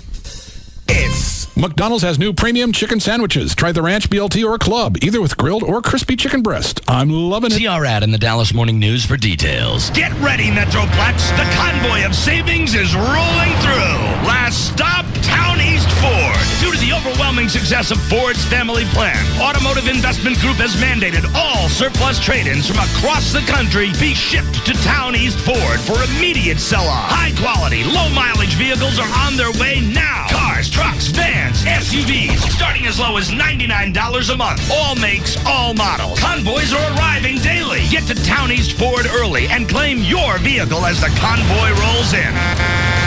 Call 1-800-299-1078. That's 1-800-299-1078. Or visit towneastford.com. Located on LBJ, across from Town East Mall in Mesquite. Don't let the convoy of savings pass you by. Town East Ford, your new pre-owned super center. The Texas Truck Town, Town East Ford. Honey, why are there bleachers in the family room? I thought it could use a little makeover. Is that a scoreboard? Yeah, you know, lighting can really change a room. And what happened to my carpet? It's turf. Hey, if you're gonna watch football, you gotta go all the way. Yo, Beer Man! It's football season. You ready? Sign up for Charter Digital with the sports tier for the best college and pro football action, along with basketball, baseball, and extreme sports on channels like NFL Network, ESPN Classic, ESPN News, and Fuel. Plus, Charter Digital delivers over 100 channels of movies, news, kids shows, and more. Sweetie, why is there a marching band and cheerleaders on the front lawn? Halftime show. Got it. Get Charter digital packages starting as low as $39.99 per month for 3 months. Call 1-888-GET-CHARTER today. Offer expires October 21st, 2005. Restrictions apply. Call for details. SatPro Network. If you live in Dallas-Fort Worth Metroplex area, you should know about the go-to guys at SatPro Network. They're a longtime sponsor of this show. You can get a free satellite TV system with free HD receivers and free DVRs for up to 4 rooms. No one will treat you better or give you a better deal than SatPro Network. Call 469-713-5555. And the go-to guys will install your system the next day. And these go-to guys really get it. It's incredible. They're going to give you a free Sirius satellite radio system for your car. Get a free Sirius satellite radio system, and I know how good those are. They're great. So get that free Sirius satellite radio system with your new free satellite TV system. And for a limited time, they'll even throw in a Sirius satellite radio home kit for free. Now, don't forget to visit their sister company, Digital Planet, in Southeast Plano, where you can always get a better deal on anything and everything digital. Call now, 469-713-5555, 469-713-5555, or go online at satpro.net. Bud Light presents Real Men of Genius.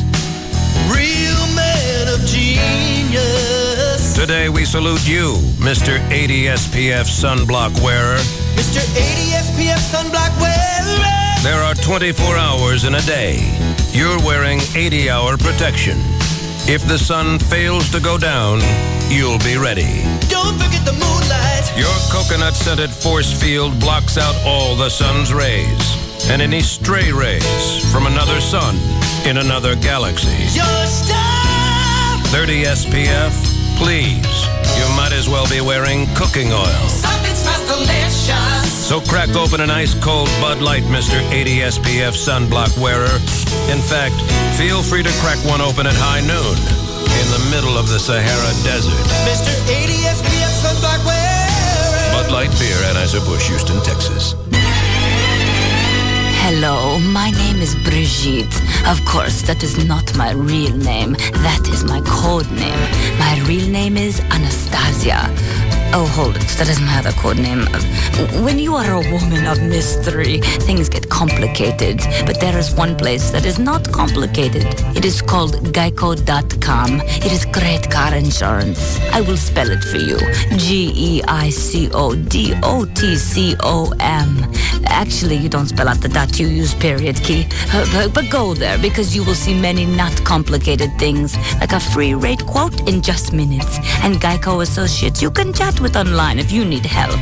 Really easy. Not like saving the world or keeping all your code names straight. What do they say? 15 minutes could save you 15% on car insurance. Geico.com. It's quick, it's easy. It could change your life. If DFW is a playground, consider him the schoolyard bully. The Russ Martin Show. Weekday afternoons at 3 on KLLI. Dallas, Fort Worth. Live. 105.3.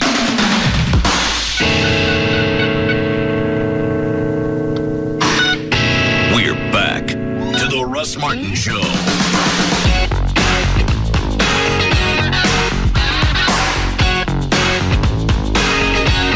This is Fire Chief Steve Abrera with Dallas Fire Rescue. On Saturday, September 10th, firefighters and police officers from around North Texas will be honored in Russ Martin's 4th annual Heroes Parade. It's the largest parade of its kind in the world. Please help honor those who protect us every single day. For more information, go to russmartin.com. Thanks. You know what's funny is now's a really good time for the police fire parade. Yeah, you're right. But I don't know how many departments are going to show up because, I don't know if they're sending any help to New Orleans. I think it's all military at this point. All right, and what about gas? I don't know. That's a good point. That's a thought, yeah. City of Dallas may not because they're having to throw extra officers. They're taking them off duty, and if they were on vacation, they're bringing them back. Got to be down for reunion. All right, who's on the hotline, Dan? Johnny from Operation Kindness. I got the audio for you whenever you want it from the New Orleans mayor, by the way. Yeah. Hold on a second. What is it, Amy? Are you going to volunteer? For what? Just to help out the hurricane victims? No. Huh? No. I was just wondering. Where's your parade going to be at? Starts at Texas Stadium, ends at Texas Motor Speedway. Because my dad just retired this week from McKinney, and I'm definitely going to be there. So. See, we do fundraising all year. Yes. We don't just wait for a catastrophe.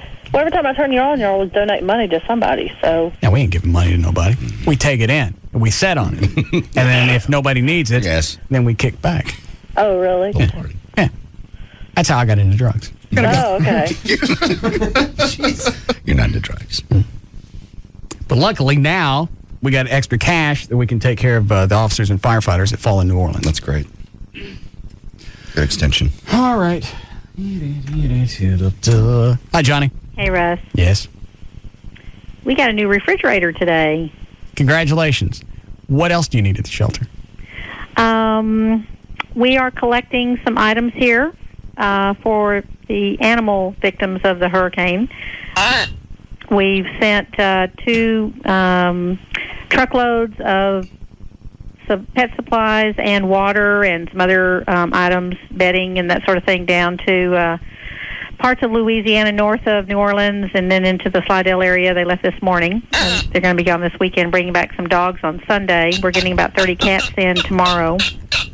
And we've already taken in 5 cats from an individual who came up here earlier in the week and knew that she could no longer take care of her animals because she had nothing left at home. So yeah, that's the other sucky thing about this is people can get a heads up, and if they don't leave, that's their own call. Animals don't have a clue. No, it's so sad. yeah, well, this woman who came in on Monday to Operation Kindness, and she had the foresight to pack up and leave before it all hit, but she knew that she didn't have anything left back at home and was staying with some family up here, and so we went ahead and took those 5 kitties, and one's already gotten adopted. We're excited about that. So good. We'll be adopting these out. So we need folks to they can help out in that way and give a home to an animal who lost its home, lost everything, lost its family to the hurricane, and hopefully that will give some peace of mind a little bit, maybe to some of the folks who, if they didn't even know their animals ended up here. That's hard to know too, but. And as I say, we're also collecting some items that we'll be working with the City of Dallas Animal Services. They're collecting food and other items, litter boxes and litter and leashes and things like that, food bowls to give to people who make it here. The really sad thing is that once they get on the bus... She even stopped to take a breath yet. Not yet. No. There's been some heartbreaking It's amazing. footage. Almost like she's aquatic or something, using gills to breathe. That blows my mind. First, it hurts my heart. Secondly, the New Orleans needs another problem of stray animals, abandoned animals running all over. Yeah.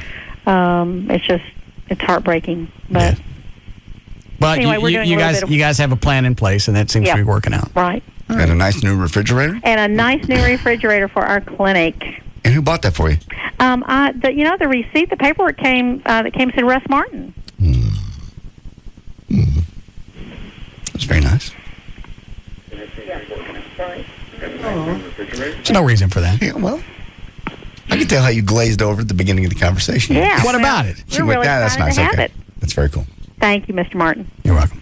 You not only help firefighters and police officers, but you, for a long time, been a great friend of the animals. So, well, make sure you pack it full of cats. and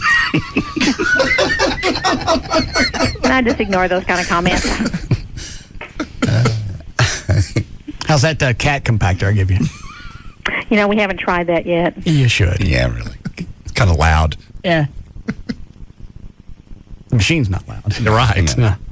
You're so bad. And, of course, we have a whole shelter full of other animals available for adoption, including 2 adorable little 14-week-old Schnauzer mix puppies, little boys, Fritz and Frankie. One's kind of a tan color. One's kind of a typical Schnauzer salt and pepperish color. Mm-hmm.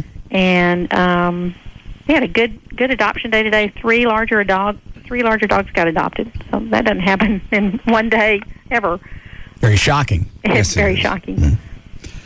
All right. Anyway. Anything else? That's about it. All right. Thank you. Thank you. Thanks, Russ. We sure appreciate you. I know. Bye. Bye. All right. The website is operationkindness.org. The phone number is 972-418-PAUSE. I was at Home Depot. They had them on sale.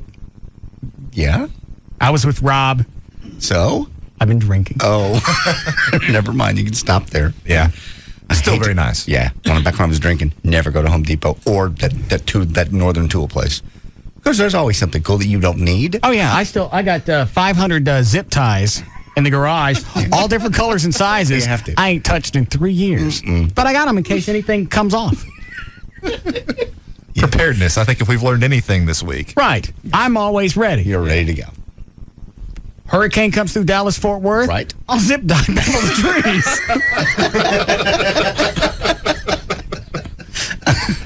I'm set to go. You're set. Proactive. I didn't realize how cheap other fridges were. Because all they said is they wanted that cheap kind where the freezer on top and the thing on bottom. Just 2 doors. All right. So it was all right. Plus, we get a ratings bonus. Yes, we did. So it was all right. Very nice. What are we doing now? Well, I have the audio from the mayor of New Orleans if you want it. He's all... Hold on. What is it, Dan? Some people are calling in saying Jesse Jackson was on CNN. I don't know if he still is. I saw him up there. He was yapping while Johnny was on. I don't see him. What was he saying? I read one of his quotes. Yeah, somebody said... And something needs to be done about this guy. Because I think he's one of the... Forget about the racism that's always going to be in this country. Sure. It's never really going to go away. Anytime you've got people that are different, there's always going to be something there. It doesn't matter if they're black, white, or whatever the color is, or if they're handicapped, or... What's another difference? Retarded. Yeah. Yeah. Mentally challenged. Yeah. Oh, sorry. You can't use that term because that's bad too. It has a bad connotation. Sorry, this Not retarded. Yeah, mentally challenged. I like retarded. Plus, everybody likes them. They're always happy. Well, yes, they are. Okay. Yeah, very much. And their department is called the Mental Health and Mental Retardation Department. Right. That was back so you're when it was- mentally retarded. However, the NAACP is also, the last 2 letters are color people, which they don't like to be called anymore. Right. See, those are the terms that came about back when those terms were okay, but now they're not. Now they're not. Tradition. Hang on, let me his- hold on to your thing and let me look at this quote. Wait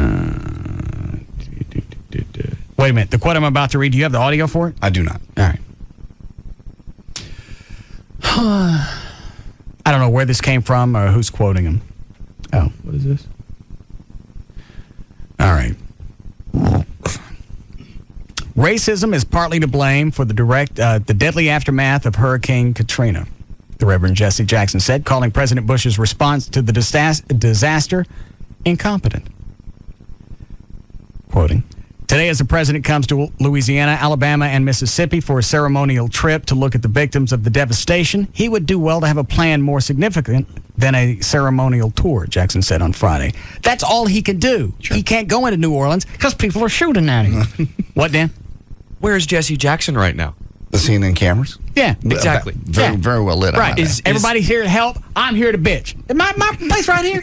And on CNN, what's behind Jesse Jackson? Is it possibly a flooded street? Water? Homeless people? Snakes? Dead people? No. What is it? I didn't see it. Probably a studio. I don't know where he was. You were watching. Where was he, He John? was outdoors someplace. He was outdoors. Okay. I couldn't tell where. Well, here's the thing. What is he doing to try and help the Nothing. situation? I mean, to me, that just stirs up more problems. It puts in people's heads the idea that, hey, maybe there is a racial component to the response, which is absurd. That's the problem with it is you have people that step up and say, there's obviously we move this slow because it's black people. You know what? I got some earth-shattering news for Reverend Jackson. Black people will help white people. White people will help black people. Your problem is you only want to help black people. Why don't you bust a nut one day and go someplace and help some white people and then shock every one of us? Try that. Black activist, that's why. Look, you know what? A perfect example. Look at Reunion Arena. Look at the pictures. Yeah. That place is predominantly full of black people, and you got a lot of white people helping them. So obviously, it's not a racial issue; it's a people issue. Shut the freak up! I said it earlier, joking. I just knew he was going to come out eventually. I didn't know he already had come out, and of course, they already get him on CNN too. Jackson says his whole response is unacceptable. Bush has acknowledged that the federal response has not been acceptable, but promised that the government would get supplies to survivors and crack down on violence in New Orleans. Jackson questioned why Bush has not named blacks to top positions in the federal response to the disaster. Because as we know, The white people in the government are going to look at this and say, you know what? Well, yeah. Why you want to mess with it? It's just black people. It's a good time to name other people to new positions. That's what you should be spending your time doing. Right. Well, and does he really think, I mean, if you believe what Jesse Jackson says to be true, then people who were in charge of this deal must have just been sitting around going, we'd help now, but these people are black. Right. Why don't we wait a while? Yeah. I mean, it's ridiculous. Maintain the speed limits when you're going down there. Right. Slow down. Now, something happens to a good city, then you give us a call. That's not what's going on, and it's absurd for you to get in front of anybody and say that. I would give cash if somebody would go up and snatching bulb. Particularly when the majority of victims remaining stranded. What difference does it make that the victims are black? None. Let's hope that we're at a point in time to where you look at somebody and go, you know what? That's a person that doesn't have any place to live. Yeah. If I was a black gentleman, I would be embarrassed to have him on television as my quote-unquote leader. Right. And I just wish he was white so this didn't sound like a racial issue. I know. And that's what he hides behind. By me jumping his ass. You see the last line on here? Hold on. Particularly when the majority of victims remaining stranded in New Orleans are black. Quoting Jackson, how can blacks be locked out of the leadership and trapped in the suffering? What? Well, obviously what we did is we went into the government and we took all the blacks out and threw them into New Orleans. Yeah. That's exactly what that sounds like. We don't want you leading anything. No. We want you in water. Now get out of here. And even though we tell you to leave, don't leave. Stay there. Right. They're going to tell you to leave. They want your house. Yeah. They're going to wait for you to leave, and then they're going to take your house. And you come home, and white people are going to be in it. What is it, Dan? Correct me if I'm wrong, but isn't the mayor of New Orleans black? Yes, he is. Okay, yeah. All right. Well, they're talking, Bush not named blacks to top positions in the federal response to the disaster. He means more. Not just the mayor. Well, FEMA is already in place. They're not naming new people. I'd give a credit card for him to shut the hell up. Yeah, instead of running his mouth, go do something. Fly your ass out here to to Reunion Arena or fly down to the Astrodome and go out there and do some stuff. Yeah. If you do that, then maybe I don't mind listening to you bitch. If he was talking while the cameras were rolling, while he had his hands full of something, doing something. Right. Just once. And you know what? In his head, I'm sure it all makes sense. I can't see how it does, but you're right. Obviously, it has to.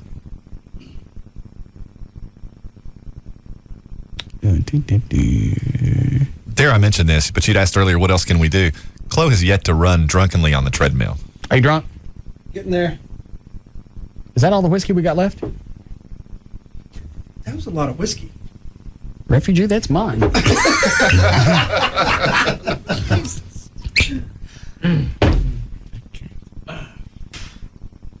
And is this treadmill going to be in here? Rob, stick this in here for the next 6 weeks until the bear? Mm-hmm.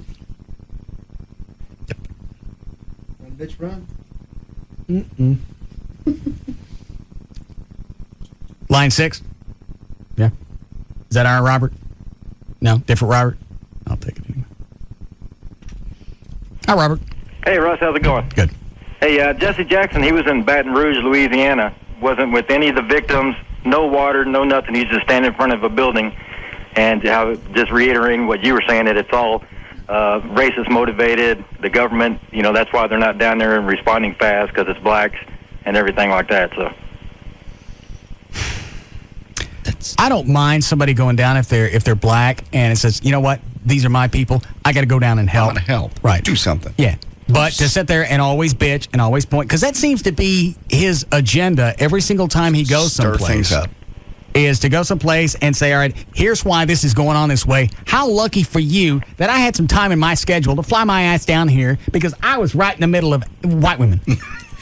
Right. Yeah, but he wasn't even, no water around him, no refugees. It's like he was too scared to go in, to the Superdome and everything, too. I wouldn't go either. Sounds like a madhouse. All right, well, it's just funny y'all were talking about it earlier. I wanted to let you know he was on CNN. All right, thank you, sir. All right, thanks, Russ. And, of course, Bush isn't doing anything but a ceremonial visit. I, on the other hand, am visiting a nearby city to complain. Baton Rouge. Very nice. And I know this comes off as we're just a bunch of redneck racists. But at a certain point, you got to look at something and say, people of different colors can help other people, and there's not something behind it. As proof by the real people that are out really doing stuff at Reunion Arena and down at the Astrodome. They're not these ceremonial leaders that are up on CNN. There's real people, and they're all different colors. And they're not seeking acclaim. They're not getting on television like Jesse Jackson. They're not flying near places where disasters are occurring and trying to get airtime. Private jets. Right. Yeah. They're not down at Reunion complaining about the way things are going on. That's the difference. You want to bitch about something? You know what? If you go out, you get off your ass and knock back a few hours with some people, I might be more apt to listen to you, bitch. Mm-hmm. But until then, I got no use for you. Line 5. Don't we still have audio? Yes, from the mayor of New Orleans. All right. We got a break again? All right. Are you buzzed? Oh, yeah. Who wants to see Chloe on the treadmill? I do, yes. Go turn it on. Don't let it run. Just turn it on. You understand? Oh, no. Hey, fella getting on it. Yeah. All right. John, go help him. I'll take this while you're doing that. Hi, Kim. Russ. Yes, ma'am. Did you just call the Reverend Jesse Jackson my leader? Our leader? I don't know that I did. Oh, Russell Martin. Someone claiming to be your leader. No. Do you know who this is? No. Yes, you did. You It's a said he was our telephone. leader. No, this is your mulatto girlfriend. You remember me. I'm just a little stuffy tonight, okay? Why would I have a mulatto girlfriend? Russ, I called you about a year ago, and I had to read you about something about your sperm making the world go around.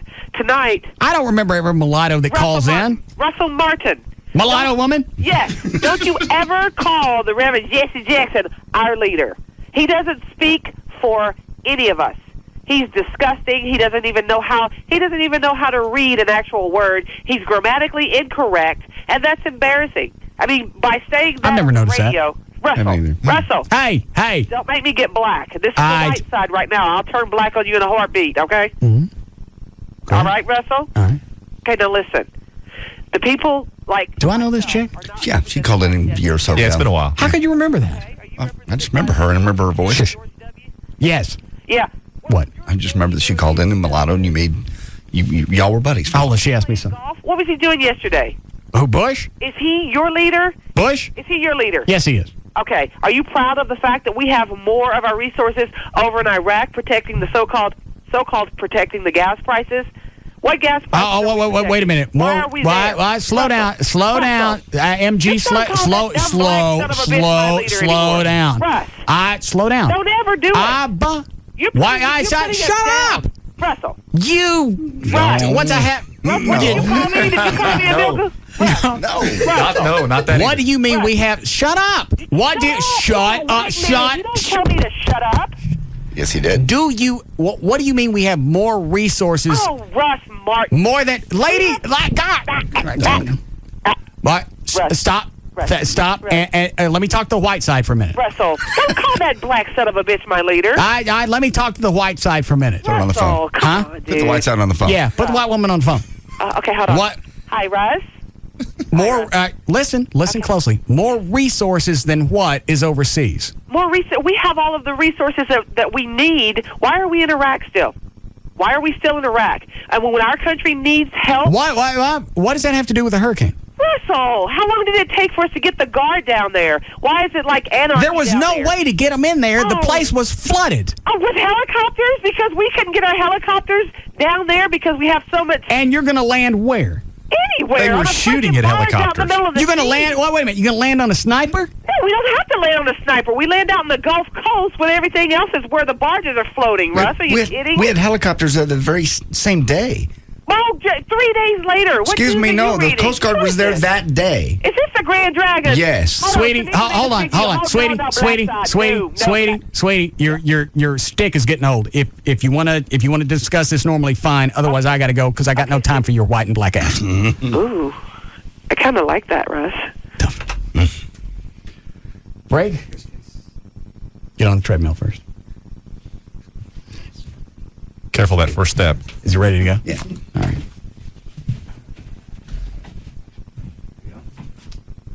Start him slow, John. It's on 4. Hang on. All right. ain't going. No, it's going. It's just. Hold on, stop it. Chloe, take off your flip-flops. Hang on, stop. Hang on, stop. Hang on. It's stopping.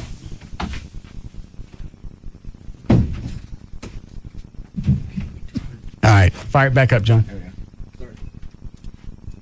Oh, it's a countdown. See? He's so frantic. Yeah. There we go.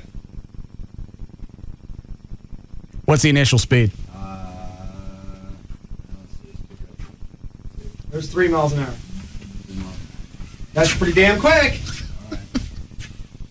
There's 2 miles an hour. Are you okay now, Chloe? You got your balance? Yeah. All right, John.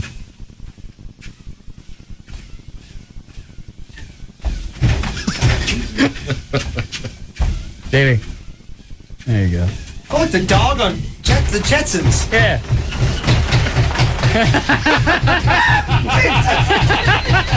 Russ, get me off this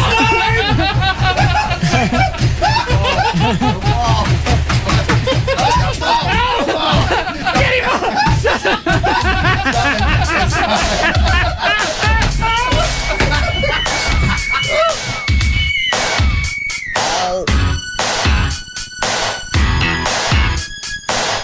We'll be back to the Russ Martin Show.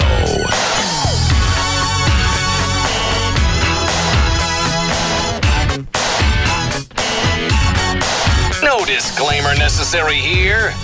Number 1. Period. The Russ Martin Show. Live, 105.3. This fall, 2 past survivors join 16 new castaways to take the game to a whole new level. All the rules go out the window. Survivor Guatemala premieres CBS Thursday, September 15th. There's an epidemic coming. It will affect the entire world. The threat is spreading. Billions and billions of dollars are waiting to be earned. A conspiracy is growing. Big pharmaceuticals right up there with the arms dealers. And all of our lives are in the hands of 2 people. There are millions of people that all need help. From the director of City of God and based on the international bestseller by John le Carré, top critics are calling The Constant Gardener one of the best pictures of the year. Chaos, cover-ups, unmarked graves. Don't try and play detective. Vanity Fair says it's smart, provocative, and genuinely tense. They want you silenced.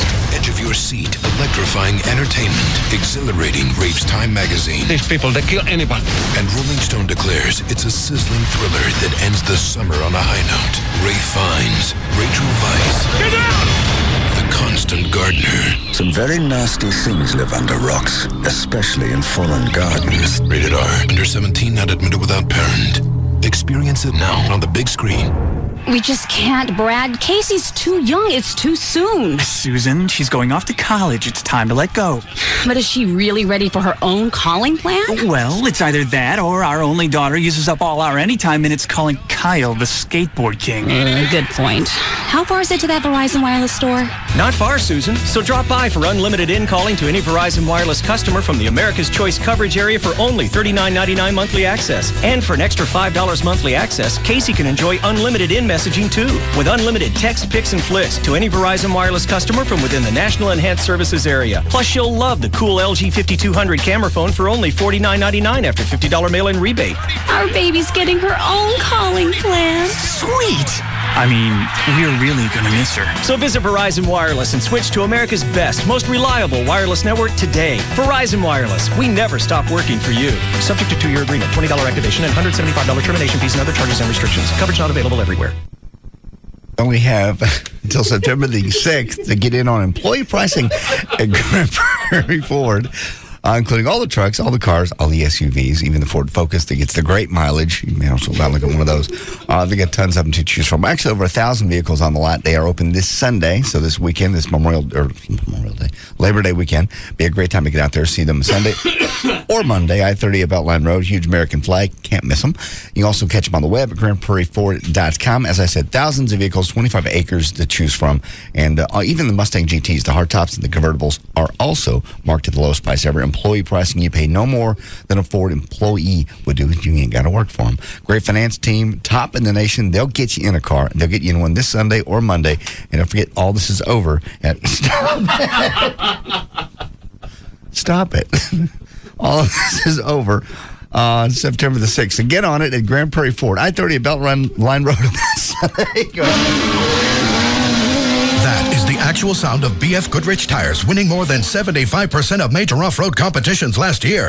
And this is the sound of happy customers at NTB National Tire and Battery, finding out that if you come in now and buy a set of BF Goodrich tires for your truck, like BF Goodrich all-terrain tires, you get a $50 coupon you can apply toward brake work, scheduled service, even an alignment, whatever you decide. That's right, the BF Goodrich tires that have conquered more deserts than Lawrence of Arabia, and 50 smackaroonies you can put toward brakes, alignment, or scheduled service. But hurry, this offer is only available at NTB National Tire and Battery.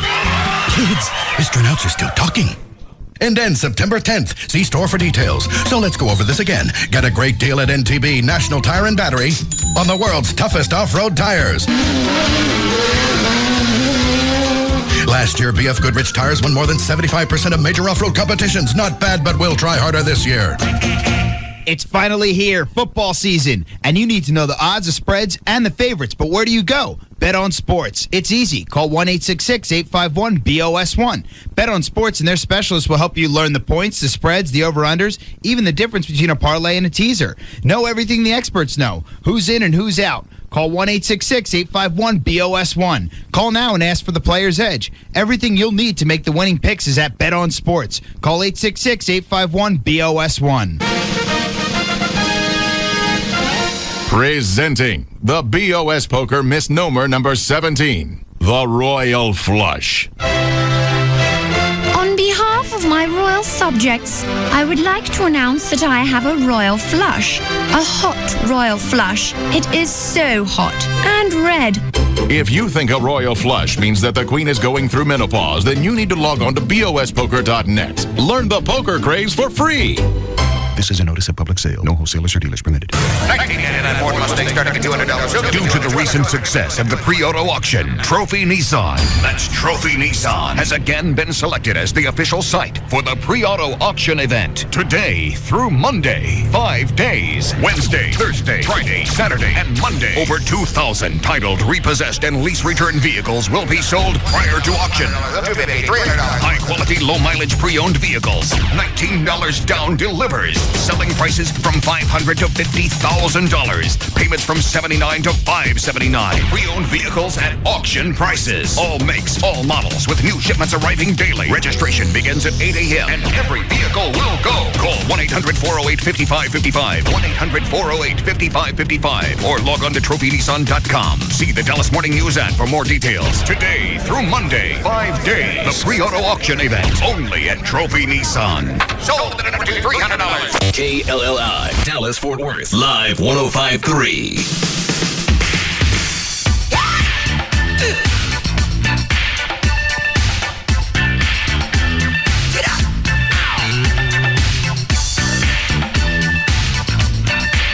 Now, back to the Russ Martin Show.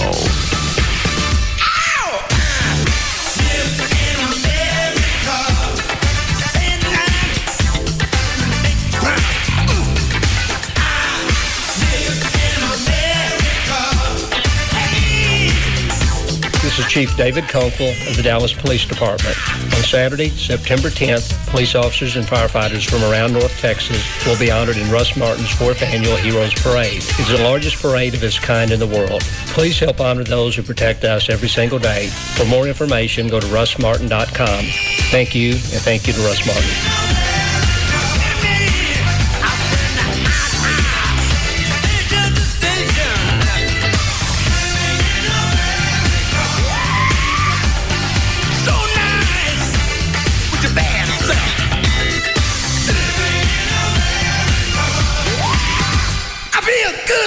All right, what do you got?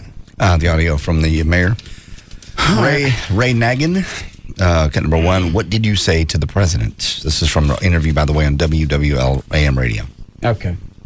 Tell me what you think about that. No. This is the audio. You said cut one. Yeah, no. It's the. Wait, you didn't tell me you changed discs? Change discs. You have refugee. All right.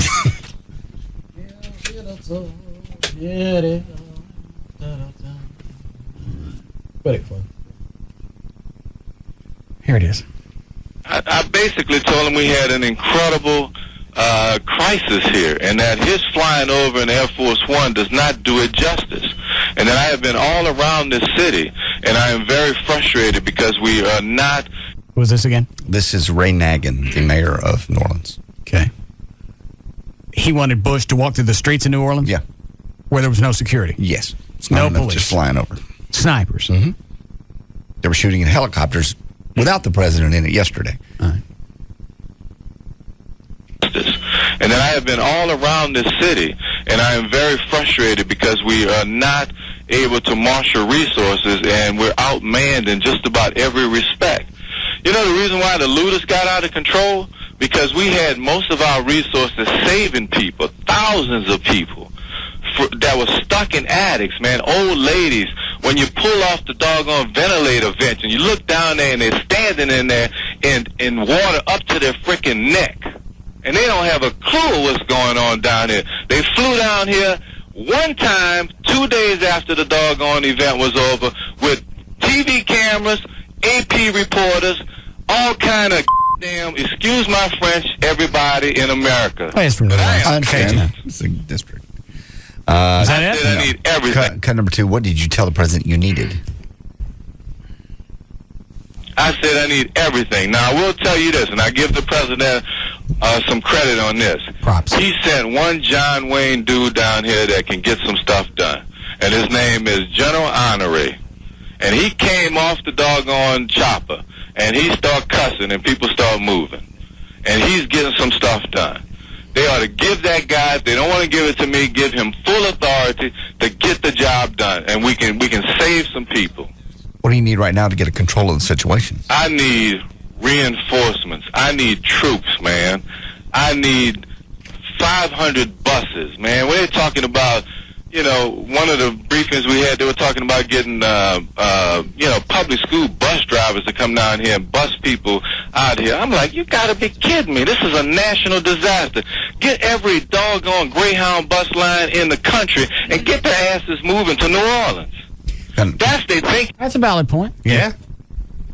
But you had buses in New Orleans before the hurricane hit. Why weren't you loading those up with people to get them out? School buses. Tons of them. Thousands. Why is it you focusing on that? And you know what? Help's already there. So all this bitching isn't... It's not solving anything. Yeah, there's no solution to the end of this. Right. You could be frustrated, but you know what? Get this handled.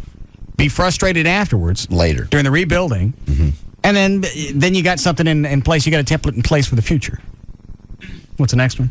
You want to skip? You want to do all of them, or you want to skip over to? I don't know. What's the next question? Next question is: do you believe the president is waiting for Kathleen Blanco to request assistance? Who is that? I don't know. You were going to ask me. I don't know. I don't know. Let's find out. Okay. Oh, I think that's the governor of Louisiana, maybe. I don't know.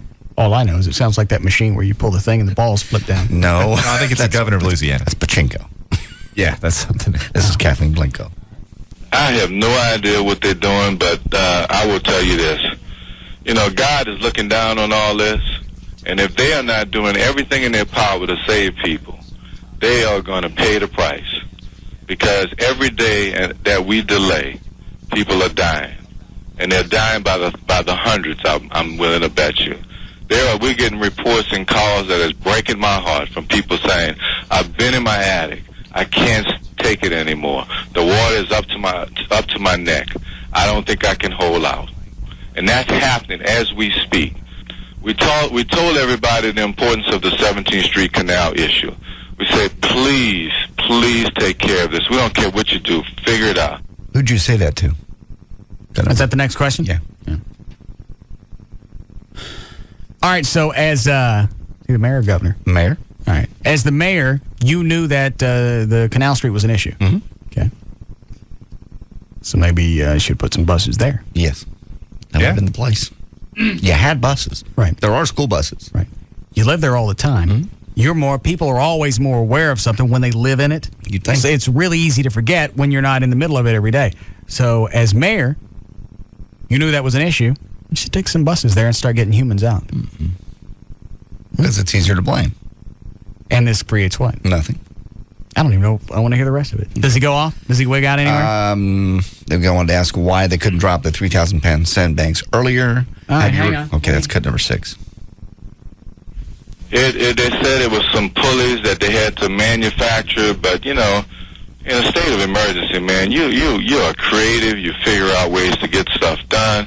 Then they told me that they went overnight and they built 17 concrete structures, and they had the pulleys on them, and they were going to drop them. I flew over that thing yesterday, and it's in the same shape that it was after the storm hit. There is nothing happening. And they're feeding the public a line of... Well, they had video of them dropping sandbags and stuff in there. Yeah, nothing's happening because it was an ineffective measure, but it's not. That's not the same as to say that they're not trying. Yeah. You know, he's blaming them for coming up with a solution that required them to manufacture some hardware in order to implement. Right. Well, on the other side is, how come this wasn't being looked at before? What do you mean? Whether it's the federal government or the mayor or the governor of Louisiana, you know you got a levy. You know, you got an issue. You got an area that's going to be an issue. Who was working on the backup stuff? Nobody. Well, yeah. Why did you wait till day of where a hurricane hits to whether either you or the federal government or whomever else started going, well, we got to come up with something pretty quick. We've had hurricanes for a couple of months now. Yeah. So it's not like hurricanes just started. It's not like New Orleans just sunk down below sea level. No. It's not like it just moved out to the coast. No. How come nobody was looking at this? Those are questions you can ask those questions down the road. Right now, just do something. Yeah. What else is on Have there? you requested martial law? It's cut number 7. We called for martial law when we realized that the looting was getting out of control, and we redirected all of our police officers back to patrolling the streets. They were dead tired from saving people, but they worked all night because we thought this thing was going to blow wide open last night. And so we redirected all of our resources, and we held it under check. I'm not sure if we can do that another night with the current resources. And I am telling you right now, they're showing all these reports of people looting and doing all that weird stuff, and they are doing that. But people are desperate, and they're trying to find food and water, the majority of them. You think? I want to see the video of one of them guys wolfing down a Mitsubishi. Yeah. Yeah. I saw a guy with a bunch of A1 steak sauce. What's he doing with that? Or the guy with all the pants that we saw. Sure. That's far too much fiber. Do you think resources are being authorized quick enough? Cut number 8.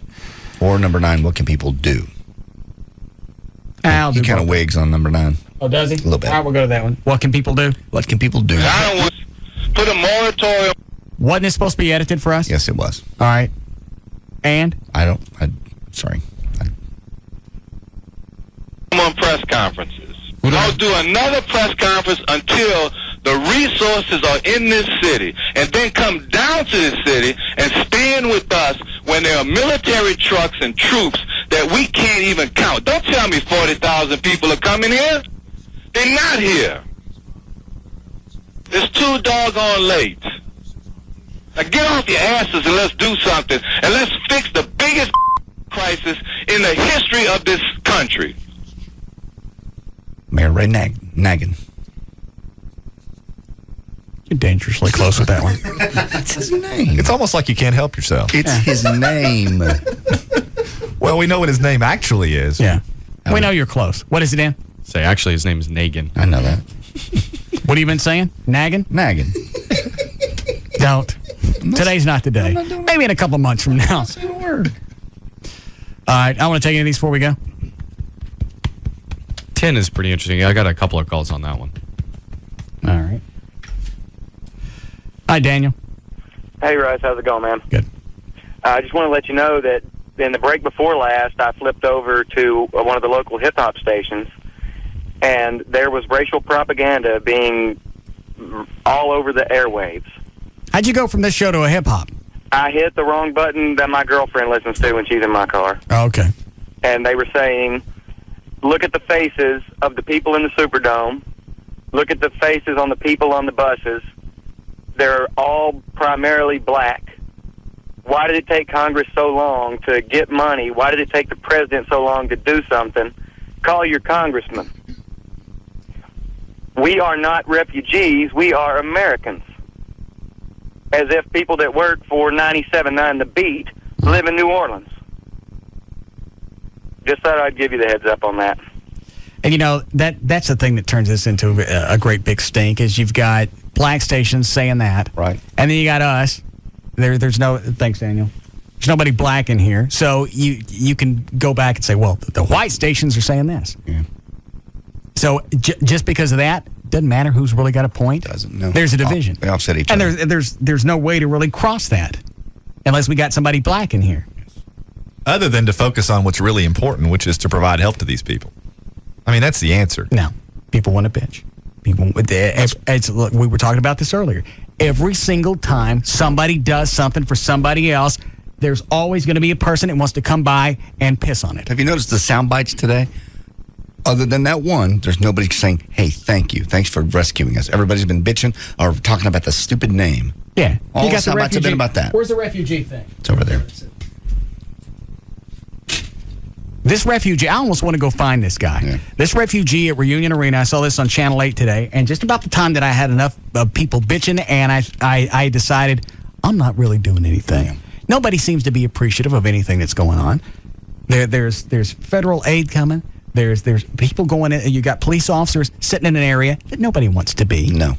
There's no reason for them to be there, and they went back to work anyway. Stayed there instead of being with their families. I decided I got nothing to do with this. I'll sit back and maybe we'll help the police officers and firefighters out there with our foundation. Then you got this refugee at Reunion Arena that Channel 8 was talking to today. And it changed the perspective just a little bit. And I thank Texas because they show much love. They showing better than what the government will do. They doing a lot more than what the government do. Because people don't even know us and they inviting us into their homes for a place to stay. Nice food to eat, to make it feel some kind of comfortable, trying to make us smile. So I like Texas. You know what? Let me start this again. And if you're watching the news reports and saying, you know what, it's a bunch of ungrateful black people or Jesse Jackson doesn't appreciate what's going on, listen to this guy. Who was in the middle of it. Right. Who was really a victim. Yeah. Unlike Jesse Jackson, who's zipping around in his private jet. Right. This guy went through it from start to finish, from New Orleans to here. He's seen everything in between. So if you weren't thinking about doing anything because of what you've seen on television, you think people aren't appreciative, listen to this guy. And I thank Texas because they show much love. They better than... And he didn't say black Texans. No. He just said Texans. Because you know what? Some people are smart. Some people are smart enough to see past that. Sure. And I didn't hear him preface this by saying, and by all means, don't call me a refugee, refer to me as an evacuee. Right. That's not uppermost in his mind either. I'll stay here, and I'll accept your good-natured donations if you call me an evacuee. Yes. If not, I'll take my evacuee business elsewhere. Yes. And I thank Texas because they show much love. They showing better than what the government will do. They doing a lot more than what the government do. Because people don't even know us and they inviting us into their homes for a place to stay. Nice food to eat, to make it feel some kind of comfortable, trying to make us smile. So I like Texas. People come together in Texas. They don't care if you're white, black, green, blue, or purple. Like I said, he's probably in shock, so don't pay attention to that one. We're going to help them out. Because they need it. That's enough to sit on. It's much better to end on. Mm-hmm. How did it get to be 7:20? I don't know. It is, isn't it? Wow. Yeah. Been a fun day. Big show. As are they all equally. I want to take any of these because we got to go. Yeah, line 2 is really good. All right. Over here at the show. I haven't said hello yet. And there was a 7-app. Dan, tell him to start over. I don't know how to rewind him. 8*7. Hold on. What is it, Rob? Amy's locked out of your house. She was wondering if you could hurry up. Why is she locked out? I think you locked her out. Oh. She got the garage door opener? I don't know. She just said she couldn't get in the house. Yeah, she got a garage door opener. Tell her to mow until I get there. God. Okay. Idle hands. I suppose. Thank you. Hi, Arthur. Hi, yeah. I was pulling up over here at 20 in Hewlett, and I saw 7 ambulances pull in, and they were from California going over there to Louisiana. I didn't realize they were driving that far. I didn't either. Wow. Yeah. I asked one of them where they were going. They said they were going over there. They all stopped right there to fill up. What did you say they were? Fire or EMTs? I can't hear you. What? Who did you say they were? Over here up at 20 in Hewlett and... What did he say, Dan? I think he said they were ambulances, EMTs. Okay. I'm sure somebody will bitch about that. Oh, yeah. Why it takes so long to get here? Uh-huh. What'd you do, stop and sleep on the way? Yeah. Fill up for gas? There's a team from Texas that is in New Orleans right now. An ambulance company that's doing that. Good. All right. You ready to go? Yeah, I'm all set. Okay. You could throw in the... what was that? ShareYourHome.org. Yeah, you do that, whatever the Red Cross thingy is. Do you have that information, Dan? Red Cross would be 1-800-HELP-NOW, and then redcross.org. And what we're doing tomorrow, the Salvation Army? I do not have that. I'll let you do that. Hurricane Relief Drive tomorrow from 10 a.m. to 2 in the afternoon. The Salvation Army. Bring your non-perishable items to the American Airlines Center, Lot E, Billy Bob's in Fort Worth, and the center at Preston Ridge in Frisco. It's tomorrow. Just bring cash. Yeah, cash is always... Don't go to the store. Don't go buy anything. Just bring cash. That way when the Salvation Army goes out, they evaluate the situation and says, you know what? We need this. We need mattresses. We're low on socks. Mm-hmm. We need some food. Yes. And they can get a lot more with the money than we can. Right. So just bring them cash. All right, Dan, let's go. All right, and again, if you're interested in sharing your home or need to find one for someone you know, that website is shareyourhome.org. And again, for the Red Cross, 1-800-HELP-NOW. For more information about the Russ Martin Show, you can see pictures, links, video, and webcams. Just go to russmartin.com to get answers to any question you may have about the show. Go to russmartin.info to instant email the show, and only during the show, send that to studio at russmartin.com.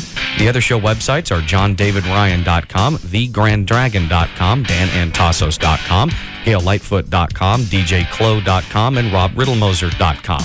For law issues, contact Everett Newton at dallasattorney.com or call 214-823-LAWS. To make a donation or adopt a pet, go to operationkindness.org or call 972-418-PAWS. For more information about Spittleville, go to spittleville.com. For Black Eddie's weather information website, go to weathering.com. He's floating. And the official site for KLLI is live1053.com. All right. We'll see you guys next week. Good weekend. Love drawings.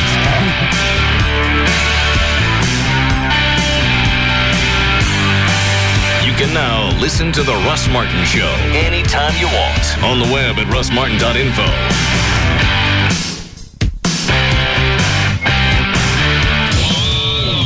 Up with the Salvation Army to help the victims of Hurricane Katrina.